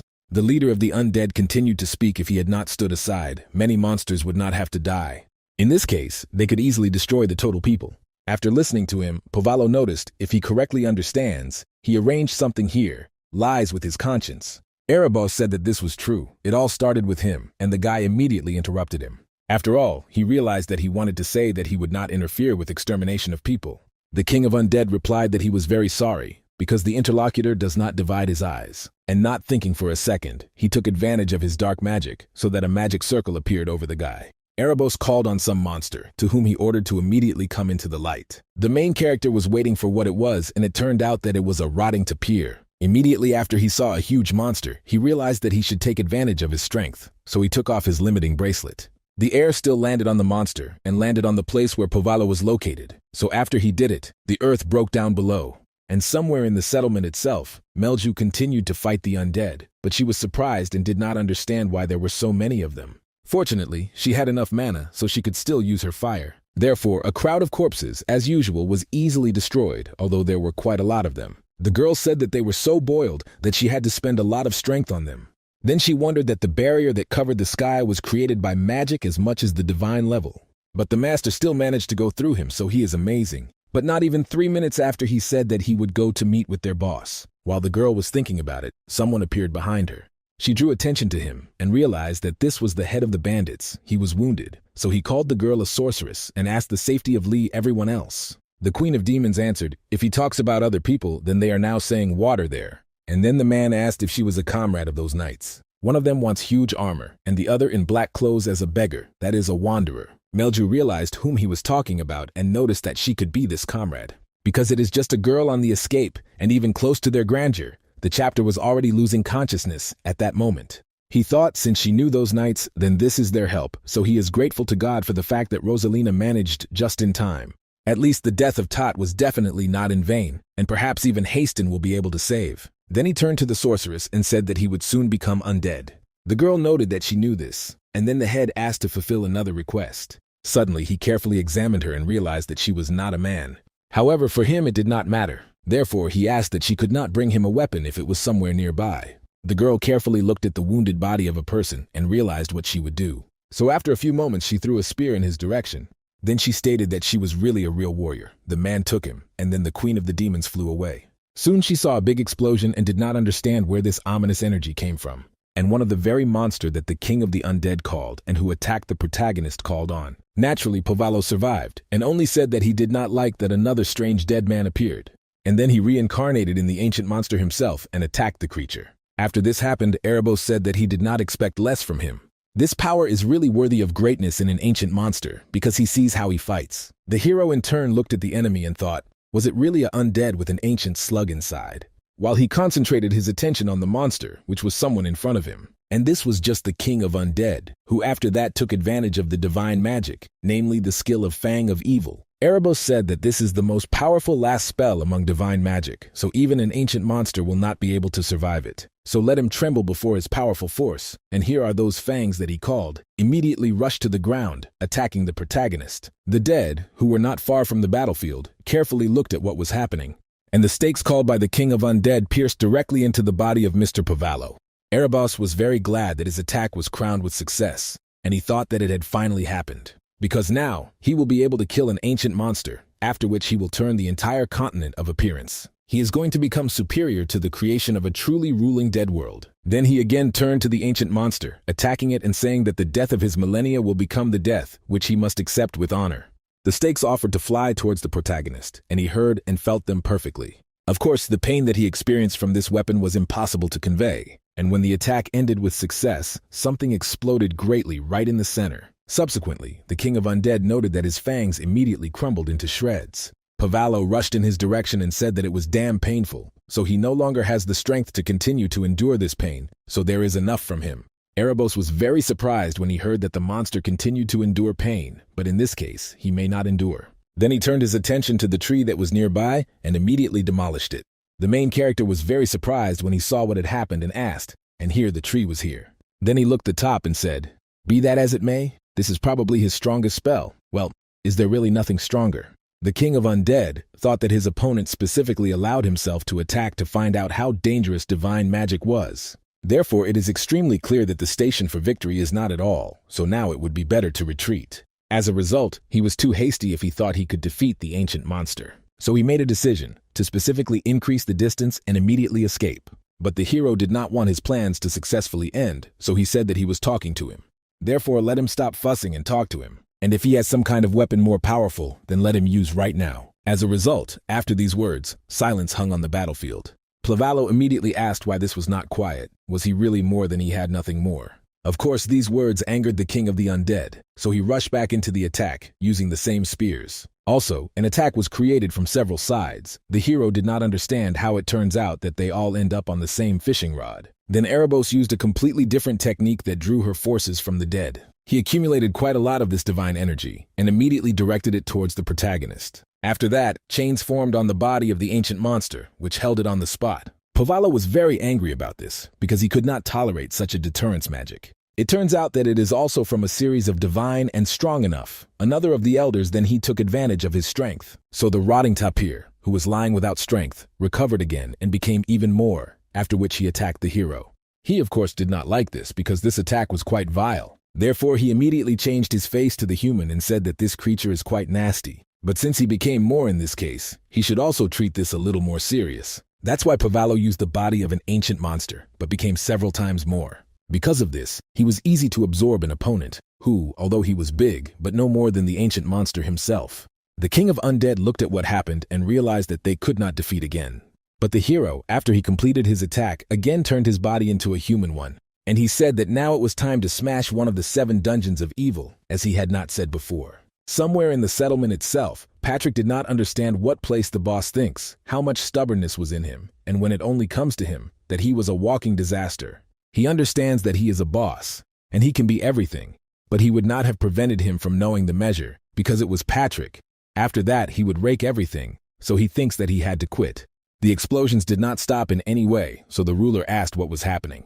The gatekeeper replied to her that his boss was creating new problems for him, but if we say correctly, he was destroying the army of undead right now.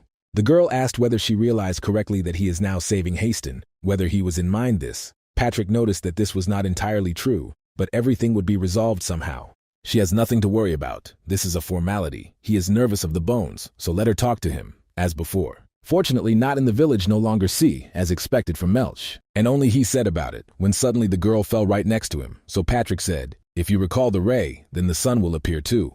The girl joyfully said that the case was done, and she did not spend the whole mana to the last drop for a very long time. The knight only thanked her for the work done. After that, the queen of the demons asked how the master was there, and the interlocutor noted that in comparison with him, she did a tremendous work. It turns out that he still has not returned, and as she can hear, he still fights. He really has an incredible power, but if you think about the accompanying damage, then it's completely fantastic. Patrick is striking where you did not go. There always happens something. Right now he also feels that she will fall his poor soul a lot of work. At the same time, it is not clear why the master is so pulling when he can calmly crush everyone. It seems as if he does not quite appreciate that he was following him. Suddenly he turned to the girl and called her by name, after which she immediately looked at him.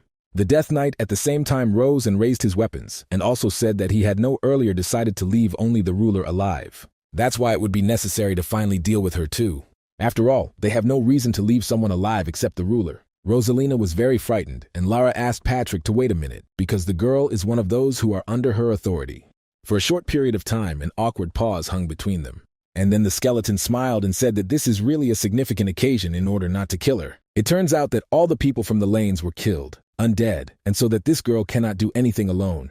And besides, it is in such a broken state that there is simply no need to kill her. But if its elimination causes an emotional shock, so the weakened ruler will become a big loss. Therefore, he really decided to leave her alive, after which he turned to Melch. And he asked, she could not have to sleep with anyone. The girl replied that she could do it easily, but it was interesting to put to sleep in a circular. The knight said that he would like to talk with the ruler alone, and then the queen of demons understood everything. Away, taking advantage of her magic, immediately put to Rosalind. Patrick made sure that she fell asleep and said that now they needed to start a dialogue, as the ruler could notice. They are fulfilling their part of the rescue of the settlement. So it's time for her to fulfill her promise. Lara immediately asked what she needed to do. The interlocutor noted that we are talking about non-disclosure of everything that she saw here. I think that these obvious things should not be said to her, so he will lower them. Right now, he is going to tell the story. So let him listen carefully. The story of this about the heroic ruler who suffered a lot of insult, his benefit to protect his village. The ruler noted that her land threatens the invasion of undead and decided to protect the village for the sake of its inhabitants. But it is not clear what to do because she watched her undead and local troops were not able to withstand her, and the only way out was to ask for help. But while the residents went to help their anger at the ruler, accusing her of all the troubles, and the situation only became worse when the undead killed many people who were waiting for salvation. But even such a situation of the ruler coped and suffered all this. Therefore, after, it would seem, eternity arrived for the reinforcement of the empire, which defeated the hordes of undead. And this village was saved and told this wonderful story. So from now on, Lara will not be a cowardly ruler who hid from fear. And she is the savior, who knows about the very beginning and sacrificed herself for the sake of saving the people. The girl asked if he really wants to deceive the inhabitants of the village. After which Patrick immediately extended his hand to the side and asked, didn't she say that she wanted to live? So let them look right now, which is in the castle, and feed the remaining people. and soon help and food will also arrive from other villages, the ruler asked. But how does he know that help will come to them? Patrick replied that he does not just know this, but organizes it himself. They will take care of everything that will make the young ruler hasten heroin. After what I heard, Ular thought for some time the whole situation that had developed. At the same time, the knight said that everything had already died down, and it seems that the boss had already finished his battle. Therefore, she thinks that it was time for him, and it was time to go to the boss. The girl replied that she could not use the teleport because her mana is at 0. Suddenly, the countess connected to their conversation, who asked if she could ask her at least one question. After all, she is not entirely clear why they all go like this far for the sake of saving Hasten. It was not clear to her, because they are monsters from the dungeon and cannot be so friendly to people. Speaking of this, Patrick said that she wants to live, so you should not try to learn too much about this. Shortly before the incident, Plavallo said that the time had come to destroy one of the dungeon of a huge evil, so he was sorry for Erebos. After all, he would really escape this if he simply sat silently in his place. His minions were so out of hand and haunted even when he stood quietly, and his back pierced so much that now the hole is itching. As a result, the interlocutor said that he did not stop admiring his strength, but the guy replied that he did not need his admiration. In the end, he only wanted to ask the king of the undead why he chose Hasten to attack. If he had not invaded this place, the ancient monster would not stand here right in front of him. Erebos said that the paths from Hasten are the most suitable route for invasion of the empire. At the same time, the hero did not talk about that, and thought what this asshole knew that here was his territory. It still came here. Then the interlocutor asked how he himself thinks why he came here. Then he began to use his strength, and Pavallo noticed it. So he immediately counterattacked, using his forces of an ancient monster. When the king of the low it was allowed to destroy, he began to laugh very much, and did it until the very end. The guy, of course, did not really like this, so he decided to finish off his opponent, after which the explosion thundered. And then the head of the king of the undead immediately fell to the ground. The hero approached him, and thought what happened. Was he really not trying to use the magic of movement? Although this is not particularly important because he was still going to kill him. And now he would like to look around, and what he saw did not quite delight him. Because it is not clear what to do with it, because this place is no longer suitable in order to restore it. And as soon as the guy thought about it, he heard the voice that he called him. And it was Patrick, who rushed to the boss with all speed and called him. He spoke his gaze for himself, but the knight said that he remained and would not move, because he missed the Lord, and he probably also. Davallo understood the sadness of this situation, so I decided that he was the end. Sometime after everything subsided, Hasten's settlement was spilling, but also rain. Previously, people went carefree in this place and drank, and also rejoiced at life. But now everything has changed after evil spirits attacked the settlement. Rosalina sat and hid from the rain somewhere in a dark place. She, in turn, recalled what was in the past, and now she realized that she had nothing else left. Therefore, she immediately wondered, was it really salvation, because she was left only one? And the rain continued to pour everything, and the girl was sitting alone, and no one approached her. She only continued to repeat that she hates them all for what had happened. Further, the girl wondered whose fault is the fault, that everything happened so. At the same time, her gaze was not at all the same as before, and she wondered who killed them all. At the same time, the main character with the steel finally returned to the dungeon. There they met Renee, who congratulated them on a joyful return. But the arrivals were very tired, so the guy only managed to mutter something. And the maid, in spite of everything, was very energetic, so she said that she patiently waited for them. Suddenly, a fragment around the cave fell off from above, but the girl easily destroyed him and returned to the master, saying that she was waiting for him, and everywhere sank. The boss immediately stroked her head and said that she really worked very well. Soon, the flicker, like everyone else, fell without strength, and it was clear that they were very tired. Renee was a little embarrassed, noticed Mr. Pavallo that he was probably tired. In this case, whether he wants to have dinner or first to take a bath, he answered he would like to have dinner with water from the bath. Patrick realized that something strange was happening, so he turned to Batory, who was also sitting there, and asked what she taught her until they were. The interlocutor hesitated and asked how they had everything, and the hero told her to just leave. Patrick said, if not a doctor into account the number of people who died and undead people, and not to assume that their damn boss prompted the whole village, then everything went simply super. The woman was surprised and asked what he was doing there at all, and the guy answered how he was doing because he cleaned the undead. The interlocutor asked if he was convinced that his stripping sank only undead. Pavallo replied that he was cleaned out. The mistress was surprised from this, and he continued to say that he was going to sleep and should not bother him. He also took out Erebos' head and laid her on the table. Elizabeth looked at his head and asked if it was the king of the undead, and when the rest were about to leave in order to rest, she asked them to wait. Then she asked with surprise, unless it is just his shell. Patrick, and also wounded a little alerted from this, and asked what she meant. After a while, the main character informed his gatekeeper as everything was, because at the end of their battle, the villain used magic. The interlocutor noticed that the boss did not think about it. This is a complete crap, because he really made mistakes with this cleansing, and so bad that the ruler knows the truth. But it turns out that Erebos is also alive. It is not clear what they did in Haston at all. Dovalov nevertheless noticed Batory. After all, she said that the king of the undead lost at least 70% of the vitality. Patrick added a conflict between the two dungeons of evil. No one has yet cancelled, and for no matter what reason he was, now he needs to be careful. So far, Erebos will not bother them, since he will not be able to do anything for a while. But even so, it is time to start taking all this seriously. As he already said, even if he can take care of the consequences of the settlements of the recruitment of monsters in the dungeon, the work of the boss, still. That's why he is interested in whether he understands this. Naturally, the main character did not hear all this because he was already sleeping very tightly. And Patrick is already tired of this because he is constantly trying to do something for him. Rosalina at night headed for a tree, near which there was a large number of corpses. There were also other people who said that they were given the third day. But what is the meaning of one's stomach if his wife and children are already dead? It is not clear even how the ruler helped, because he thinks that everything is all right. One of the men stated that it would rather follow his own light than it would be so. The girl turned to him and asked why to leave somewhere, of course. She also hurt so much that she just wants to run away. But why should they run away? She is interested in what they did wrong in order to just die. Let them just think whose fault is and who mercilessly killed them all. Already when the baby spoke about this, you were very angry, because I understood that all this was unfair. Therefore, she declared to those who were next to her so that they would not direct their anger at those who are not worth the fault, because in meaningless death, there is no sense. And if they die in any case, they must take revenge on those who brought them to such a state. People listened carefully to her stories, so they asked what they needed to do. And then Rosalina then said that they themselves know everything perfectly, because they should destroy all the undead. Gal was in the imperial palace, and there he knocked his head. Nearby were several dozen guards who buried the piece of the emperor himself. His Majesty turned to the guy, calling him a complete name. The knight patiently waited for him to turn to him and asked that he wanted his excellency from him.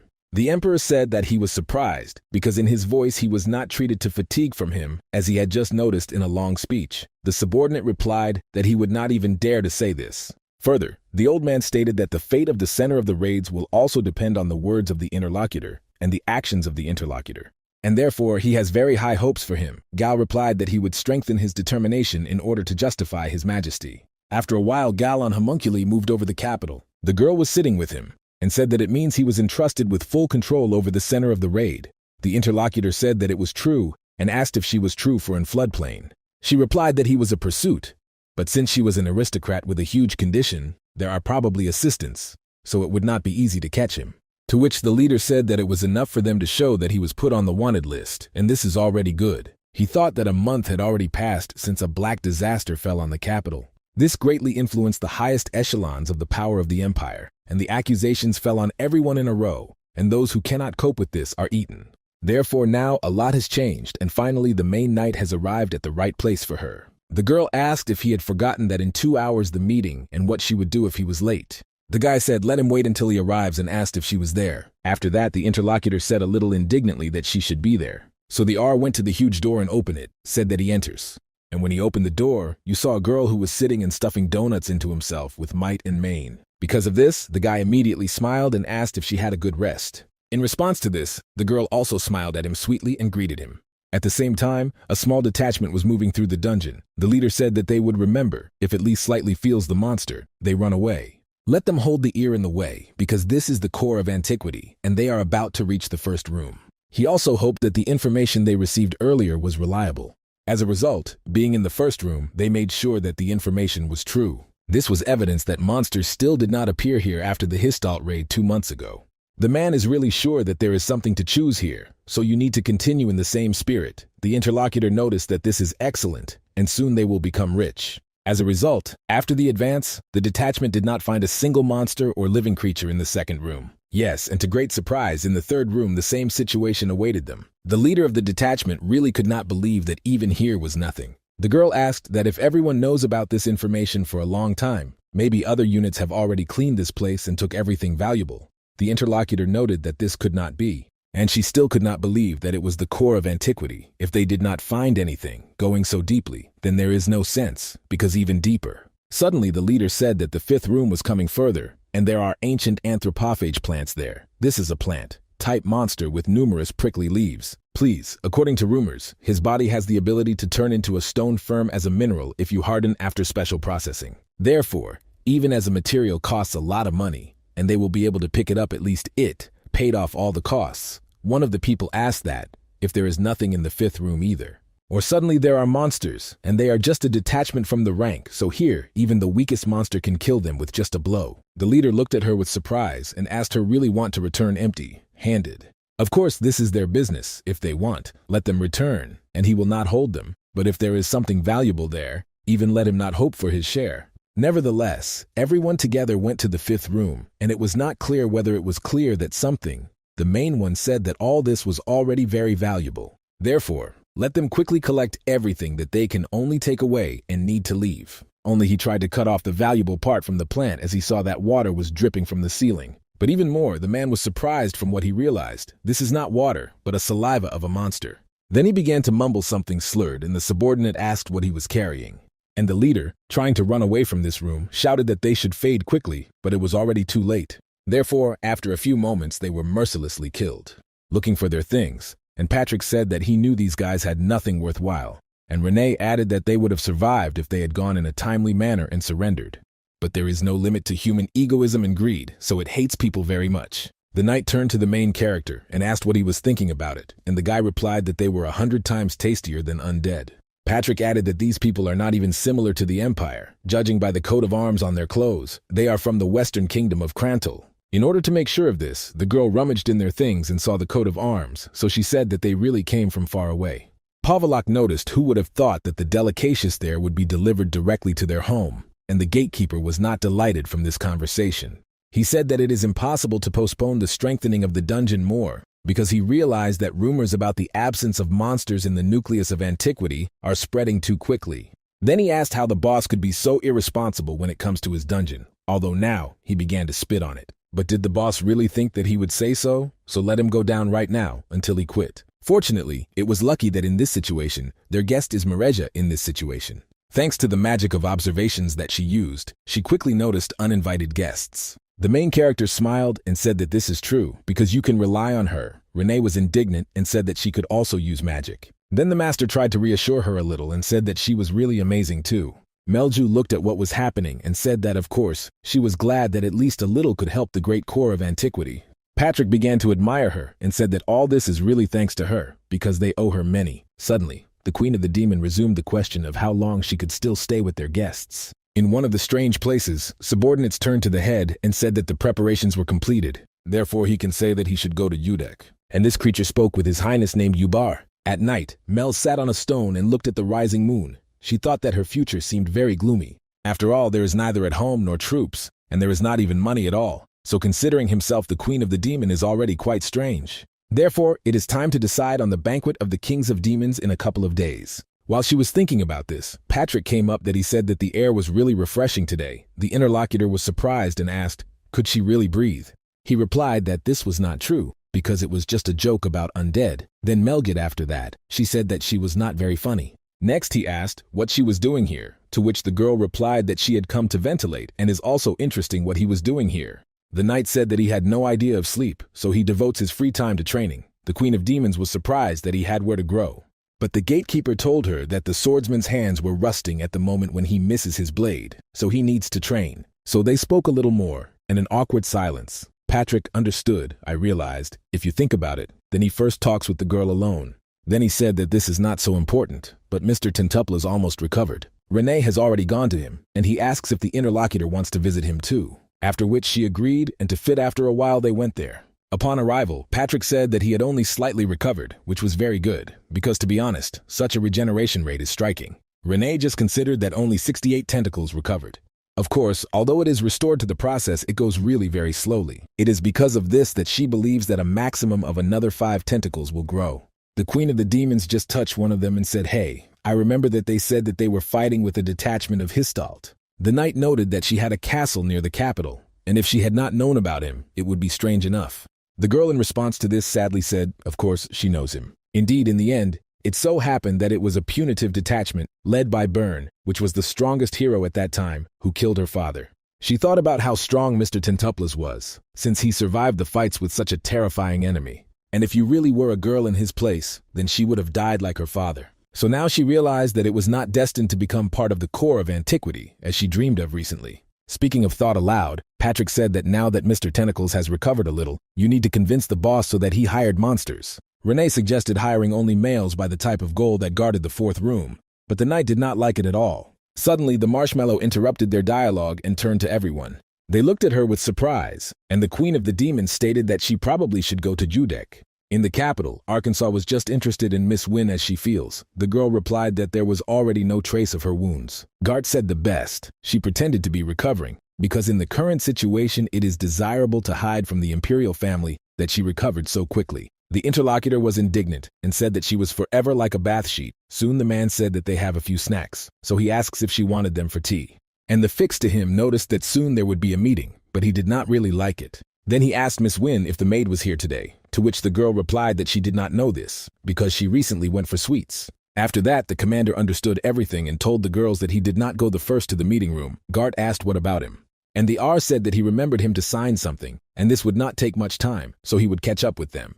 After the explanation, the girls agreed not to be late. After some time, they left him, and the guy remained himself. But it turned out that he was not alone, so he asked that for the maid wiped the cups here. In the shadow was a man who hid his personality and said that he would find out everything right now, and the commander added that he did not need to report. At the same time, I thought that thousands of confidential documents were accumulated in the office. The maid wiped the dishes without its knowledge, which means she could read something.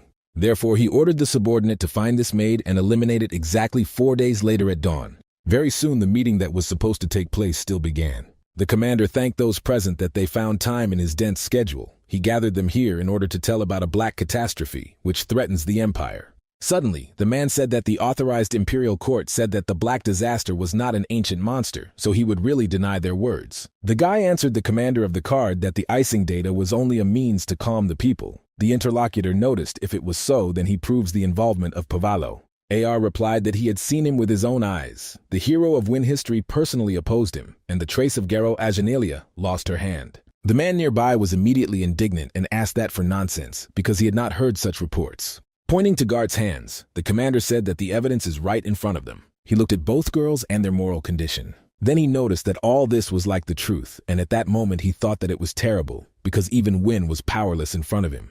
Then the Gallet said that there were no prerequisites for the appearance of a black catastrophe, so they are here to prepare for repeated and sudden previous. Naturally, those present began to whisper among themselves, and then one of the men asked what his plan, how he was going to stop him. After all, he does not think that there were some flaws in the defense of Riaz. Only the attack by Plavallo proved that she was powerless against him. The interlocutor said that the Duke of Reludos is right, and he wants to say the answer to his question. Because it is simply necessary to emphasize the need for 36 masterpieces, the Duke immediately stated that they are all actively looking for them. Of course, the captain understood that they were looking for them, but no one would find them in any way, because even Dantu's teeth, that they were auctioned, were in the hands of Pavallo. But it is not clear which of those present are able to survive in battle with him. Each of them is a diamond of the Empire, but even they are nothing before his power. Their weak human bodies, with the exception of Win, will not leave on the body of landscaping and scratches, no matter how much they train over their abilities. Therefore, to make up for such a bottomless abyss in force,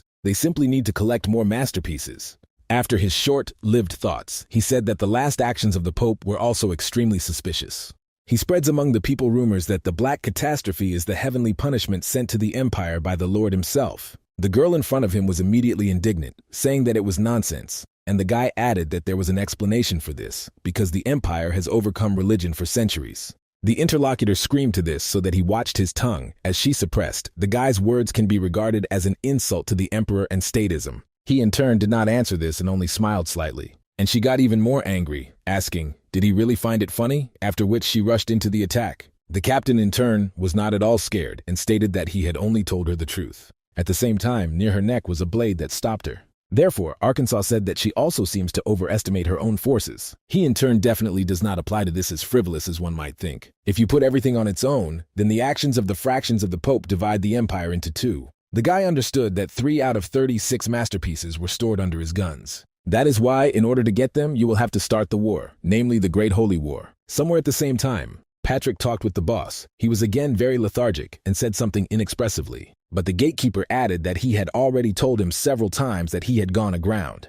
In response to this, the hero said that he had heard him perfectly, but does not understand that from that. The knight was in despair and shouted that it means that he does not understand whether the boss's ears are only hanging for beauty and as many as 2 pairs. And again, he shouted that the girl really left the dungeon, since it was still for a look. It may therefore Renee and the eagle went away, because he could not reach him. Dovalo noticed that he seemed to say that she wanted to go to Judek, so the problem, because there would be a banquet of the king and demons, and for her, it is quite normal to go there. Patrick was even more angry because of these words and shouted that probably this was due to the fact that she might not return, but the hero explained that she did not say that she would not return. After that, the interlocutor calmed down a little and said that if you think about it, then he is right. In truth, the state of the Queen of Demons raised questions and even before the words about Judek. Instead of saying that she would return, she said that she thinks she should go. Perhaps he would see his meaning where he is not at all. Renee, who came to feed the boss, said that she also felt something was wrong, and the knight said probably Mel's was going to recruit a monster's army again. The main character at the same time turned to earlier and asked that she had it in a pan there. After that, the baby smiled and said that she noticed he looked depressed, so she prepared porridge soaked in her love mixture. Dovalo asked what others soaked in death. Patrick smiled and said that he was heard, but the result would be the same. Naturally, Renee was angry because of this, and then it hit him. Further, the hero said that she had gone. It is clear what they all gathered here. Do they really want to tell him something? Patrick noted that for 2 months it has passed, and it is impossible to delay more with the hiring of monsters. Besides, Renee confirmed this. At that moment, the gentleman asked why he constantly shifting all the work to him, after which the interlocutor was surprised and asked who else, to whom he was shifting. As a result, the boss only turned over on his back and noticed that in the end, he would not even take a step from here. In general, Patrick is his gatekeeper, and the gatekeeper should not replace the boss of such difficult matters. The knight said that he was really right, which surprised Povalo. Then he lowered his gaze down and said that he was unlikely to succeed in doing this. Did he really forget that he gave him full power over Haston? He must know how much he has to do there, so the work is not managed. Dovalo noticed that he was really surprised that he had so easily agreed. But who would go then? And the interlocutor, of course, was talking about Renee. But the guy did not really like this prospect at all because he realized everything. And the girl, as if nothing had happened, told the master that he would not be worried and grant this business to her. At the same time, the main character recalled what happened recently when he saved her. Then he asked if people would not have questions or suspicions about her eyes, to which Patrick said that they would certainly be. Let her leave this business and enjoy the rest, and that's all. Of course, from this answer, Dovalo was upset because he realized that he needed to go. Further, Patrick again turned to him and asked if it could be that it was not so simple. After a heavy road, the old man told Miss that they had already finally arrived. Then he asked her to protect himself, since he wants to see the world at such a young age. The girl, of course, agreed. She thought that she had heard so much about this place, but did not think that it was here. And Melange arrived at the city of a mercenary U, which was called Knecht. It is worth saying that this city corresponds to its name, because everyone looks so threatening. It is this city that is located between the borders of the Union of the Kingdoms of the Empire, so not one of the parties intervenes its affairs. Here, every 4th resident made a career for himself, participating in raids, and she heard that it was from here that the detachments get the most information about the dungeons. But at the same time, the girl does not see either a card or signs, so it is strange that she is for the first time in such an unfriendly place. That's why you will need to look at the stars in order to find out which side there is Judek. In fact, the city seemed very large to her, as if it were a castle of the King of Demons. And having stayed here quite a bit, she could feel what a dense concentration of mana here is still a dense concentration. Inside, about 10 people. All magic is approximately the level of those forces that she saw in Riaz, so there are probably complete information and requests for raid. But everything was not so simple at all, because she saw how one of the people was restored. And he showed what kind of card it was, and then they let him in. I thought the fuss. Was it really that this certificate seems to be not possible to enter without it? Of course, this is bad that a lot of effort should be made only to get information. Suddenly she felt something strange that came from one of the lanes. That's why this attracted her attention, and of course the girl, without thinking twice, went there.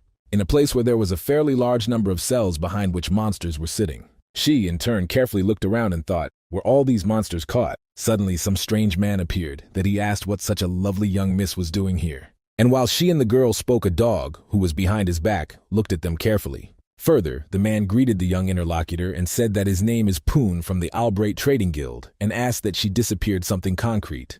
The person understood that outwardly she looked very young, but since she came here into one, then a strong one. So with confidence it can say that this girl is an unusual aristocrat. That is why it would be better to be in her good account. The interlocutor noted that her name is Melry from the Agris family, and she is interested in what kind of place it is. Pun said, if we talk about it briefly, then this is a warehouse of trophies received after the raids of the dungeon. They are mainly used for the manufacture of equipment or jewelry, but it simply puts them up for sale. At the same time, the girl realized that after the restoration of the castle and still would have to gain an army of monsters, so you can look around. And the man at the same time told her that she would go and look what they have. Suddenly, the Queen of Demons saw Lycanthrope. He is a powerful monster that was with her as the only army military leader, and in battles for the castle, he always won. Therefore, she thinks that he must buy it, so she turned to the seller and asked how much he costs.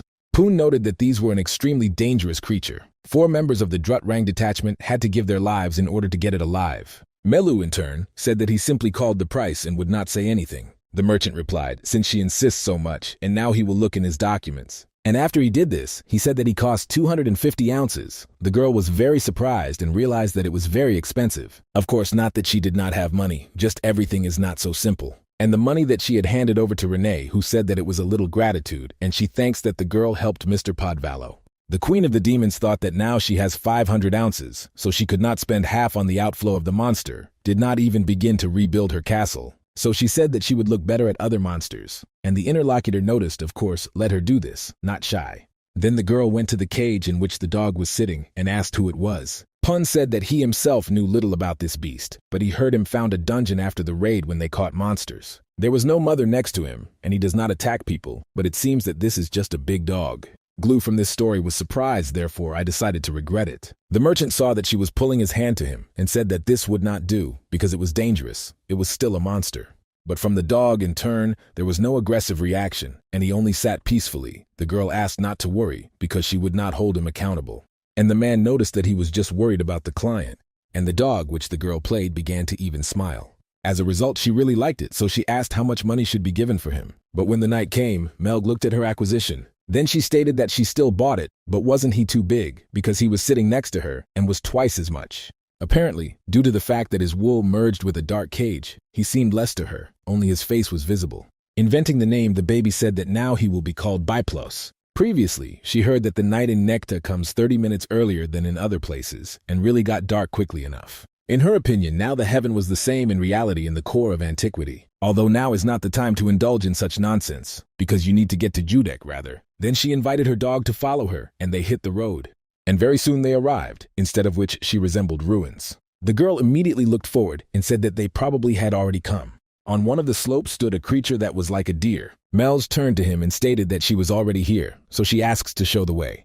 The deer immediately transformed and was more like a person and immediately greeted the Queen of the Demons. He told her that she was heading to an abandoned monastery, which is located right behind the hill because most kings have already arrived there. The girl said that she understood everything and immediately followed her beast to the appointed place. On the way, the baby paid attention to him because I realized that it was wrong. So she said that the Biplosion did not follow her, let her sit here and wait for the soldier of her army, but it seems that he does not understand anything. Therefore, she again asked him to wait here until she returned, and if people meet, let her quickly hide.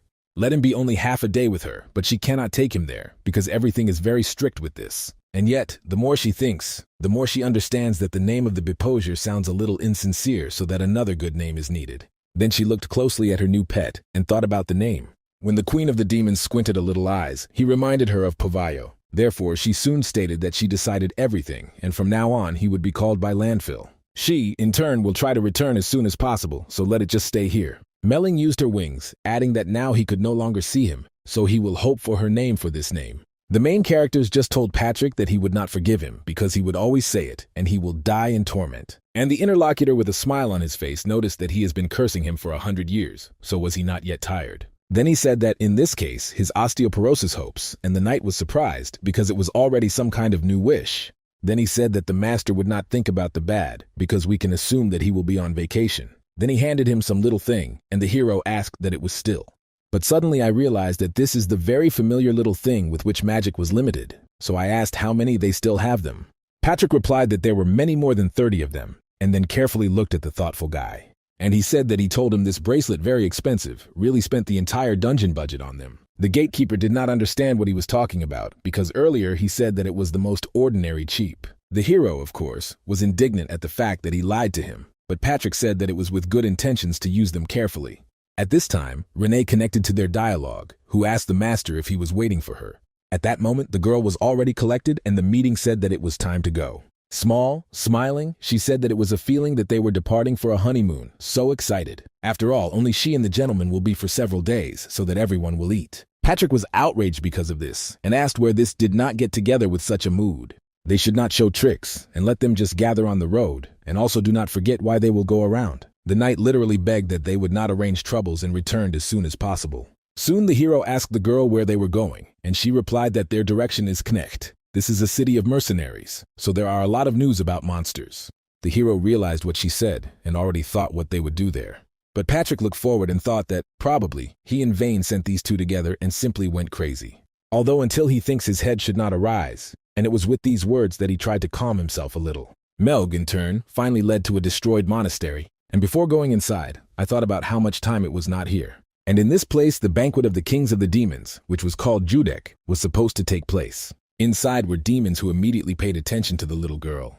She walked slowly and caught her eyes that literally condemned her. The creatures present after they saw her also began to whisper among themselves. Further, the girl wondered that the last time she visited this place for so long that it was now tense. And when she was here, there was also in her youth. It was when they came here with their father, and then she was also in the spotlight.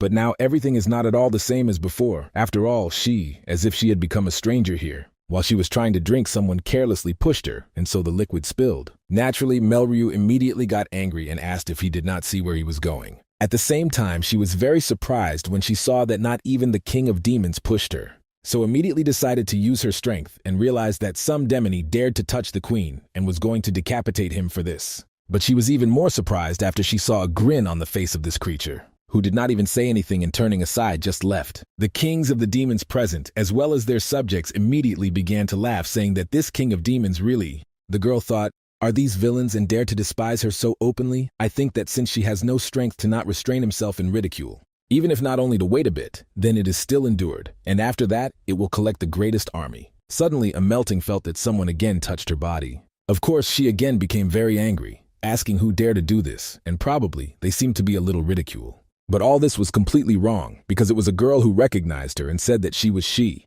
And Melzu herself asked, was it really Marmolia? The acquaintance was very happy that she was alive because she was very worried about her. Then she hugged her and said that a lot of years had passed, as if yesterday they studied and played when they were children. The girl said, judging by the manner of communication, she was too childish about the Queen of Demons, and her friend answered how much they needed a manner at all.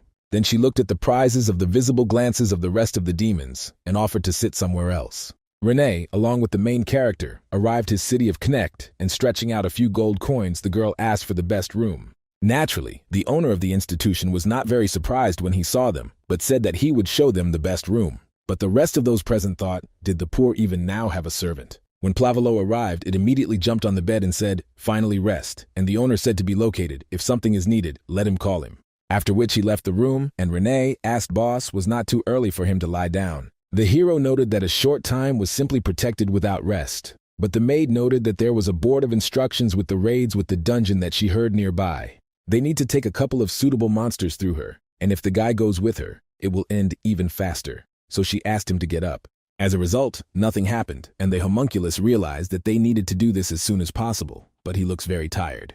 Be that as it may, such a chance falls into life only once for her. Earlier, Patrick approached the girl and asked if she wanted to spend time in the company of boss. She, of course, was very surprised and asked, was it really a question of a date? The interlocutor noted that this is not so necessary to tell the master that she would go to look for monsters alone.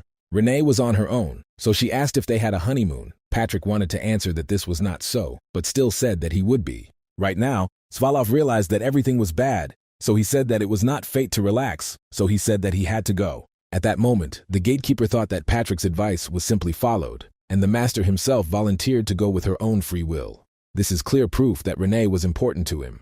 Now she is sure that he will belong to her, and they will quickly manage. And then they will find the perfect honeymoon, so it is definitely a genius. At this time, Flickering with her friend talked. The girl told her, heard what happened to her castle, and immediately went to her demons for intelligence. But all the adjacent territories were already captured by people.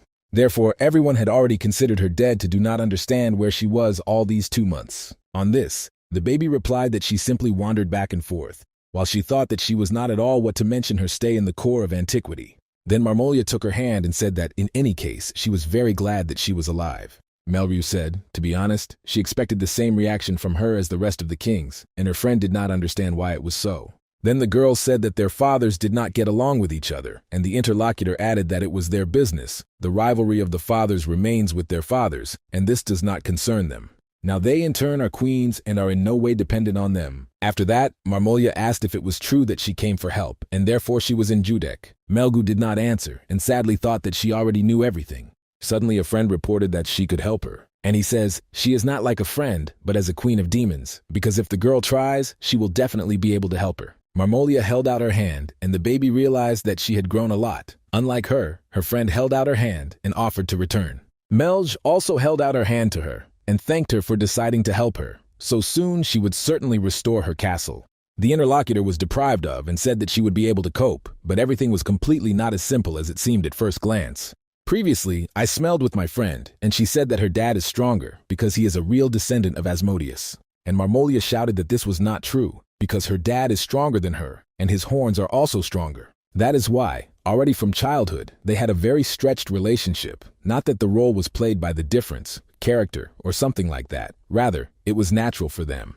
They often quarreled, and perhaps the fathers influenced them, although the men got along quite well on her memory. Let their relations were so, but it was impossible to deny their intimacy. However, when I felt the power of the marshmallow, everything began to change a bit, and each of the girls became more close to her father, which had even more influence. Right now, a friend told the girl to walk with her, and she smiled and said about the fact that she had not matured. Marmolia was surprised and asked why she suddenly thinks so, and the interlocutor replied that she said this by the way, and she was interested in where they were going.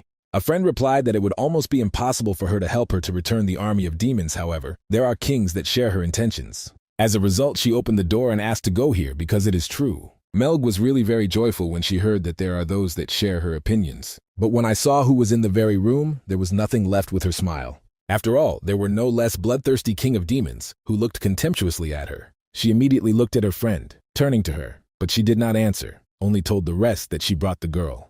And the marshmallow at that moment realized that I really did not mature from my young age. And she has not changed at all, because since childhood she was envious of her strength and was very cunning.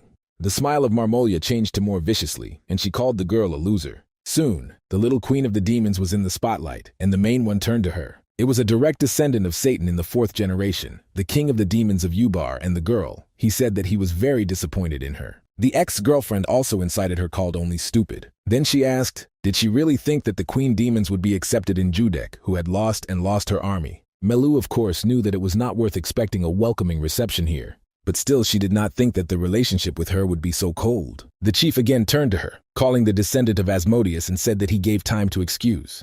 The girl was surprised that she had to make excuses, and stated that it was only a misunderstanding, because she did not lose to people. The rest of the kings attended immediately killed her and asked, no matter how she lost to people.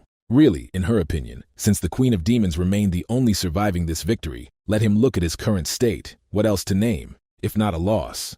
At that moment someone suggested even not to say anything, but simply to execute it. Naturally, the baby hesitated at that moment and understood that she had nothing to say because the king was to blame for the death of the demon army. That's why there was nothing left to do, how to say that it was her fault and needing her head. Someone called her a shame of the race, and someone said what impudence you need to have in order to come here after such as to maintain authority. They must remove it from the post. Several senior demons with a collapse with this and stated that they needed to end her. Some speaker even offered her to execute her, which was very pleased with Marmolia. They further said that they could not allow the banquet to break due to such insignificance. Therefore, he proposed to postpone the decision before the final day in Judek. The Ubar, in turn, smiled when he heard these proposals and ordered the sinner to the sinner prison.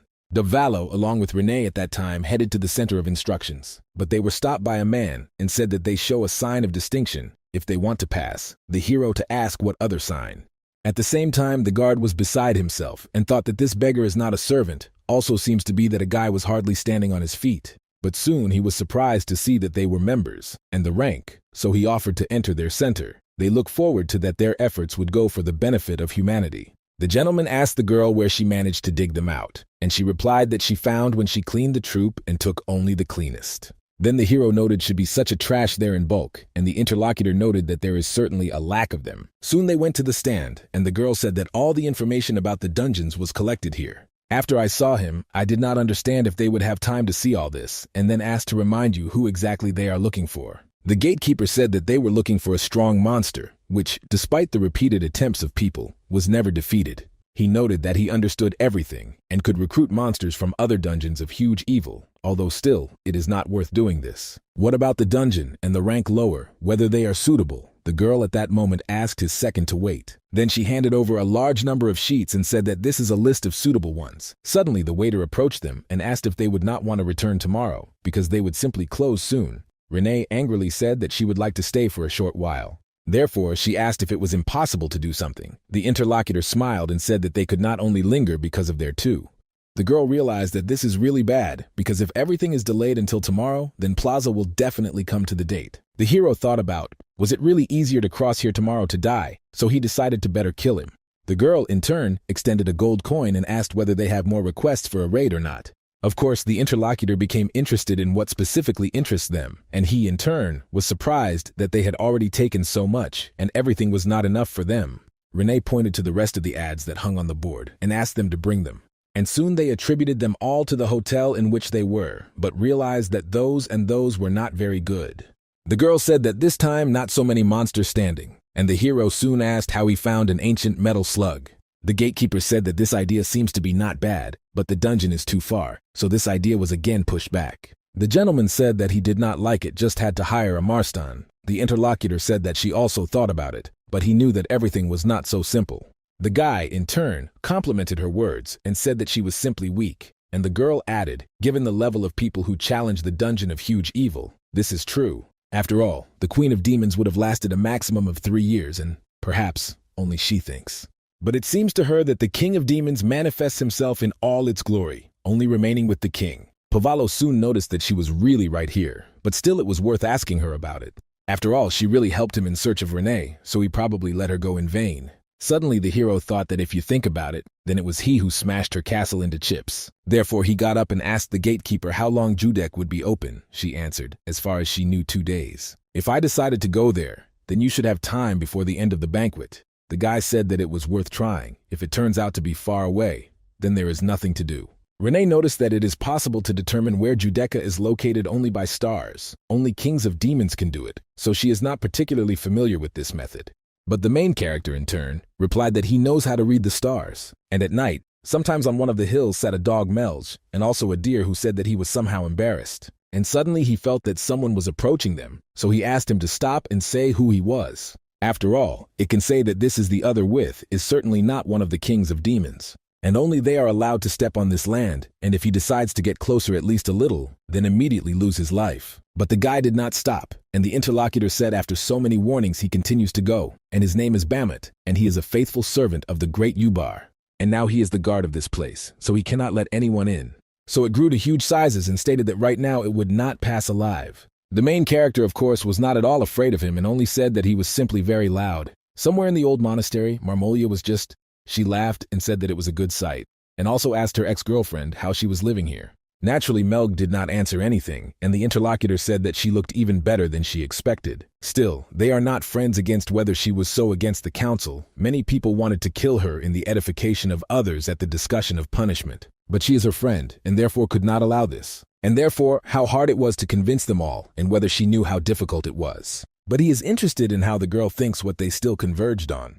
And according to the results, it turns out that she was just a friend of a friend, after which the fangs will be torn. Indeed, what a pity that their dear melts will be left without their charms, so it is not clear how many demons will mock after it. As a result, the girl cannot even imagine what she was. After all, she waited for a very long time and painfully exactly this argument, so now he enjoys. But if a girlfriend loses the horny fangs, then he will no longer be able to claim the role of the king of demons. Therefore, she has a wonderful plan as about the option to become her servant, and she will even give her a chance. And who knows, perhaps in the end, even the place of the boss will turn out if she bowed and licked her boots. Malouche did not answer anything, and Marmolia asked she really does not like it because she was silent. Suddenly, several demons came up, who turned to the mistress and said that they were ordered to bring the sinner to the court.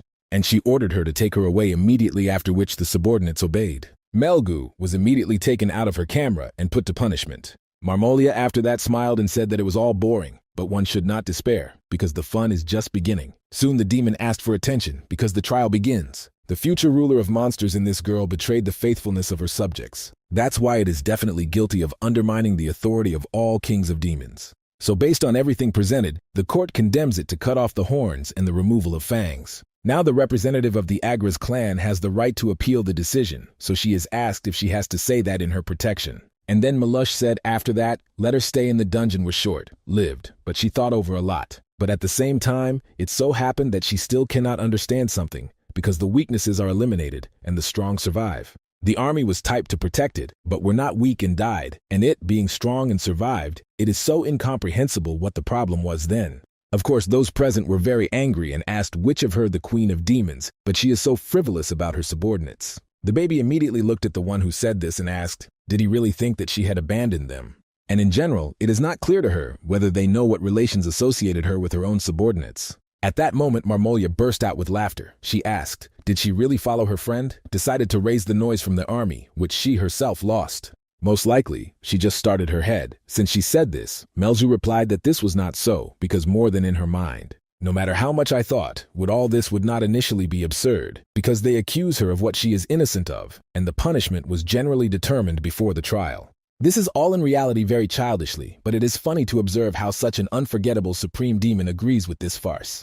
That's why she looked at the main one and asked Sir Ubar, was she really wrong? Marmolia, like all those present, were very surprised, because she turned to him, sir, and not a gentleman, so they began to ask what kind of disrespectful communication it was. And the chief said that they stop, which they would not say the mouth of the one who lost everything, and such words do not definitely hurt him. At the same time, the girl realized that she would not make an outcome. It would not change for her anyway. All these higher creatures should meet with the real higher. These kings of demons are so ignorant, and it is quite funny. And already from this simple thought, it still becomes easier for her. One of the verticals said that this such action of the defendant will be put forward a second punishment and the first must be fulfilled immediately.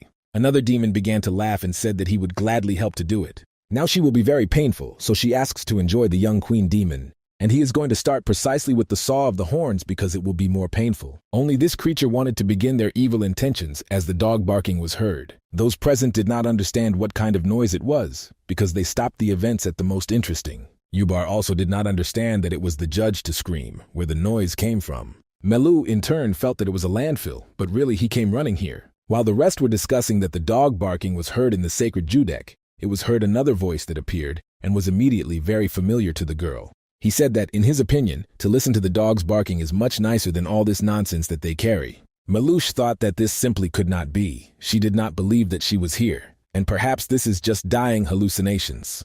Even if he begins, he is not there, and yet she thought if suddenly he is here, she would like to see him.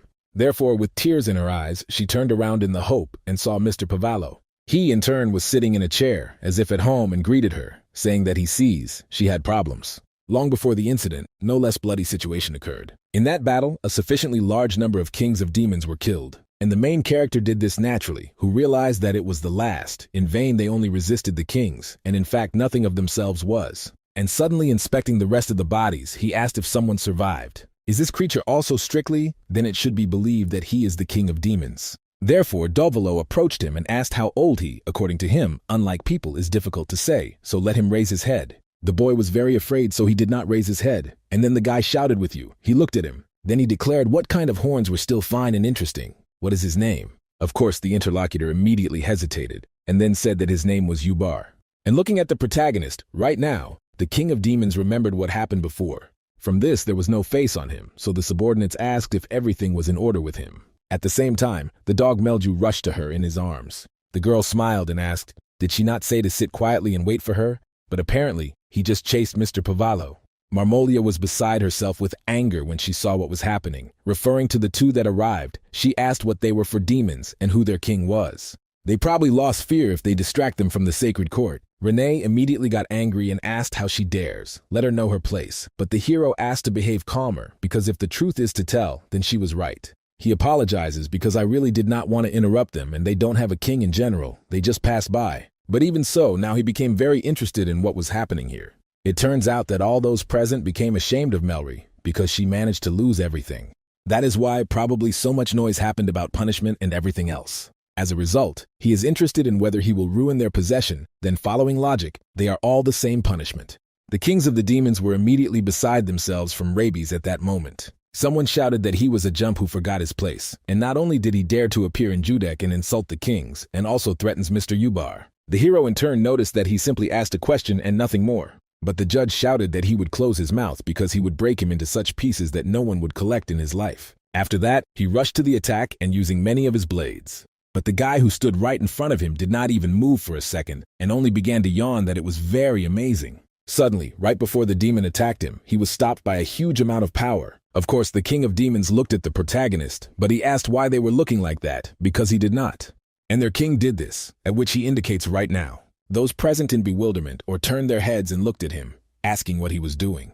Ubar was very angry at them, and it was clear that it was he who stopped his subordinate. And then he asked how those present dare to show such a disrespectful attitude towards the greatest. He apologized to Pavallo and said that he would personally punish him for raising his sword on the great. Marmolia was also surprised from this. After all, I saw that their main king of demons bowed to this guy and said that he was welcoming the highest creation of Mr. Padvallo. The rest, immediately thought, was it the monster that is the main boss in the core of antiquity. The judge, who was behind, asked the master why he did this, and the man thought he was a fool because he still did not notice anything. After all, if he hadn't done so, then this maid, he would have decomposed him. The hero looked at Ubar and said that he looks familiar, so it's interesting whether they had already met. And the main king thought that not only his subordinate, but all the other kings of the demons would have already been exterminated. Therefore, he respectfully turned to the highest creation and asked what led him to this place. The gentleman said that he remembered him, and his name, of course, was surprising, because he grew up very much and hardly recognized him.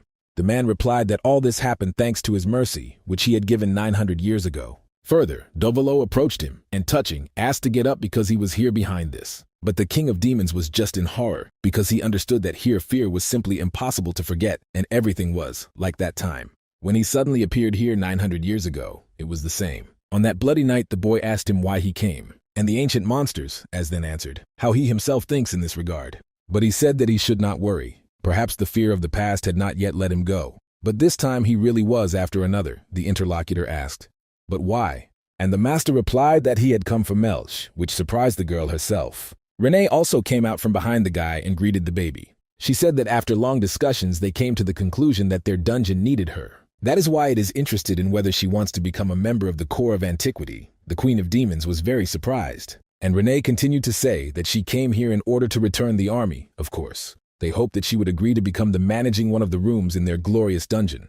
And in this case, of course, it will place monsters that will become part of its army. The baby asked if she could become a manager. The interlocutor noted that this was true, and every member of the core of antiquity would help her to recruit suitable monsters. The hero at the same time noticed that he would not do this, so Renee said, of course, except Mr. Pavallo. The results of the guy stepped forward and said that this is why they came here. Then he held out his hand and asked to allow her to ask for one service, to which the girl agreed. At the same time, as soon as they tried to shake hands, Marmolia appeared that she shouted that she was against. The insignificance that is not able to cope with the army will become a manager in the core of antiquity. It is simply ridiculous. From childhood, she was compared with Melch and said that she was not so good, and now she had a chance to overthrow her. Turning to the greatest and powerful master, she is sure that this is reluctant, and he deceives him, so that he can ask her for this, because she is not worthy of this. But what about her? Because she, unlike Flickering, the true queen of demons with an ancient pedigree, if he allows her to take her place, then she will give him the heart, body, and soul. Then she reached for him with her hand belittling to do this, and then Renee rushed to her and immediately cut off this limb, with anger, asking how she dares to pull her vile little hands to Mr. Pavallo. From the injuries, the queen of the demons began to scream, howling her fingers were cut off. Ubar again turned to Mr. Pavallo and asked to forgive such rudeness, but he said that there was nothing wrong with that. The man replied that this was not so, because if he gives them this opportunity, then they will punish it properly. The subordinates of the demons immediately seized Marmolia and shouted about why it was so. Let her go. She also screamed, turning to Mel's that she sat in perplexity on the ground. After a while, Renee asked her if she regretted it. And he speaks of what had happened, because she was trying to ask her, and she would cut all these kings immediately. The girl replied that there was no benefit for the core of antiquity in this, and she understood that she decided not because of some mercy, yet the kings will now be considered her, so it is better to leave them alive and will be more benefit. Then she asked, but how he and the master generally found Judek. Renee replied that he could read the stars surprisingly.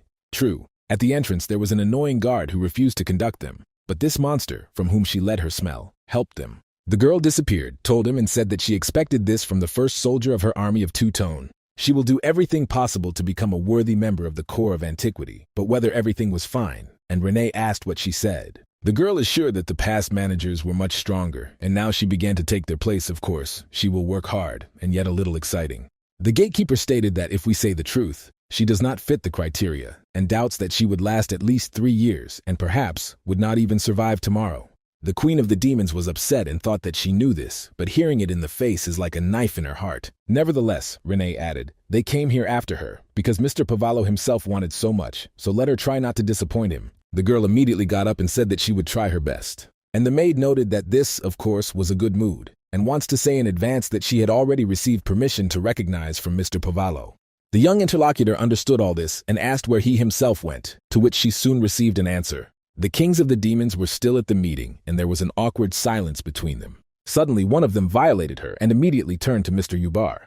It was Bierman, who dared to speak out on behalf of the northern king of the demons. It is well known that the ancient monster, as well as the strongest dungeon among the bosses. However, even given this behavior, quite strange. In these, it, in turn, is not entirely acceptable for the supreme demon, and he sets this out, with all due respect to him. The man got up and said, if you cover about such behavior, then he hears his words with all his soul. It seems that they are afraid that he will undermine the authority of the kings. But another of those present said that this was not at all. And the previous speaker continued to speak partially. This, of course, is so, because if something similar continue in the future, then it will be very bad. The supreme demon from these words immediately got very angry and asked what they were, worthless and fools. Then he took advantage of the skill of the giant's hand and grabbed the one who opposed him.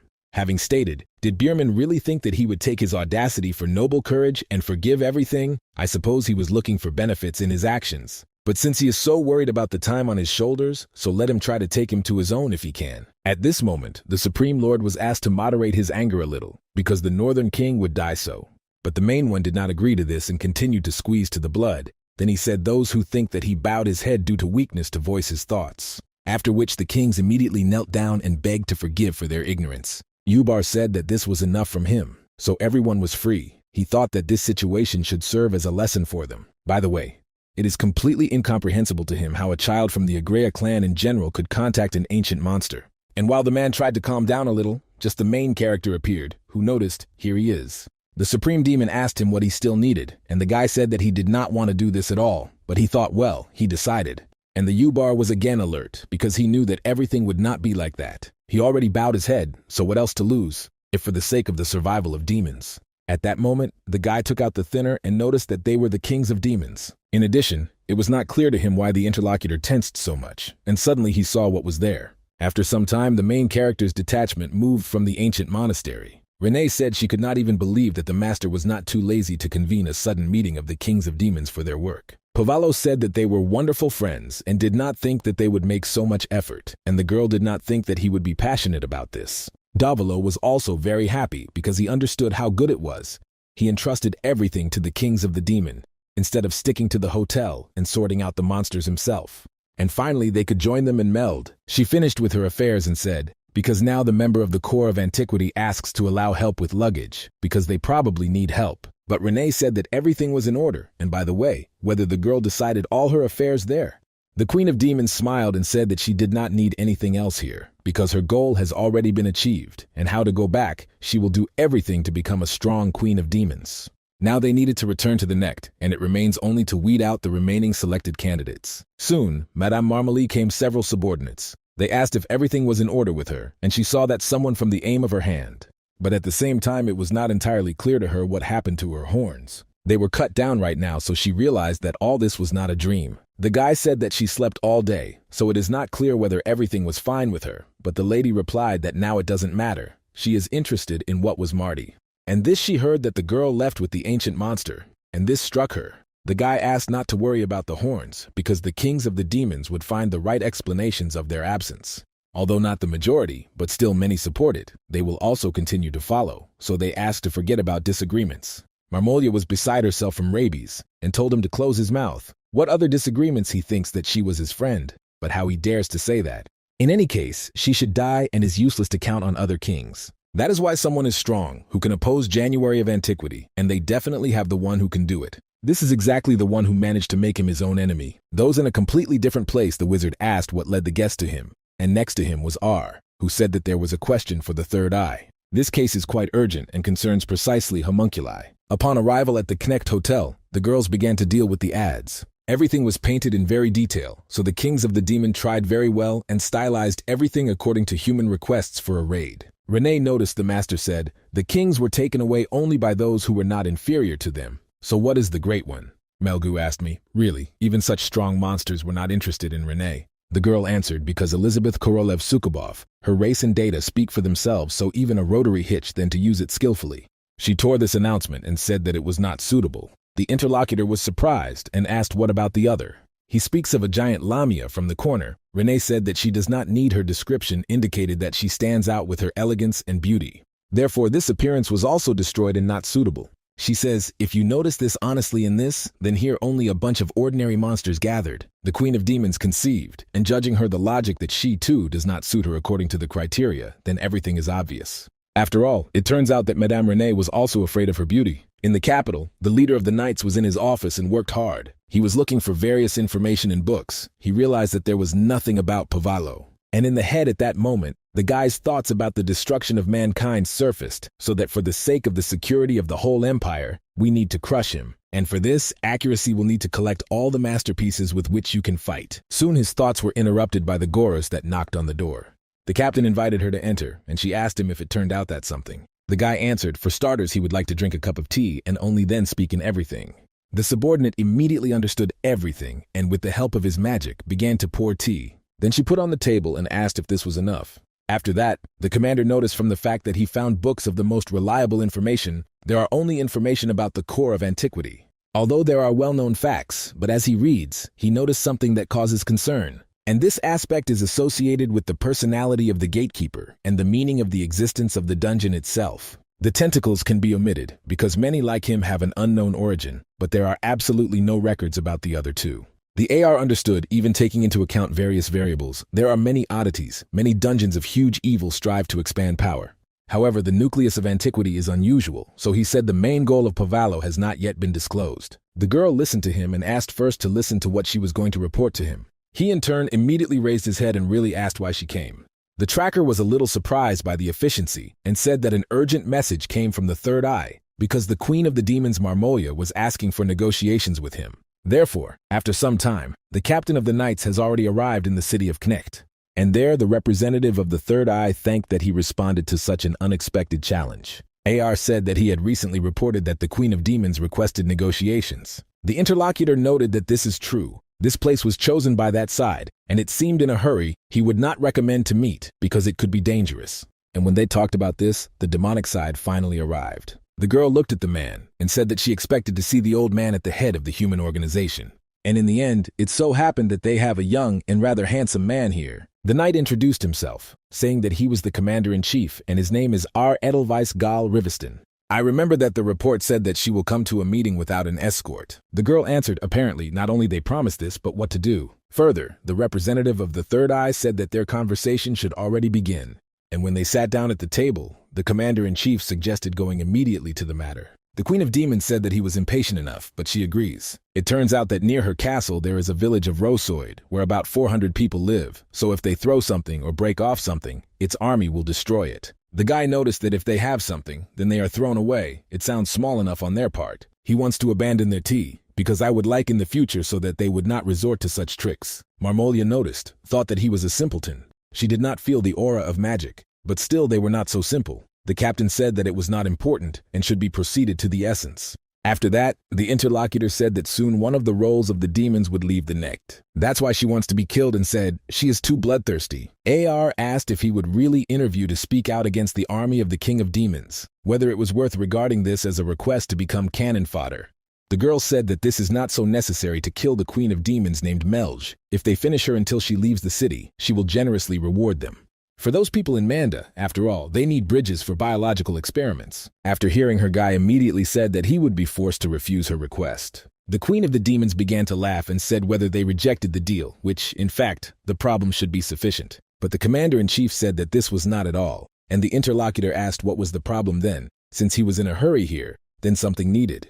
Her manner of speech has changed a lot, so the guy said that it was rather a hurry to do something. Further, I realized that she had no fangs, so there should be no horns either. Besides, rather strange behavior, as if he was running from something. The Queen of the Demons, with whom they have never contacted, suddenly hastily asks for negotiations, or a trap, or something very serious. She suddenly got up and asked if he was laughing at her. AR asked if he was laughing because it wasn't she hiding something from them. After all, he asked for strange things to help get rid of the Queen of Demons named Melj. But the knight, in turn, perfectly understands that she has a patron. The girl's body moved again, and he realized that everything as he thought. Therefore, it makes no sense to get involved in the throne games of the kings. He rose and said subordinates that they were returning. Marmolia immediately screamed so that they waited a little. He was right, because, as she said, she has her own patron. AR replied that this himself perfectly understands, so they would pretend that there were no these negotiations. And only he wanted to leave the room, as the interlocutor said that her patron was an ancient monster from the dungeon of evil Plavalo.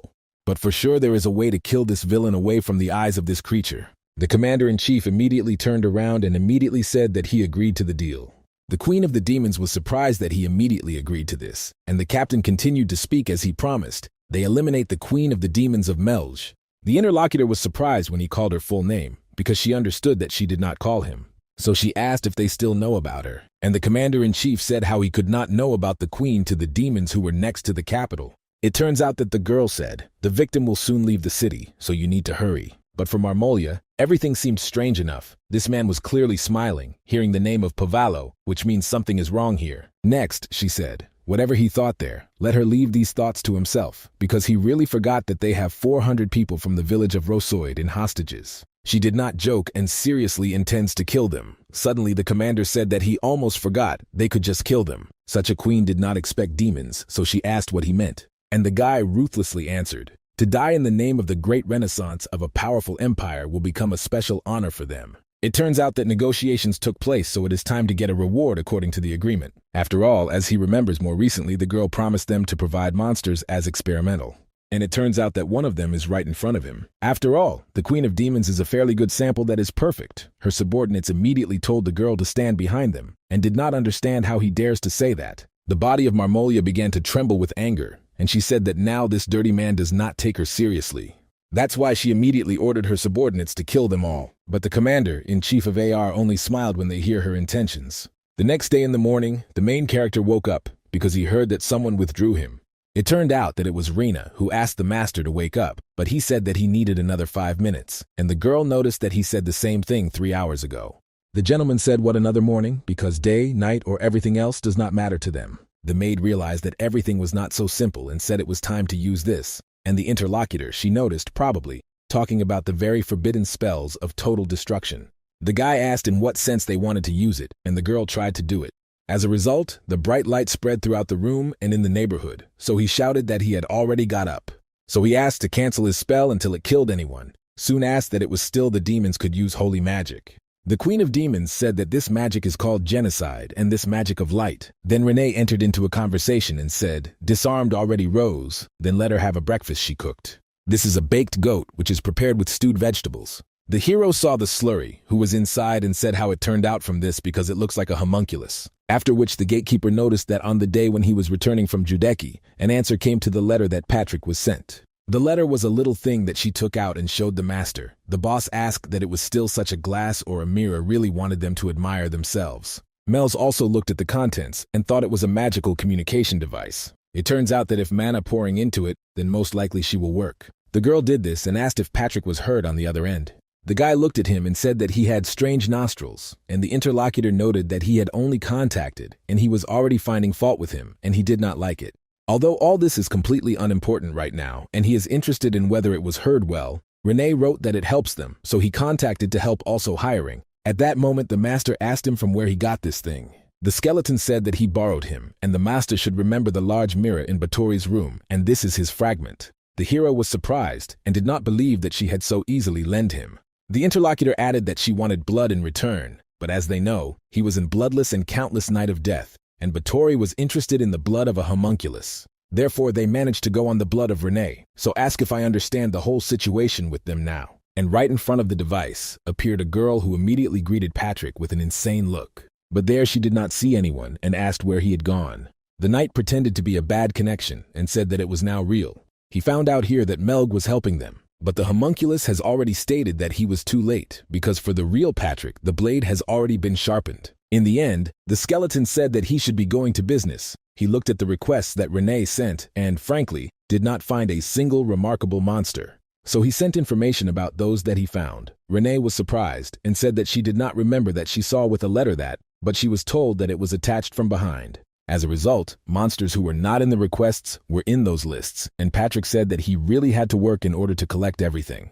By alone, they do not represent anything special, but together they can become a real threat, and some are even able to effectively use the advantages of caves. And so it happened that he did not put his eye for a long time. The hero was surprised from these words and asked how long it was. Was it really before they went with Renee to look for monsters? Patrick realized that he had made a mistake again and after that disappeared from the communication device. Mel's looked and said, "It seems that this time he really turned off." The master noticed that there was nothing wrong with this, because this villain will still receive his thanks.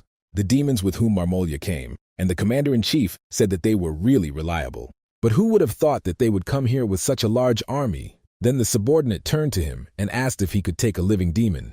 The main thing replied that he could do this and said that now let him get a well-deserved reward. And he turned to the queen of the demons, who was sitting on the ground, and she was guarded by 2 warriors. The girl asked if this person thinks that she would remain unpunished after this. If he does something with her, then other kings will also rise. The probably, it was worth mentioning earlier, but before that there was no case. Nevertheless, he helped him a lot. After all, it was thanks to her that they had the opportunity to deal with Pavallo. When Marmolia heard this, it immediately began to laugh, and the interlocutor asked what made her laugh. The queen of the demons asked how not to laugh what he was saying ridiculously ridiculous, with whom he was going to figure out. After all, she can assure him that this is absolutely impossible, and he has no idea how terrible this ancient monster is. The representative of the third eye noted that there was no need to listen to her further. He humbly thanks for such excellent material. The commander-in-chief immediately asked if he could make the plan. The interlocutor replied that he would certainly create the best homunculus from this queen of demons.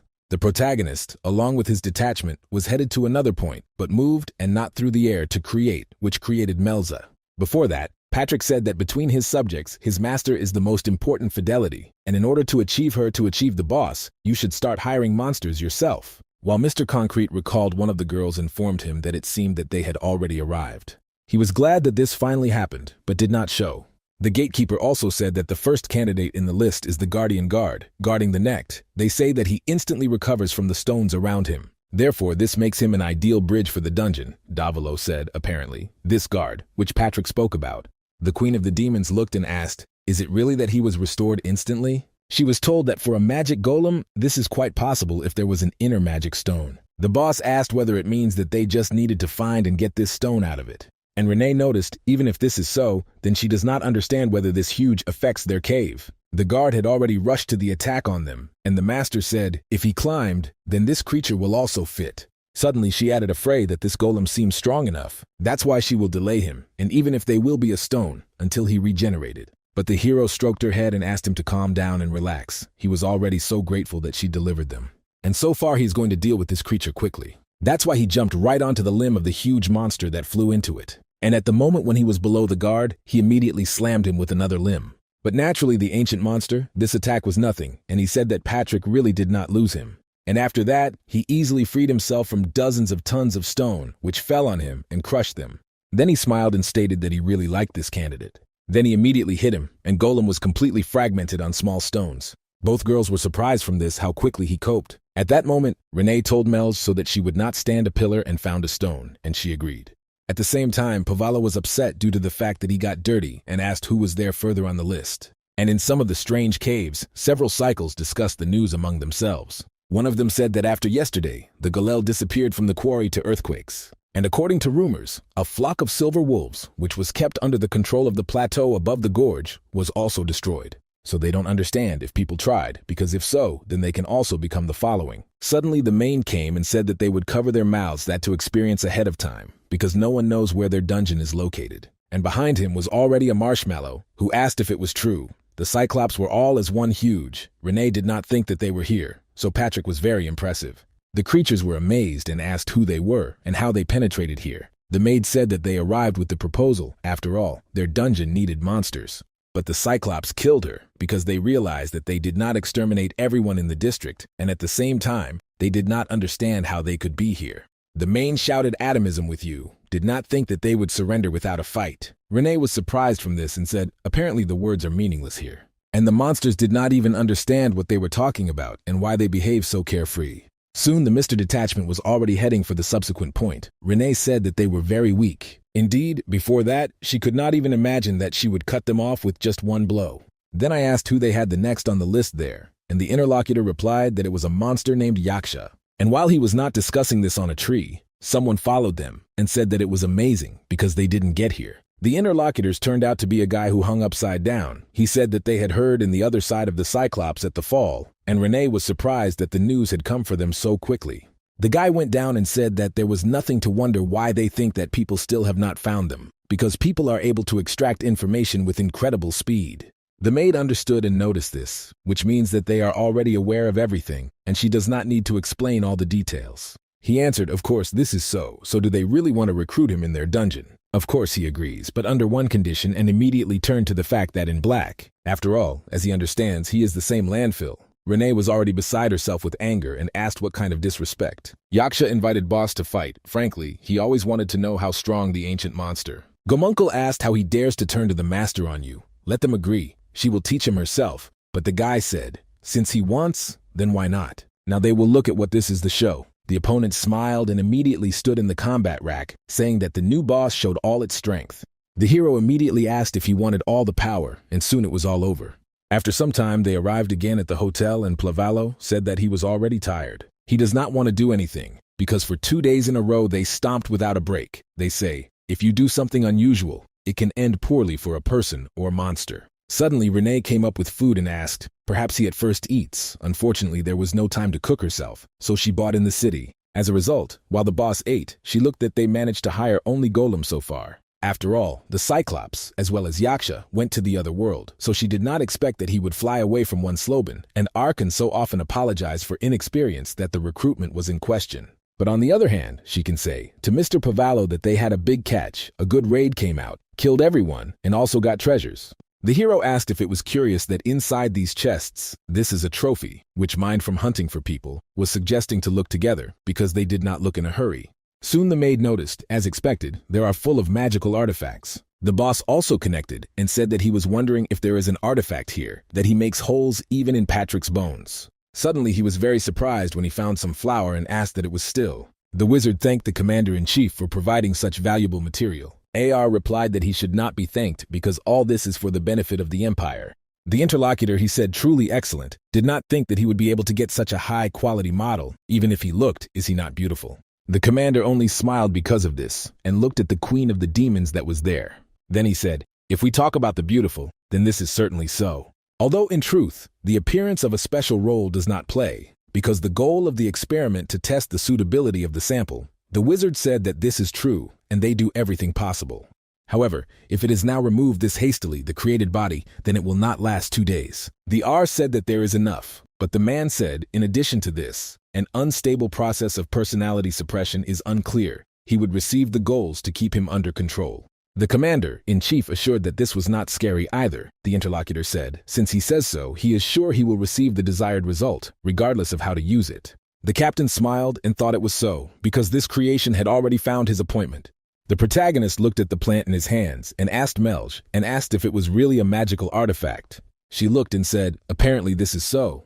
But he was already used, so that only magic remained on his function, and now on the scroll, which does not allow him to fade. Renee said that it was Lycoris, and that means he would look cute on her hair. The queen of the demons agreed with this. And the main character at that moment understood everything and immediately said his subordinates so that she would stand quietly. But she did not understand that he was doing and tried to break out. Although very soon, Pavallo, pleased, finished his work. As they said earlier, he attached a flower to Renee and said that it was wonderful. At the same time, he thought that this girl always tries the most, and with arrival in Knecht, he often began to notice her changes in her mood.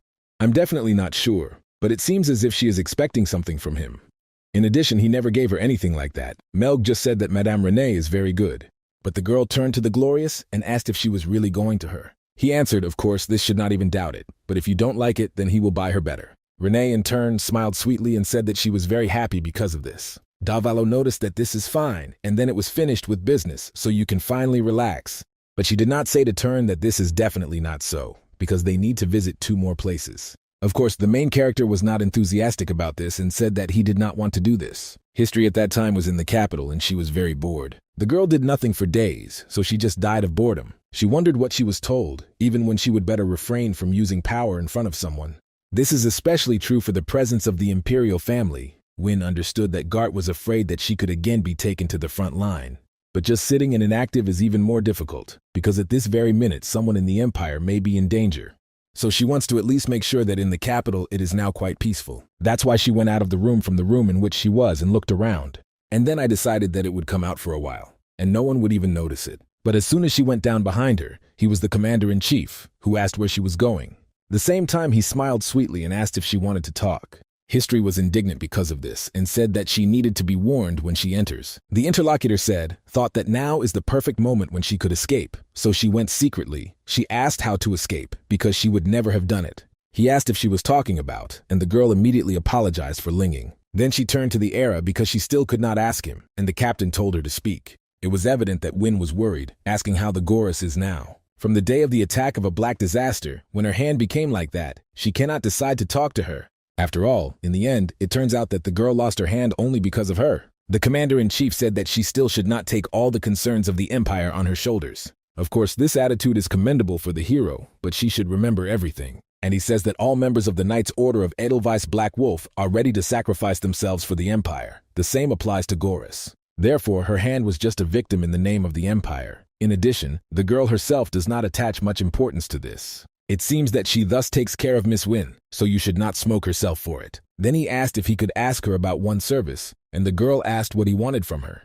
The interlocutor noted, "We are talking about artificial creatures that were developed in the past in the Empire. Recently, a message was received that anomalous phenomena were recorded in a research laboratory in the city of Connect Mercenaries. He rumors the creatures that they still remained at that facility. Fortunately, the laboratory is quite far from the city, so far there are no injured." Wynne immediately got up and said that she had to quickly report what had happened in Knecht. Suddenly she thought and realized that if the escape was publicized, then this would disgrace the Empire. Therefore, since the AR has the confidence of the Emperor, he must solve this problem quietly. The guy said this case requires a minimum number of participants, and also silence. This is a secret mission.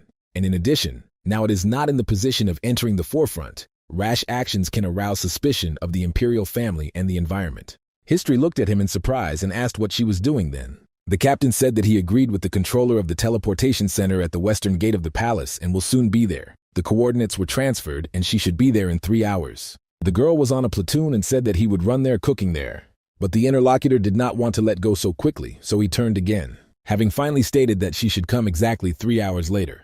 The hero said that she understood everything and ran again to prepare. The guy also got up from his place, because he understood that he should also hurry, because this is a little time. And only he opened the door as he noticed in front of him, of a person. Which after he saw him said how kindly it was kind of on his part to open the door. Further, the old man said that they had not seen Sir R. The name of this man Eurasia was the third for a long time, and he is a dad. Then he asked the commander-in-chief, perhaps he should now be called his authorized person. At the same time, the interlocutor asked what brought him here, because he is a man that serves me his majesty. The clergyman smiled for this and only said that his words, as always, are quite sharp. But it turns out that he just wanted to know how the heroes and the support of the Empire feels. The guy immediately interrupted him and noticed how he knows, the hero of Wynne history, and Dad never intersected before. Even if so, does he really think that he will believe that he will only come to ask her well, being so unexpectedly? Now he is waiting for him, so he should go. At that moment, Dad said, and if he said that he came to meet him, will he believe? So he asked to give him only a couple of minutes of his precious time. After some time, the captain stood and thought what was on his mind. After all, making such an absurd offer right now is quite strange. And suddenly he saw that several dozen fireworks began to launch into him. And it was in honor of the fact that the punitive detachment of Diana Inrock arrived, and they congratulated him on the return. AR knew that Next Species is a city mercenary in which a third of the population is involved in raids. And according to the information reliable to him, somewhere it is here that Povalo is hiding. That you need to eliminate this ancient monster, they need more information, and for this, you will have to go to some risks. Suddenly, the subordinate came to the commander-in-chief and said that the preparation was completed, so they were waiting for further instructions. The captain thanked Sir Storman for his work showed, and then a representative of the Third Eye arrived that they said that they were also ready. He asked to allow him to ask how he was going to find that Queen of Demons, who according to is hidden in Knecht. Then the R said, as a simple person, he does not have for this either means or special methods. Therefore, someone is already looking for this demon, with much more zeal than they, and he intends to use it. Then he asked the man how much time they had, and he answered, 78 minutes left before the hero arrived. After hearing, the commander-in-chief said a little early, but it should begin. I also thought that the kings of demons could easily find themselves like, so there is a melting without difficulty, and then he will appear, so those present have to see a rare sight. In one of the bars, there was a real party. It was discussed that the dungeon was damn dangerous, and a miracle that they did without casualties. The sale of one of the guys went somewhere and was asked where he was going, and he replied that he was going to go out of little need. This man went out into the street. He felt that his stomach was turning very much, so in vain he rushed in a row. Suddenly he heard some strange sounds and said to see someone also went over. Therefore, I decided to approach him and ask what happened to him, but felt a strong stink. Suddenly, from the darkness, he examined that some monster devours a person alive. Therefore, immediately grabbing the weapon, he asked how the monster could get into the city in general. At the same time, it was not clear in any way that it was for rubbish, but the homunculus that the man devoured and then attacked him. He had a huge force, so a person could not cope with them, and it's easy. In addition, as it soon turned out, this monster was not at all alone. The city manager stood at the highest point and saw what happened, so he asked what the hell was going on. The city gradually began to glow, so he said that even for the authorized empire this is already too much. Although not even so, even for the order of His Majesty, this is outside the rationale. But the wizard, who was behind, asked him to follow the tongue. The man at that moment thought that he knew the third eye allows countless human experiments, but to arrange a real massacre in the city center is already an overkill. The commander-in-chief immediately told him that one should not worry too much, because he would not reach the complete destruction of the city. The interlocutor asked what he meant when he said so. Suddenly there was another powerful explosion from the city, and so far the manager did not understand that it was the Ardor who finally said he was here. From the flaming city, as well as the rising dust, it was visible to power, so the man asked if it was also a homunculus. In addition, the commander of the knights said that it would not reach the complete destruction, but if these creatures begin to attend, the next would be even more dangerous. As a result, if everything will go at such a pace, then the city and residents will be killed. Suddenly he looked at the main knight and realized that this could not be because all this was planned. The commander-in-chief only smiled and asked to calm down because it was just small victims. At that moment, he understood that, judging by the state of the city, Pavallo did not intend to destroy it. The fact that the ancient monster came to this big city and not only does not destroy it, but does not take any action at all indicates that it has another goal.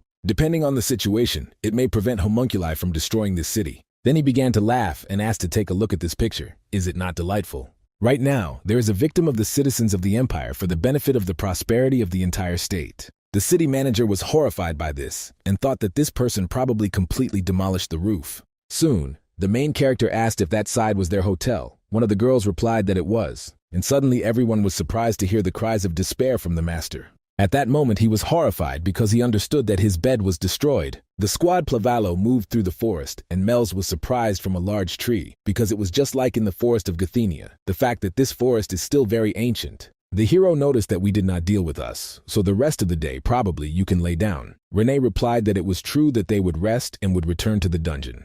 And suddenly the pet of the queen of the demons of the state heard and began to growl, and she asked what happened. Then, after a few moments, a powerful explosion occurred, the shockwave of which flashed directly to them. And when those present realized what happened, the boss was in horror, because he was very worried about his bed. The gatekeeper at that moment told him that he could lie only on her knees. But Mels was concentrated on what was happening in the city, and felt demonic energy. That's why I asked if Marmolia was really there. Further, the hero noticed that he would have splashed Manu into the air, and the demon was surprised that he also felt her. The master saw that the queen of the demons began to worry for some reason, so he asked what was the matter. And the girl turned to both members of the detachment and asked if she could go the first in order to explore the situation. At the same time, a mess and chaos reigned in the city itself, and homunculi destroyed the inhabitants. He did not attack people with his great force, but they could resist without battle. But of course there were those who, with resistant to use their combat skills, as well as weapons. One of them was the same mercenary who was the first to meet the Gomunkulov. Now he slept from the resident and asked him to run away. But looking at that moment to the sides, I realized that these creatures have no accounts because they all arrived.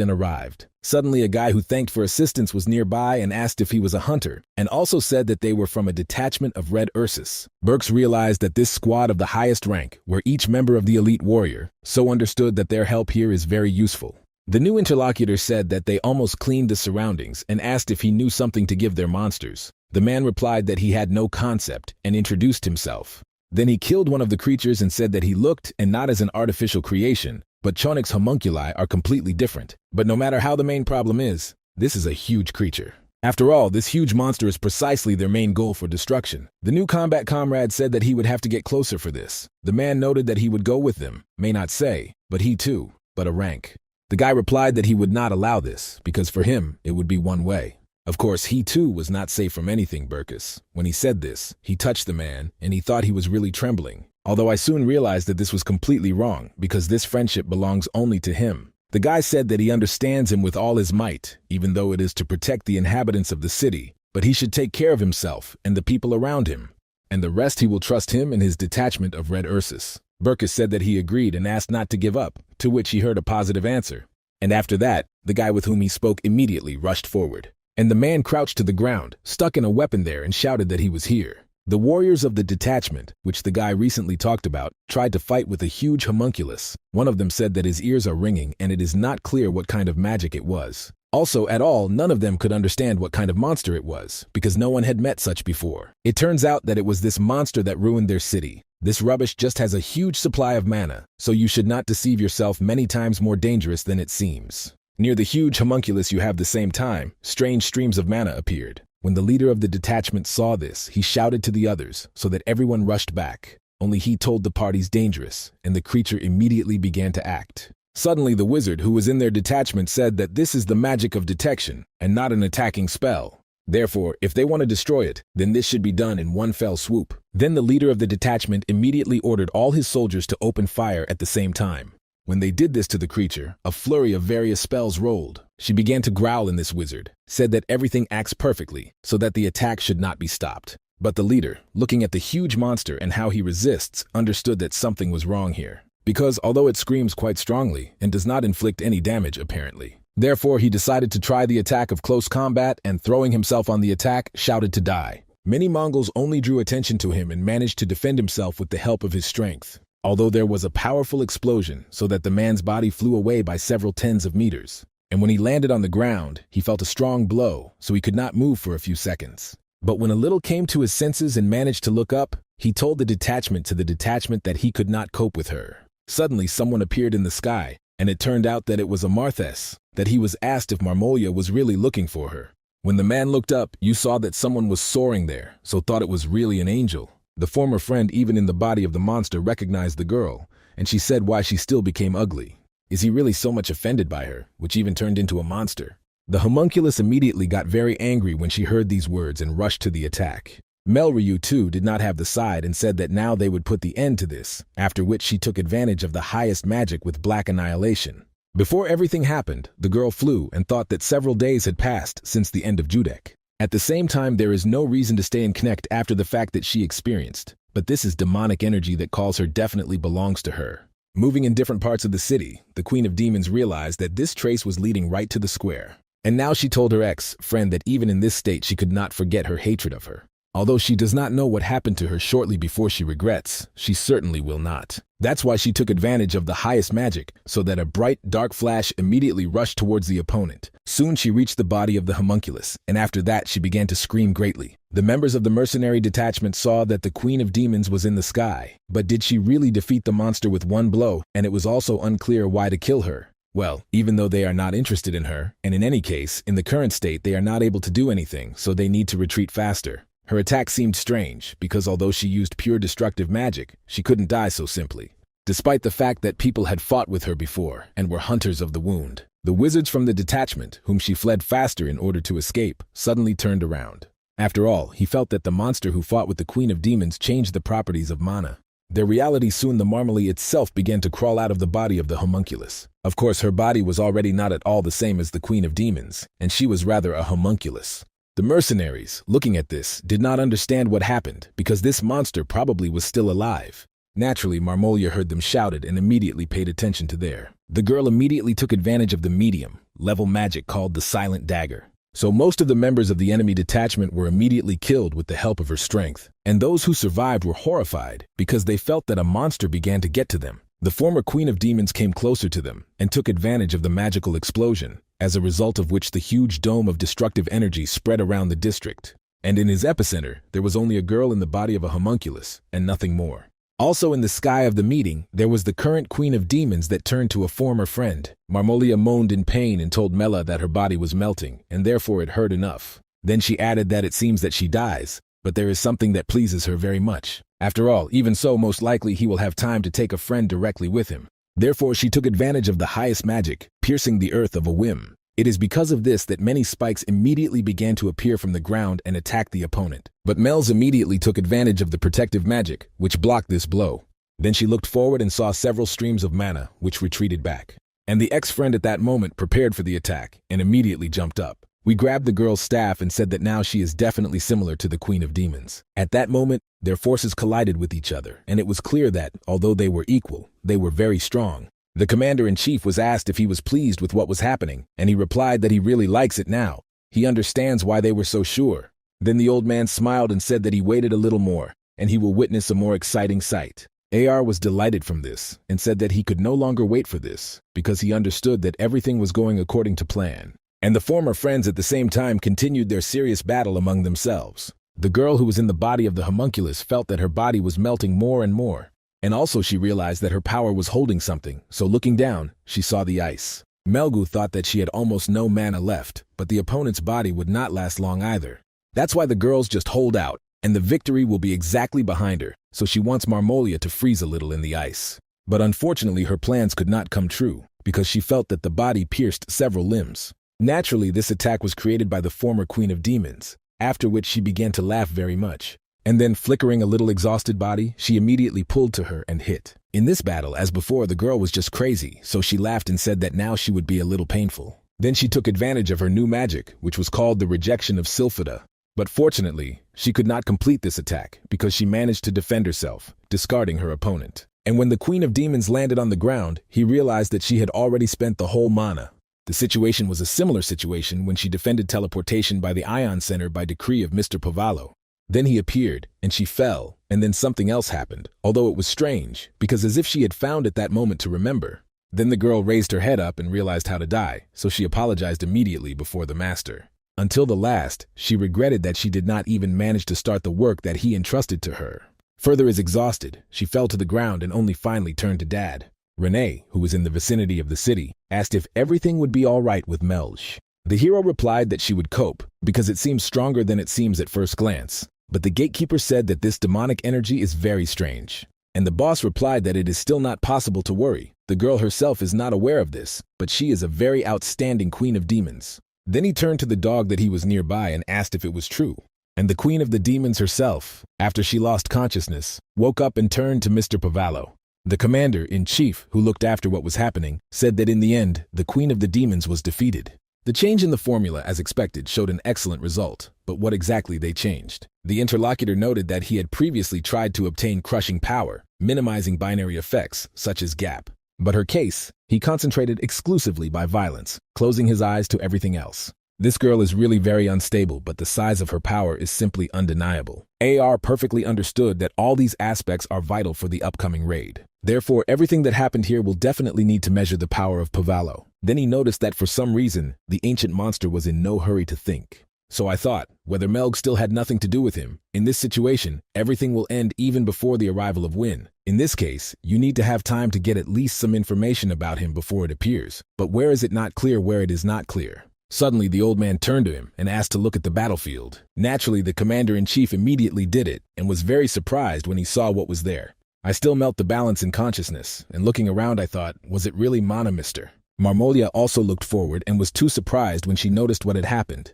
Because right in front of her, as if you were the most ancient monster and felt, it is very good. Because of this, the girl was very angry and immediately rushed to the Queen of the Demons that stood below. Melg, of course, noticed this attack in order to defend myself, took advantage of her spell. Since she did not have a large amount of mana, she used an ice spear, which was not such a strong attack. But the consequence, she was very surprised when she saw that the opponent's bodies were frozen, so she asked herself how it could be. As a result, it was her usual spell, but his power differs several dozen times. The baby thought that she had accurately used all the remaining forces to discard Marmolia, and in this state, she had to die from exhaustion of mana and loss of blood. But it is completely incomprehensible how Mana Povalov was inside her. To all this, all the wounds disappeared, but did he really do something with her in Riaz? The girl decided to make sure of this, so she took advantage of the discovery of life.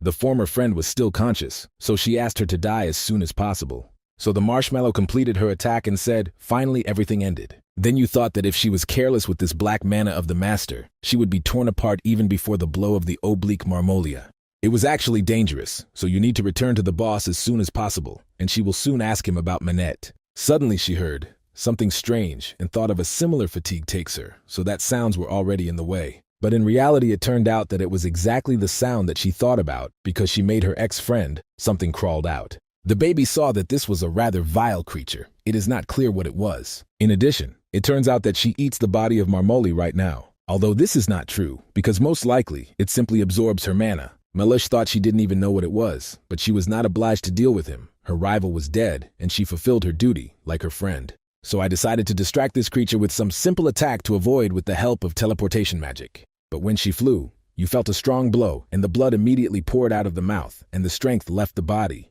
As a result, the demon realized that it was a return, and this was just the price for using someone else's mana. She turns out that she has no time for this, so you need to get up as soon as possible and get out of here. After all, a creature later, after a few moments, immediately threw its limbs in her direction. The baby realized that she would not have time to dodge, so she already thought that she would die. But the end of the monster's attack was not possible to happen, because the body of Mel's was thrown back. And she did it to Renee, who discarded her and arrived at the battlefield. There was also a beast that easily caught the Queen of Demons and saved from strong blows. Further, the gatekeeper said that she had already begun to worry, that she was not so long, but she has encountered. As a result, Melzu realized, since he is not both here, and Mr. Podvallo is here too. Indeed, the guy approached them and asked the girl how much he could wait, because he almost fell asleep. Then he asked Renee whether he could, as she did all sorts of extracts with cables, and the girl replied that the newcomer could inadvertently and in half cut herself. But even so, he will definitely succeed, and she is sure of this, although the hero said that he would probably refrain better. Then he looked at the creature that was in front of him and said, "It seems this is some kind of snot, and it becomes more." As usual, he did not like it at all, because it was definitely trouble. Then the interlocutor noticed that now everything would settle, but he replied that there was no need to do this. Then he became more serious, and preparing for the attack said that he himself would do it. The monster immediately rushed to the attack on him, using one of his limbs. But for Pavallo, this attack was nothing, and he easily blocked him with his hand. Although the explosive wave, which turned out from the production, scattered in different directions, and the limb of the creature was immediately deformed because the blow came quite powerful. The hero looked at this slippery opponent and asked if he really wants to shake his hand. At the same time, Renee asked the queen if the witches did not want tea, and the girl was surprised and asked where she got him from. What the interlocutor answered, to be prepared for such a common cause for a maid. While he was not engaged in tea drinking, the lord torn the units from the monster that was his hands. And then he threw him in different directions, and the blows were very strong, so that the body of the creature collapsed. Soon, Melryu asked if he was so throwing him so, and Renee replied that she should not worry, because there is nothing strange about this because the master is fighting him. At the same time, the main character from trading, the main characters told the essence that he would look strong. But what will happen if he tries to fight him with a different method? Next, the guy went to the sloking monster and began to pour a sufficiently large number of mana into it. The body of the homunculus began to not hastily swell so that the hero realized that it would explode, and in the end, it happened. Of course, he did not want this at all and realized that he poured a lot of mana here. In order to defend herself to Renee, she used an umbrella, but the Queen of Demons was covered with mucus. Then the girl thought that this creature was really incredibly strong. The last majority of the kings of demons, what to say about ordinary dragons. Nevertheless, Mr. Pavallo easily coped with his power. Then he went to the girls and said that the hunt was to sleep. Renee asked him to be careful because this slurry could get into his mouth. The dog of the demon queen just dragged a piece of flesh. The guy became vile because of this, and he asked why this rubbish was dragged here. Then the baby said that this was not rubbish, but a piece of the flesh of Marmol. At first the interlocutors were surprised, but then they remembered who this is, she said when she met her. She already looked strange, but then it came out of her. It absorbed her body. Perhaps this is some kind of parasite, but it is embarrassed by a couple of moments, given how many of them around this version is not like the truth. Renee immediately drew attention to these gizmos because they seemed familiar to her. So she turned to the master and said that she realized what it was. It turns out that what is now scattered and what was the Gomuncul girl. On the tower, a representative of the third eye was disappointed that his new creation and the pinnacle of alchemy were destroyed. And the Cossack said even by the standards of the dungeons of evil, this creature should have ended for at least 3 minutes. The commander-in-chief immediately told them that it is not worthwhile to look for excuses so desperately. After all, he perfectly understood that it was expected. No matter what monster the alchemy would give rise to, he still could not cope with Pavalo. However, since he dealt with him so quickly, to call Win was superfluous, so they returned to Riaz. Then he turned to the master of the tower and asked if that person was in order. He replied that everything was fine with him and the commander-in-chief, and noticed that the deal was completed on this. The interlocutor did not understand what this person was talking about and asked to wait a minute. It turns out that he called it a victim for the sake of the future empire, but how he could just leave. It turns out that all these deaths were in vain, in his opinion. The commander-in-chief stopped and asked what other vain. Let him only look that the brave warriors of Connect successfully defended the city. To all this, the damage was half as much as they predicted, and is it not? The master understood everything, and immediately in despair fell to his knees, because everything was clear. But the R, leaving here, I realized that these deaths were not in vain, because they nevertheless removed something. They were accurately convinced that such an ordinary power is insufficient in order to update the ancient monster, and learned that he had the one for whom he was ready to act himself. But the main thing is, because of this disaster, the war will break out, and this is an event that cannot be dispensed with the strength of masterpieces. Destruction in the city is perceived as ordinary skirmishes between people, as well as monsters. Indeed, according to external signs, no one will guess that the homunculus was made. The subordinate stated that behind the lane is now a teleport leading to the capital, and his subordinates are already there. As soon as he wanted to continue his conversation, as he stopped and asked everyone to stand too. The commander-in-chief was surprised, and the man said that he had just received a message about the appearance of an unknown violator in the teleportation center. It turns out that he is only one, and this is a monster form. AR realized that this maid with a blade probably, she was trying to block their paths to retreat, which means that they learned about the involvement of people in this. So most likely homunculi are able to recognize their own kind. The guy ordered to immediately return to the magician of the magician and install a temporary teleport there. Mana circulating under the tower should be enough for teleportation.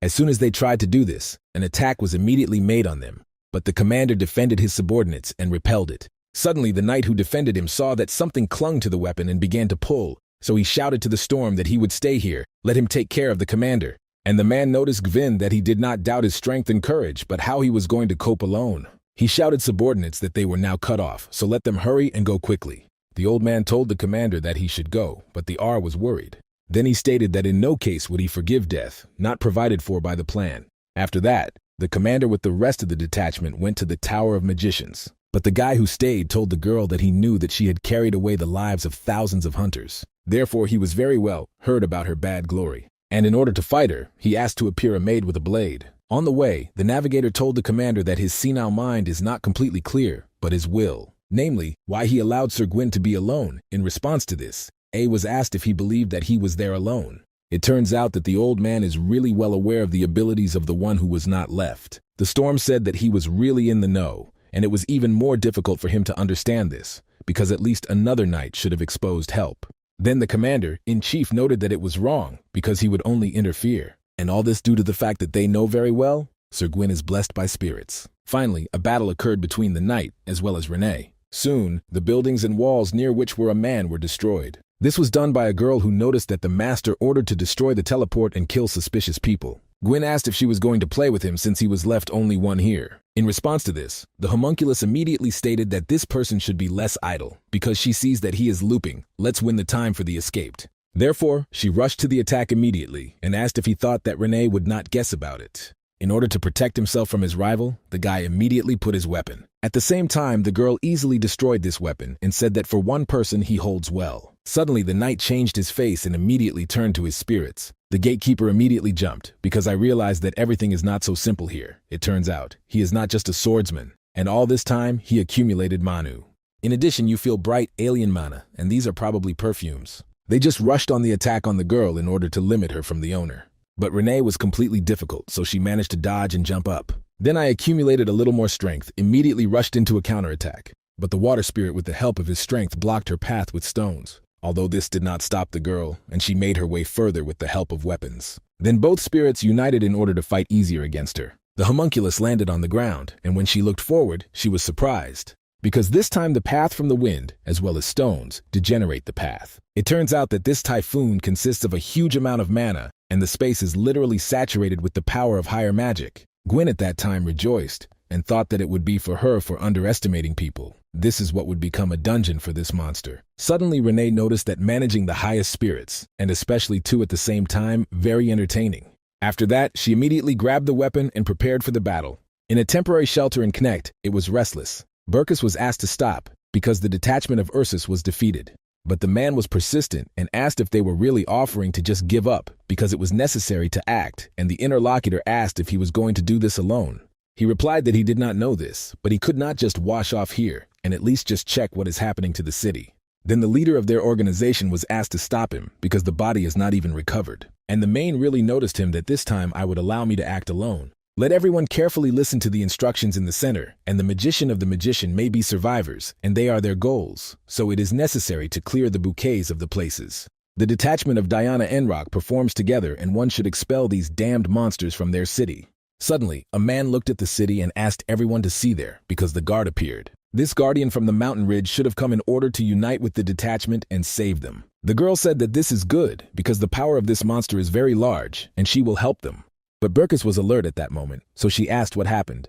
The man saw what should not be seen to anyone, and therefore shouted right away, "Everyone ran away with you." This was due to the fact that Golem apparently was not going to help them, but was going to destroy everything he sees. So soon this huge stone block immediately attacked the city. A little earlier, the main character communicated with Patrick and told what was happening with them. The gatekeeper asked, did she really do something again?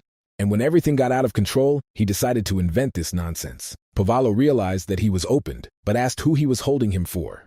And the interlocutor said the place where the Gomunculov of this imperial alchemical society could create, and judging by the scale of the precisely involved empire, he may assume that the Queen of Demons came into contact with people and a conflict arose in the process, as a result of which she was captured. Such Korolev usually decapitates, and they are all killed, and then the bodies are exposed supposedly to raise the fighting spirit. But this is cruel. Didn't they refuse it? Turning it into a homunculus and releasing the city means that they had some kind of insidious plan? The hero noticed that he was talking about this. After all, there is definitely something unclean when he was looking for Renee. He saw a homunculus that was able to fly. But in comparison with him, he was not at a completely different level. In the past, he prompted everything so that all materials of the research should have been destroyed.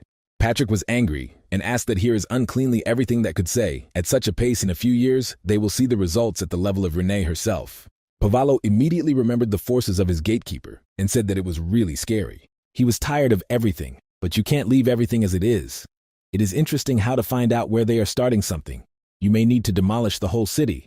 The interlocutor said that this was true, and the hero was surprised. Patrick noticed whether he would think that people would have left without viewing the sample created from the Queen of Demons. They probably watched from somewhere. The boss asked, probably they also followed him, the knight said. They touched the flicker and followed him, but this seemed little so that they ran away, leaving the samples. Then the gentleman said that in this case he would act, but the interlocutor himself stipulated to do this, so let him not complain. The gatekeeper said that he understands everything perfectly, because if he has to, let him equalize this city with the earth.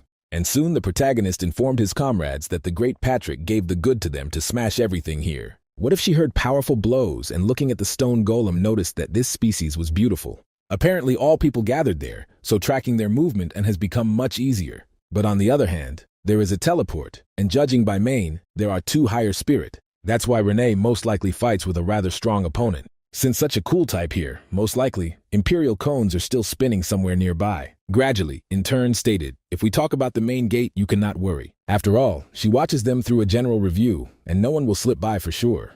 Her body was already allowing. It became so that let her leave it. The hero was surprised and thought, was the gate not on the other side? But he said, since everyone is doing well on their own, then it would be time for him to do something. Therefore, he went to the bell, which was nearby, and immediately took it to hold his hand. Then he examined the surroundings on the subject of what was striking well. When I saw a huge tower, he immediately threw the bell there, saying that he would start with her. That moment the knights were just at her foot and were surprised when the tower collapsed. Those present did not understand where this thing flew from. Really, the ancient monster threw it here. The danger was also that the tower falls right on them and everything was bad. And in order to protect themselves from her, the wizards put the dome and blocked the wreckage. Fortunately for them, they managed to hold the whole severity of arable land, so no one was injured. One of the wizards told the mister to the authorized that the temporary teleport in the same way as the crystal in the center should accumulate mana. But due to the fact that the tower collapsed, it will take about 10 minutes on this. The commander-in-chief turned to the storm and asked how much Uin was left before arrival. The subordinate noted that it would take 5 minutes.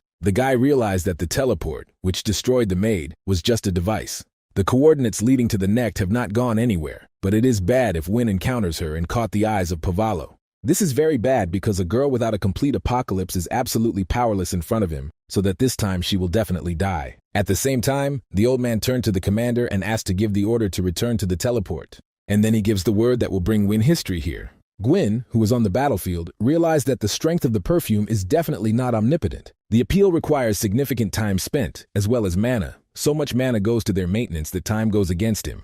However, with this typhoon, the advantages are now behind him, because even if the girl bursts himself, he will simply block the way with the spirit of the earth. Most importantly, now it is to remember that his goal is definitely not a victory. And before all of his mana completely runs out, only 3 minutes remained. Suddenly he felt that something was wrong with his feet, but did not understand that it was now. As a child who admired the heroes, he read a story about one subject with a dry-speaking name.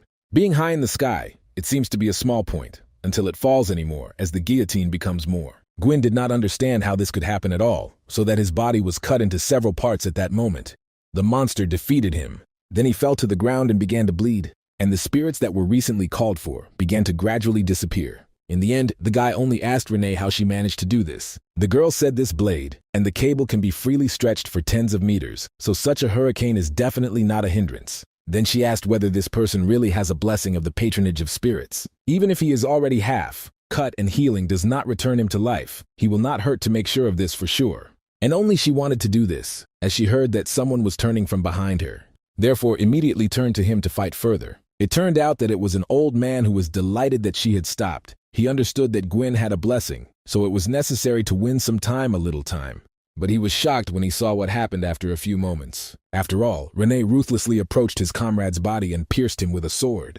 Of course, because of this, the Bamber got angry and immediately rushed to the attack. And the girl looked at this and said, "It seems that you can hear more from him than from a half-trap." Her weapon immediately flew in his direction at high speed. The knight did not attach much importance to this, because he understood that this was just a tiny blade. But after a few moments, he was discouraged from the fact that it increased several dozen times. Fortunately for him, the man could hardly recapture this weapon, and it flew up, landing on the ground. Then the old man thought that throwing the weapon was a mistake for her, and went to attack. But the girl immediately reached for her weapons, and it fell like a guillotine again.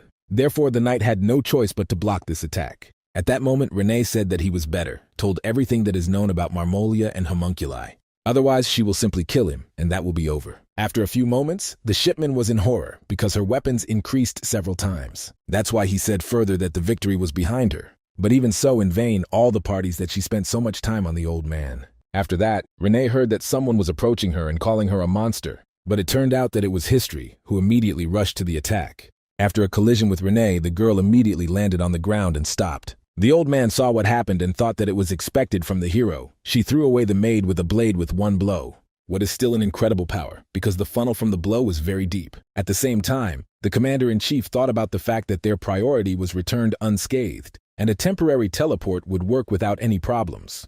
In addition, the old man whom he sent will lead Win in safety, so now there should be no deviations to the plan. Let the maid with the blade recognize the homunculus. This fact does not reach the people of the empire. Suddenly, he remembered the landfill and immediately frightened. The wizards noticed his anxiety and that he fell, so they asked if everything was in order with him. The R said that everything was fine and asked how many before activation and teleport. It turned out that only 3 minutes needed, so he asked not to be distracted by him and continue. At that moment, he thought, was it really a hallucination? Because the fear in his memory would not let go of fear. Suddenly someone appeared, stated that the great commander himself had fallen, and even allowed such a mistake. It turned out that it was Goris. She noticed that the master of the towers of Palyaris sent a request for help to the imperial court. Fortunately, she intercepted her. Otherwise, what was happening would be revealed here. The captain said that he nevertheless did business. But since she was here, it means that Win has arrived too. The interlocutor noted that he understands everything correctly, and the Knights of the Black Wolf Edelbrace arrived all to one. She does not know how much this corresponds to his plan, but Gwyn is dead, and the storm is wounded. Besides, History entered the battle against the maid with the blade instead of him.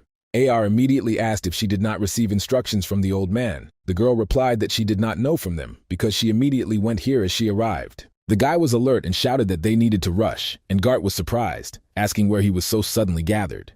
The interlocutor replied that all knights need to urgently get out of here. But it was too late, because the Queen of Demons, with the help of her strength, spotted them. Therefore, she reported this to Mr. Pavallo, and he understood everything. On the battlefield in the dust that rose, she began to gradually subside. Naturally, the arena was still alive, so she looked angrily at her offenders. And the storm men told the rest that they would not enter the battle with her. The interlocutor asked why here is the heroine and the entire knightly order, and there is only one monster against them. The old man immediately stated that this was the commander's order, and so that you can't stay here for a long time. The other members of the order immediately screamed so that the wind would leave now, but the girl was at a loss, asking why this was so. Let them only give her only a little time, and then she will immediately turn out with this monster. As soon as she was going to rush to the attack, when she heard the commander who asked her to stop. The commander-in-chief said that now they should retreat and regroup. But history again asked why this is so a great chance to destroy the gatekeeper of the core of antiquity. AR said perhaps this is already new, too inappropriate, although the chances will initially fall out. Of course, the heroine did not like this, but she said, since he says this, then she agrees. Further, everyone was ordered to immediately go to the temporary port, but suddenly the teeth of Danda came to them. Further, she came up earlier and inquired where they all gathered. After all, Mr. Podvallo entrusted this place to her, so no one will leave here. The girls saw that their black-haired leader and a similar situation became more complicated. Besides, the blue-haired girl was satisfied with strong. Renee had to fight with many troops of the highest rank, which invaded the dungeon, but not a single person demonstrated such a destructive power. Moreover, if it concerns the instant splash of energy, so the girl turned to history and said that she would kill her first. The heroine was surprised, asking if the monster also has a name, but if she can kill her, then let her only try. The gatekeeper, because of this, was even more angry and asked how she dares to bathe from the name given to her personally by Mr. Pavallo. Suddenly, those who were on the battlefield were surprised because they saw butterflies in the sky. The commanders immediately reported that it was magic. And suddenly they heard a familiar voice to Payne, who asked what was happening here. It turned out that this was the main character who said that he had come here for Renee, but here everyone had gathered. Then he greeted those present, emitting his incredible power. And looking at the people who were right in front of him, he said that these were familiar faces. They were very afraid of only one of his eyes, and the guy said that he remembered everyone. It seemed to him that he would never see them again, because people are short-lived. This is bluish-lacked protein Lateg and red-haired who talked about the whereabouts of Renee. And also a fearless villain who leads all of them. They met again, but there are so many people in the Empire, but is it not wonderful? The commander-in-chief thought, since the ancient bridge did not erase the city from the face of the earth, but came to look for the guilty, which means that there is his own reason. Then he came up and bowed to the master, saying that he remembered him. This great honor also asked how his well-being. The main character asked him not to courteous and asked if this was true, but the interlocutor apologized and said that he was not involved in this incident. Then the guy was surprised. Was he really not here just because of the joke because they came from the capital? The R assured that the prophet exclusively for the settlement of the situation, and if Mr. Povalowo wants to find the guilty, they will be happy to help. Then they looked into each other for some time. Soon, the master turned and said, Renee, that they were leaving because he was tired to death. The girl agreed, but soon he saw blood on her face, and the commander-in-chief thought whether it worked. Due to the experience on his body, sweat even performed, which expired to earth. And when he saw that the ancient monster began to leave, he even smiled a little. But after a few moments, the main character turned out to be near him and asked what he was smiling. AR was very scared, asking where it came from, but the subordinates immediately rushed in his direction in order to protect. At that moment, Plavallo asked if he thought he could be so easy to get rid of. The hero said that he had the dead in the capital, but now he had not crossed the line. And he said to this after he saw blood on Renee's face. In particular, he was angry with the main commander, to whom he arranged all this. What if the master saw that several arrows always flew from some strange person? He was very wounded and shouted to Madame Wynne so that she would immediately take the captain. The girl for a second, without hesitation, did it and jumped in the other direction. Also, Garrett shouted in all the other knights so that they would cover them. At the same time, Dovallo realized that everything is bad for him to act on his nerves again. After that, an explosion was on the site of the region, but he survived, then held out his hand, using his already attack. AR realized that he would leave this name, so he shouted about it. But suddenly the same knight jumped out to defend them, who defended them, covering them with his body. Then he smiled and said that this time he was faster. And before falling and losing consciousness, he asked to take care of the heroine about the commander. The girl was horrified by what she saw in front of herself, and her consciousness was again clouded. That's why she was very angry and was going to rush to the attack right now. But the commander-in-chief grabbed her hand and asked not to do stupid things, because he understood how it would end. The interlocutor did not understand why he was stopping her. While they were discussing this, I understood the Gorus. It is important to prevent a collision of Wynne and Pavallo, and for this you need to use teleportation. This is a black mana that is around them, as if a poisonous gas and breathing is becoming increasingly difficult. The movement of the knight slowed down, and it is difficult for her to accurately calculate the coordinates for the teleportation spell. And this is really very bad because they should at all costs find a way to break through. I thought a little about what you can do. She immediately turned to Einar. The man of course heard her call and said that he understood everything. But the main character, continuing to use his dark power, asked how much it could be resisted. The knight thought he needed to discard the black bath so that the time to concentrate on the magic of teleportation would appear. And this can be ensured by blocked by the energy of landslide, so he took advantage of the third of the masterpieces called the Wall of the Mind. The heroine noticed what was happening because the man rushed to the attack and tried to stop him. But after a few moments it turned out that it was too late, because his hand in which the shield was located was immediately cut off. Those present, who saw what happened, took it with horror. Naturally, this made Renee, who said that he did not know what he was going to do, but while she was here, he would definitely not come out. And after a few moments, Einar was killed by the power of the protagonist. For history, this was even more shock, because she did not expect so many comrades would die now. Therefore, she was very angry, only shouted that she would kill him. AR understood that she was simply losing his temper, so he tried to stop her.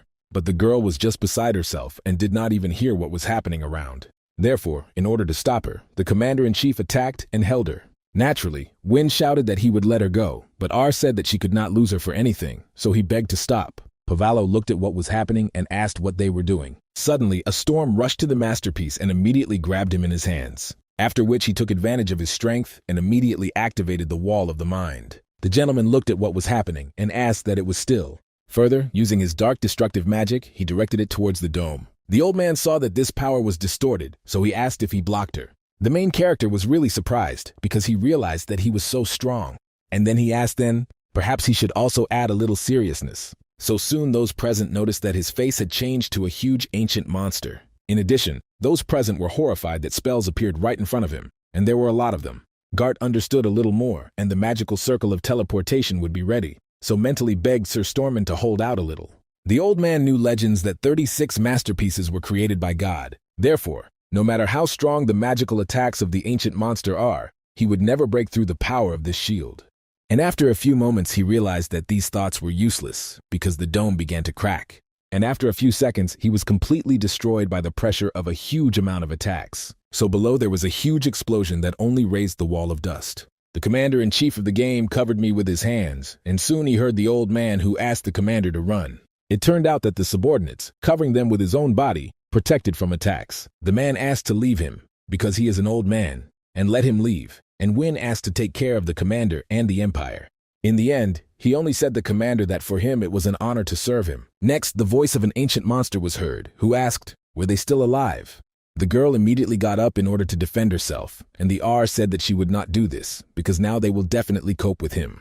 But the heroine this time was very persistent and said that she doesn't matter. After all, she is a hero and fight for the empire for her honor. And before rushing to the attack, she thought that the one who defended everyone and is a hero. Soon, a large number of magic stones left with the Pavallo group. Renee looked at them and said how beautiful it is, they shine. But they did not come here for this. But what to do? But spending time well enough with benefit, the hero answered with sadness that this is true. And I also wanted to see what the golem was capable of, but he did not have time to finish with the village and how he was dried up by mana so that he would raise him, how to go back. Melryu said that there was only a small snag. They will return. They will be all for eternity. The golem weighs a chant like a whole mountain, and their poor dog drags it alone. It seems that he even lost a little, no matter how much the cruelty to see. The gentleman said that his skin would give him a reward of the finger of Patrick. Suddenly, she noticed that she had an idea, since she would change her dog in the middle of the journey and at the same time try to drag the wagon on all fours. The queen of the demon, this was surprised, saying that the mistress of the dog means she could not lose her face. After the conversation, they asked the master why he did not kill those people. He said to Renee, in the true appearance even transformed much slower than it was usually. The master smiled and said that of course he could slam them, recalling how that bastard was attacking him. He would like to explain to them better and can say that for them it would be too light death. After the battle, the heroine was in the cemetery in order to honor her fallen comrades. She laid flowers for them and recalled those moments when she fought with them. Suddenly a man that was nearby and asked to remember Burns' detachment that he had challenged the nucleus of antiquity. It turns out that this time they lost only 4 knights and 1 masterpiece. Many managed to survive only thanks to her. A member of the Knights Order, Black Wolf Barishik, spoke to her. The girl replied that she knew this, but still everything is not so simple. Suddenly, Gart came up to them and said that her flower was beautiful. She was sure that everyone was grateful to her. But the interlocutor was immediately indignant and said that this was not so. Next, her tears in her eyes began to boil, and she added that everyone was probably angry at her. After all, if she came a little earlier, and if she were a little stronger, she would have broken up with a maid with a blade. If it was only a little stronger, everything would be much different. And in this case, she would definitely be able to kill Pavallo and all those who died to save. While the girl screamed, her interlocutor interrupted her and said that she would certainly overcome him. The day will come, and she will fight Pavallo, because for the sake of this only victory, everyone is fighting. That is why now she asks her to leave the girl the past behind. So for some time they sat, or you did not cry her all your tears there. The same, the commander-in-chief was sitting in his office and thought about what happened. He in turn could not understand how he still survived, and even more so why. He was completely incomprehensible because of what, after all, Povalovo did not kill him. After all, he had the opportunity to kill him at any moment when they were on the battlefield. In the end, the power of the ancient monster, as well as the power of Win, collided. And after that, it happened that the main character became uninteresting from... After all, it turned out that they used the magic of teleportation. In the end, the hero got closer to the era and told him something, but now the guy could not remember what was then. Of course, I would like to figure it out, but now too many eyes are directed at it, so you cannot act recklessly. And even he could not come to the funeral of his own comrades. In the end, he thought that he would do reports right now. But in the end, when he got up, he saw that with his vision, something was not as if it was getting dark. In addition, something squeezed so much as if they were about to burst. AR got up from his place and asked himself that damn it was happening. He thought perhaps this pain from fatigue because he does not understand. But when he drew attention to the candle that was in front of him, the face of the ancient monster appeared. Out of fear, he immediately lost concentration and fell to the ground, losing consciousness at the same time. When the guy woke up after a while, right in front of him was a gate that asked if everything was in order with him. AR opened his eyes and asked, did he really lose consciousness? And it is not clear how long he stayed here. Suddenly, he felt that the blood that flowed to the floor poured out of his mouth. The girl was horrified and asked what happened to him. Then he immediately shouted to the others so that they allowed the anchor urgently, because something was wrong with the commander. And the commander-in-chief soon realized that it was because the ancient monster was not going to leave him alive. Immediately before his eyes, the moment surfaced when he was the last time he talked with Landslide. After all, in the end, he told him that the guy has 6 months. Soon the subordinate returned to follow the commander. She began to collect fragments and asked if the hallucinations were only intensifying or it seems to her. The captain replied that everything was in order with him and he was already used to them. In general, it is worthwhile to rejoice that people still seem to him by people, Gart said, but 4 days have passed, so this is only a matter of time. Healing does not help, and the symptoms do not pass, and they still cannot reveal the cause. AR noticed that modern medicine is powerless and thought that the source of this infection, Plavallo, is likely to never cure it. So only one thing remains the situation. He noticed the girls as an authorized person, orders this. No one should know. The same applies to Win. The apocalypse must be completed before death overtakes it. For this, first of all, it is necessary to restore the destroyed masterpiece and fill the loss. The interlocutor noted that she would take on the replenishment of the order mainly to those whom he noticed. The detachments went a couple of hours ago and had to make contact. Now Arkansas understood where the heroine had a few nights, but when they managed, so he asked why, then he was not immediately informed. The tracker said, does he really want to know about something in his state of something? What extra troubles? The details will report after he completely finishes. And now, perhaps, she will have to leave him, and along the way here she saw the one whom the commander was clearly disliked. He immediately understood who was talking about and hoped that it would be only his error. Soon there was a knock on the door, so he asked to go to the guest. It turned out that it was a dad who greeted the Commissioner and said that he had heard the news and decided to visit him, so hoping, even though it would console him. AR got up and said, to be honest, he does not know if it was about his religiosity, but he is bad to lie. After all, as he understands, the man came to hear the answer. The clergyman immediately smiled and stated that he would not deny it. The commander-in-chief asked why he had him. The response to this interlocutor said that he wants everything to be a knightly order of Edelbrace Black Wolf, one of the strongest detachments of this country with them. The current empire religion is considered an instrument for maintaining relations with the Holy Kingdom, while it actually reasons. Sometimes his life puts on one level with the life of a simple aristocrat, and the guy said, if he listens, you might think that the creed of the creed is true. Even if God exists in this empire, God is only His Majesty Emperor. The priest only began to laugh when he heard it and said, of course this is so.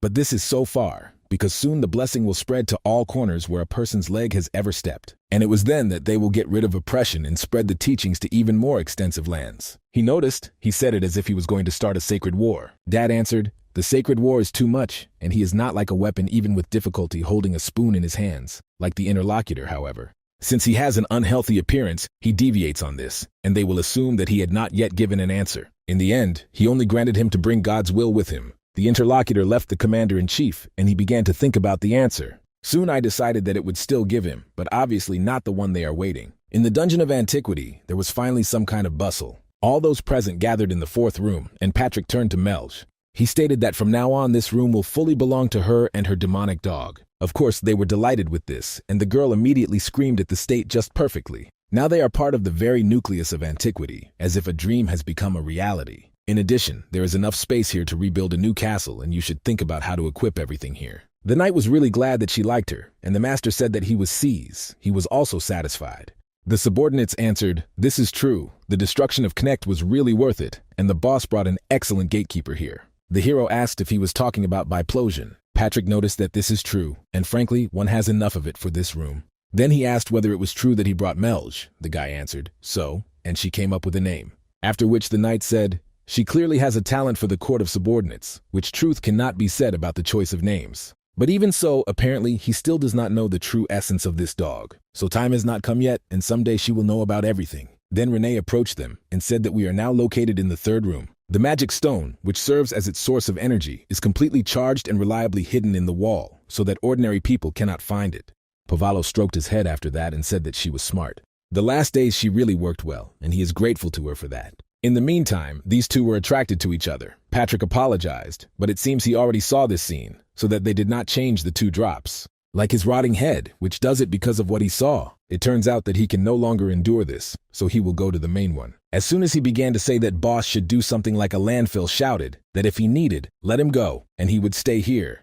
But the knight replied that this was just necessary, and Boston was a little surprised. Patrick stated that this time he would not leave the dungeon even beyond the threshold. Just like recently, too much has happened, and now the whole city is destroyed. Moreover, rumors reached other dungeons and huge evil, and apparently they considered his actions strange. The boss asked, "And what happened? Would the guests really come?" And the subordinates replied that all this was true. Of course, those present from uninvited guests were surprised. The knight said that Batory told him about this, and it seems that other dungeons of evil have something to say to the boss. Davalo is not very happy with such news, so he asked when to wait for them. With his answer, Patrick struck them even more, because he said that they would arrive today. Soon as usual, the main characters yawned and said, "How is it at home?" "Good." But for this, he kicked Batory about whether he understands at least the rest here. The guy looked at her and asked, "Was this cleaning for the new year?" But the interlocutor fell again because of this, and the queen of the demons asked if they often gather from the dungeon of huge evil like this. Patrick answered, "This is by no means so. If she's about the meeting like Judeki, then this has never happened."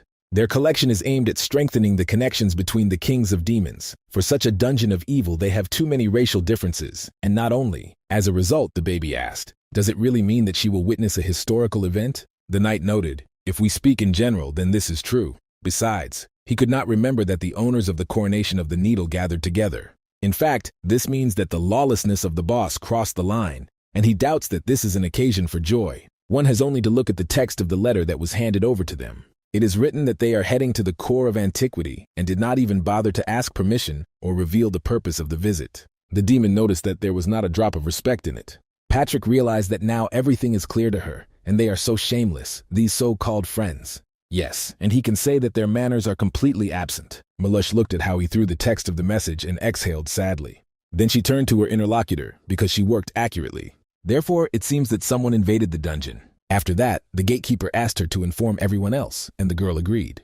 And he is going to go first and find out the purpose of the visit of their guest. In the center of the Union of Kingdoms, namely in the Great Desert, a caravan was going on. The main trade route that connecting all 5 kingdoms went through this desert. Suddenly, a person who controlled a camel heard that the earth was trembling, but did not understand what the hell was happening. On the trade route, the moment when the dungeon that arose did not take possession of the trade route. As a result, people decided to end this dungeon and regain their land. They thought that there were only huge insects against them, so that with their powerful army, selected from the 5 kingdoms, they would drive these evil creatures. But as a result, they were all defeated and begged both sorrows, although they were mercilessly killed. The surviving person did not understand where their army was 10 times superior to them, because all this is simply impossible. This is a real nightmare. And the mother of all insects, the lord of the desert, Despair, who covered the 5 kingdoms, controls this dungeon. Patrick rushed forward at the same time in order to see who arrived at them. Looking at the traces, he realized that there are the very movements that he saw on the projections. When he arrived at the place, he noticed the monster familiar to himself. It was a boss of the dungeon of a huge evil sandy hell mother Hexabel, she said. Apparently they had not yet fully filled the monsters. Patrick heard an excessive imitation of a human voice. He heard that among the insects of monsters, there are those who imitate the voices of strong people. Although now it is more important that I just said because probably it is trying to appreciate the combat effectiveness of the core of antiquity. As he thought, it would be necessary to take measures until the boss came, and for this he was going to attack. The same time appeared the main character who asked, were they really going to play peeps? The rest of the girls also arrived with him. Patrick stepped forward and asked the main thing to stay behind because he himself would figure it out, and the hero asked him why he was doing this at all. At the same time, Hexabel saw Pavallo, rejoiced, called him a teacher. She said that they had not seen each other for a long time, and he was still in great shape. The guy also greeted her and said that she had become even more. The interlocutor was a little indignant and asked how he could say that, a lady, but Pavallo did not accept it close and said that her things were going well, but interestingly how he was doing. She answered, thanks to his instructions, just wonderful, and they continued a sweet conversation, and Renee was horrified from this. Then the master turned to the rest and asked to meet it, because this is a Hexabel, a former gatekeeper of the core of antiquity. The boss of the Sandy Hell greeted everyone too. She apologized that she had not introduced herself before. The new gatekeepers of the dungeons were in horror, and after a while everyone was sitting at the table. Patrick noticed if Hexabel was summing up the blue path before his arrival. And the question of replenishing the monsters asked simply because of anxiety about their dungeon, but froze during their skirmishes, because she was confused at the first meeting. The hero asked if it was true, and she replied that she simply did not know how to say hello. Patrick asked the master why he hadn't told this before. The master replied that he was busy not doing anything that had flown out of his head. Then the knight said, if she is higher and the gatekeeper in vain of antiquities and a boss friend, now she is the head of another dungeon of evil, and they cannot relax in any way. Suddenly the Hexabel crawled closer to him and said that he was his big fan, which he was very surprised. The girl said in the skill of owning the ball there is no equal, and despite the fact that he is a skeleton, he is called a knight of death, that is, the strongest fencer. Therefore, it is a great honor for her to meet him personally. Patrick blurred in a smile and said that she would feel at home. Then he asked if everyone heard the appearance of the boss of the Dungeon of Evil, his fan. Further, Hexabel turned to the girls and asked who they were. Renee replied that she was the current gatekeeper, and Melgu did it too. The maid apologized for tactlessness at the first acquaintance, but whether she was called the mother of all insects and the fact that she called herself a lady is connected with her sex. The interlocutor answered if she talks about it, you are really a female. The girl noticed, now everything is clear, and that means that it was the arrival of Renee. She was the only woman next to Mr. Plavallo. The Queen of Demons said from her experience in love affairs, there was probably something obscene between them. Patrick tried to stop her and asked where it could come from. Renee was evil and said that this was just a parasite. The knight asked for forgiveness for chaos, because they simply found out that the bosses of the Dungeons of Evil decided to visit without warning and became nervous. Hexabel said that she just wanted to see the teacher for a long time, but this applies only to her. The girl who brought asked, is it really the same core of antiquity? This time, she will let this ancient monster understand that he cannot attend anymore. It was the boss of the dungeon Margar Ajidahak. Shortly before that, the subordinate asked the girl in the dungeon itself, was she really leaving? When not one of them bore bother to explain between Plavallo and Erebos with the chapters of the Dungeon of Evil, the conflict. The same thing is with Connect, so that it is enough with it. You can no longer leave the actions of this creature without attention. And now she arrived at the dungeon and thought that she would never allow others to look down on her. Suddenly the girl who led nearby turned to her sister and asked to see. After all, it turns out that she can now also turn into a person. Let her only look at her tail, and he is very cool. The interlocutor noted that it was true and sadly thought that she was about to appear here alone, but asked her. Therefore, she asked Fanfur at official events to call her a boss or lord, to which the baby agreed. Suddenly, someone came up and stated that she brought the child to a meeting of the bosses of the Dungeons of Evil. But the girl did not give herself offense and said that he himself came without concealing even his threatening aura. It turned out that it was a boss of the Dungeon of Huge Evil, Nilkambal Kurak. Dahaka understood that he, in the appearance of an ordinary orc, but they say he became a boss of the dungeon at the expense of his own strength, and so stumble upon him directly. It is strange. In this, she said, let the outer girl look like this, but in strength, the fan fiction is many times superior to ordinary dragons, so she asks to leave her comment for herself. The man noticed that he understood this, but let the Lord of the Dragon take into account that a comrade can be lost in an instant. The interlocutor realized that his facial expression did not say anything good. so she asked her sister not to move away from her so that it would not happen. The baby agreed, and they headed for the dungeon. And when all three went inside, they noticed that there was not a soul. Dahaka said, according to the book, there are hundreds of glacia, known as the demons of caves. The orc was surprised from the fact that there is such a book. Then she said perhaps some strange detachment had already exterminated them, but the girl replied that this was impossible. She thought that these were nuclei in ancient times, and not some seedy third-rate dungeon where they did not look at their own monsters, so, most likely, it was a trap. It turns out that they decided to test her, but do they really think that the girl will give up so easily? Going through several rooms, they did not see anyone and soon only found Golem. But he slept, and because of this they were even more surprised. Dahaka was very angry and asked how much more they would mock her, since she will answer seriously and incinerates this cave to the ground. Suddenly, her riot was interrupted by Patrick, who said that they were granted them, because Melia recently reported new guests. There must be a girl, Aji Dahak, and a man is a Kurak, and they came together. The orc said that they simply crossed at the entrance, and Patrick added that it was even good that the others are already waiting, so you should start. Suddenly he was asked what to start, and he replied that we were talking about the first collection of bosses of the dungeon and huge evil. That's why very soon everyone gathered at the same table. Before that, the fanfare was interested in the overlord. What is the plan? The boss replied, and if her guess is true, most of the people gathered here suffered from the outputs of Pavalo, and then only one thing remains. These will have to unite and put an end to his riot, even if it ends with a battle with him. As she thought about the police of those present, she sees that everyone has something to say. On, of course, besides her, because I have no idea what this expression on the face means. He appeared Patrick, who noticed that everyone was waiting, as he supposed. Dahaki was just interested in what kind of man this landslide, and so he just appeared slowly, starting to go to his own guests. The girl was very surprised when she saw him and thought, was he really a black disaster and the most terrifying dungeon among the bosses? It was surprising for her that he looks young like that. Patrick went to the master and explained something to him at that moment. And the hero sat down in his place, and near him lined up in the gatekeepers. Dahaka wondered if it was possible to look at him at all, because if her eyes just burst. But it is impossible to ensure that this happens, so she begged herself to pull herself together, because she is a representative of the dragons. Surely everyone feels the same as she, but because of the pressure of this monster, then she should be the first to act. Suddenly, Batory said that she had nothing to say. At this gathering, she thought to have fun, but it is not clear why everyone was silent. She went to Pavalo and said that in him, the problem could cease to pretend that he was not in business, even if he still behaves like the owner and the real boss of the Dungeon of Evil. But he said that it would be better to just sleep.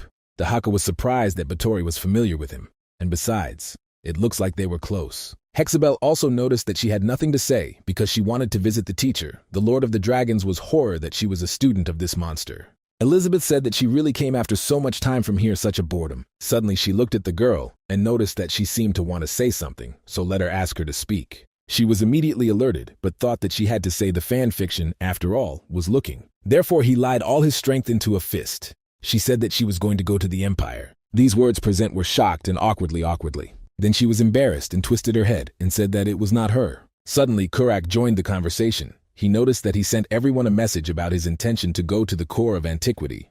And taking this opportunity, he wants to turn to the bosses of the dungeon and evil with a request. Now he will say directly that their dungeon Nilkumbal plans to destroy the Empire before this winter. The gatekeepers of the core of antiquity from this information were a little shocked. And Elizabeth asked so what he really wants to help, but the interlocutor replied that he was not here. After all, if it is easier to speak who he asks not to intervene in the war between their dungeons and the Empire. And when he said this, the protagonist with him, you already met with his eyes. Hexabel apologized for breaking through them, but she was interested in how much was left before the winter. As a result, she received the answer that she was only a month left. Then Kurak said that they would really destroy the Empire in just 1 month. They have long completed all the preparations, so all the Nirkumbal warriors are already waiting for the order from him. The interlocutor said that he will not be able to defeat the Empire only with the help of his orcs of warriors. It is interesting how much the Empire has several million soldiers who are ready to fight them. The man said this is their last chance because now the chaos reigns in the Empire because of the fall of Riaza and the situation in Knecht. Moreover, he formed an alliance within the Empire, which shares their goals. From these words, those present were no less surprised. And Elizabeth immediately rose and asked with horror, did he really unite with people? She was beside herself with anger, so the bloody energy immediately began to seep from all over the cave. Then, the conversation entered the conversation that he noticed, if they were going to fight, let him fail from here. Nothing to breed a mess in his house or they want to fight him. Batory was indignant and stated that she had nothing to talk about with someone who sold her privilege to be a monster. Kurak noticed that they would still meet while the woman was leaving. Further, the gentleman said that he had a foreboding that everything would end like that. After some time, Patrick noticed the boss wanted them to leave, and he really managed to send everyone away, but the guy replied that it was not even he enjoyed the quarrel. The knight added, judging by confidence, Kurak alliance, about which he mentioned, should be enough. To destroy the empire, their common dream and boss reacted too impulsively, so they are the only ones who think so. Davalo said now he is definitely not a suitable time for this, at least for now. Dahaka and his sister were heading somewhere. The baby noticed the orc spoke about the destruction of the empire and, as she thinks, is it serious? The girl replied that she also dreams of erase all people from the face of the earth when they cross their boundaries. But the destruction of the entire empire is a completely different matter, because this is a difficult task. She remembered how the interlocutor before going to the dungeon told her about the loss of a friend in one moment. She did not understand whether this was due to his expression at that very moment. After a while in the flight, the girl noticed a hexable, and Kurak was also there. But Dahaka remembered very well that they parted in different directions. Then it is not at all clear why they are now together. The heroine of the Uan Empire at that time was in the city of Yubaf. The knight asked why she did not eat, and she replied that she had lost her appetite. The guy did not understand how long she plans to behave like that. She will not return her comrades, refusing to eat, and now he understands why Gart sent him here. The rest went in search of Cian. Suddenly he saw the girl's face and asked, was he really interested, because he mentioned another warrior. He is sure that they were disguised and hiding somewhere. Win asked if they could take them at all. The interlocutor noted that these are those with whom they can at least communicate. Perhaps they will be entrusted with more difficult work, but even if they don't think to get up from the table until it finishes. Then he got up and immediately turned to the chef to the cook. The man went out and wiping the glasses, asked the respected client what happened. The night they stated some kind of looking for them to say that this person is here, so it is interesting whether he had seen him. The cook said that he certainly did not see him, or maybe he saw, but was not able to remember all his customers. After that, he grabbed the weapon in order to defend and attack. The knight noticed that he did this because this person looks very much like who they are looking for. The chef is a cook, or it is better to call his ex-hero. His name is just Rashmer, and he is really a former hero. The answer to this, the man said that he does not quite understand what this person means. And the guy was surprised that he said so after he blocked his blow only with a knife. They have a request for a former hero, but Rashmer said that he was refusing. After all, the Empire is already quite senior, so they should be trying to return it to the battlefield. Therefore, he advises him to return home, while both can still laugh. The knight answered. Garte said that he could refuse. But he was also told what to do in this case, and he really likes this method of conversation. Therefore, he immediately took out one of the 36 masterpieces, which was called the Bloody Mary.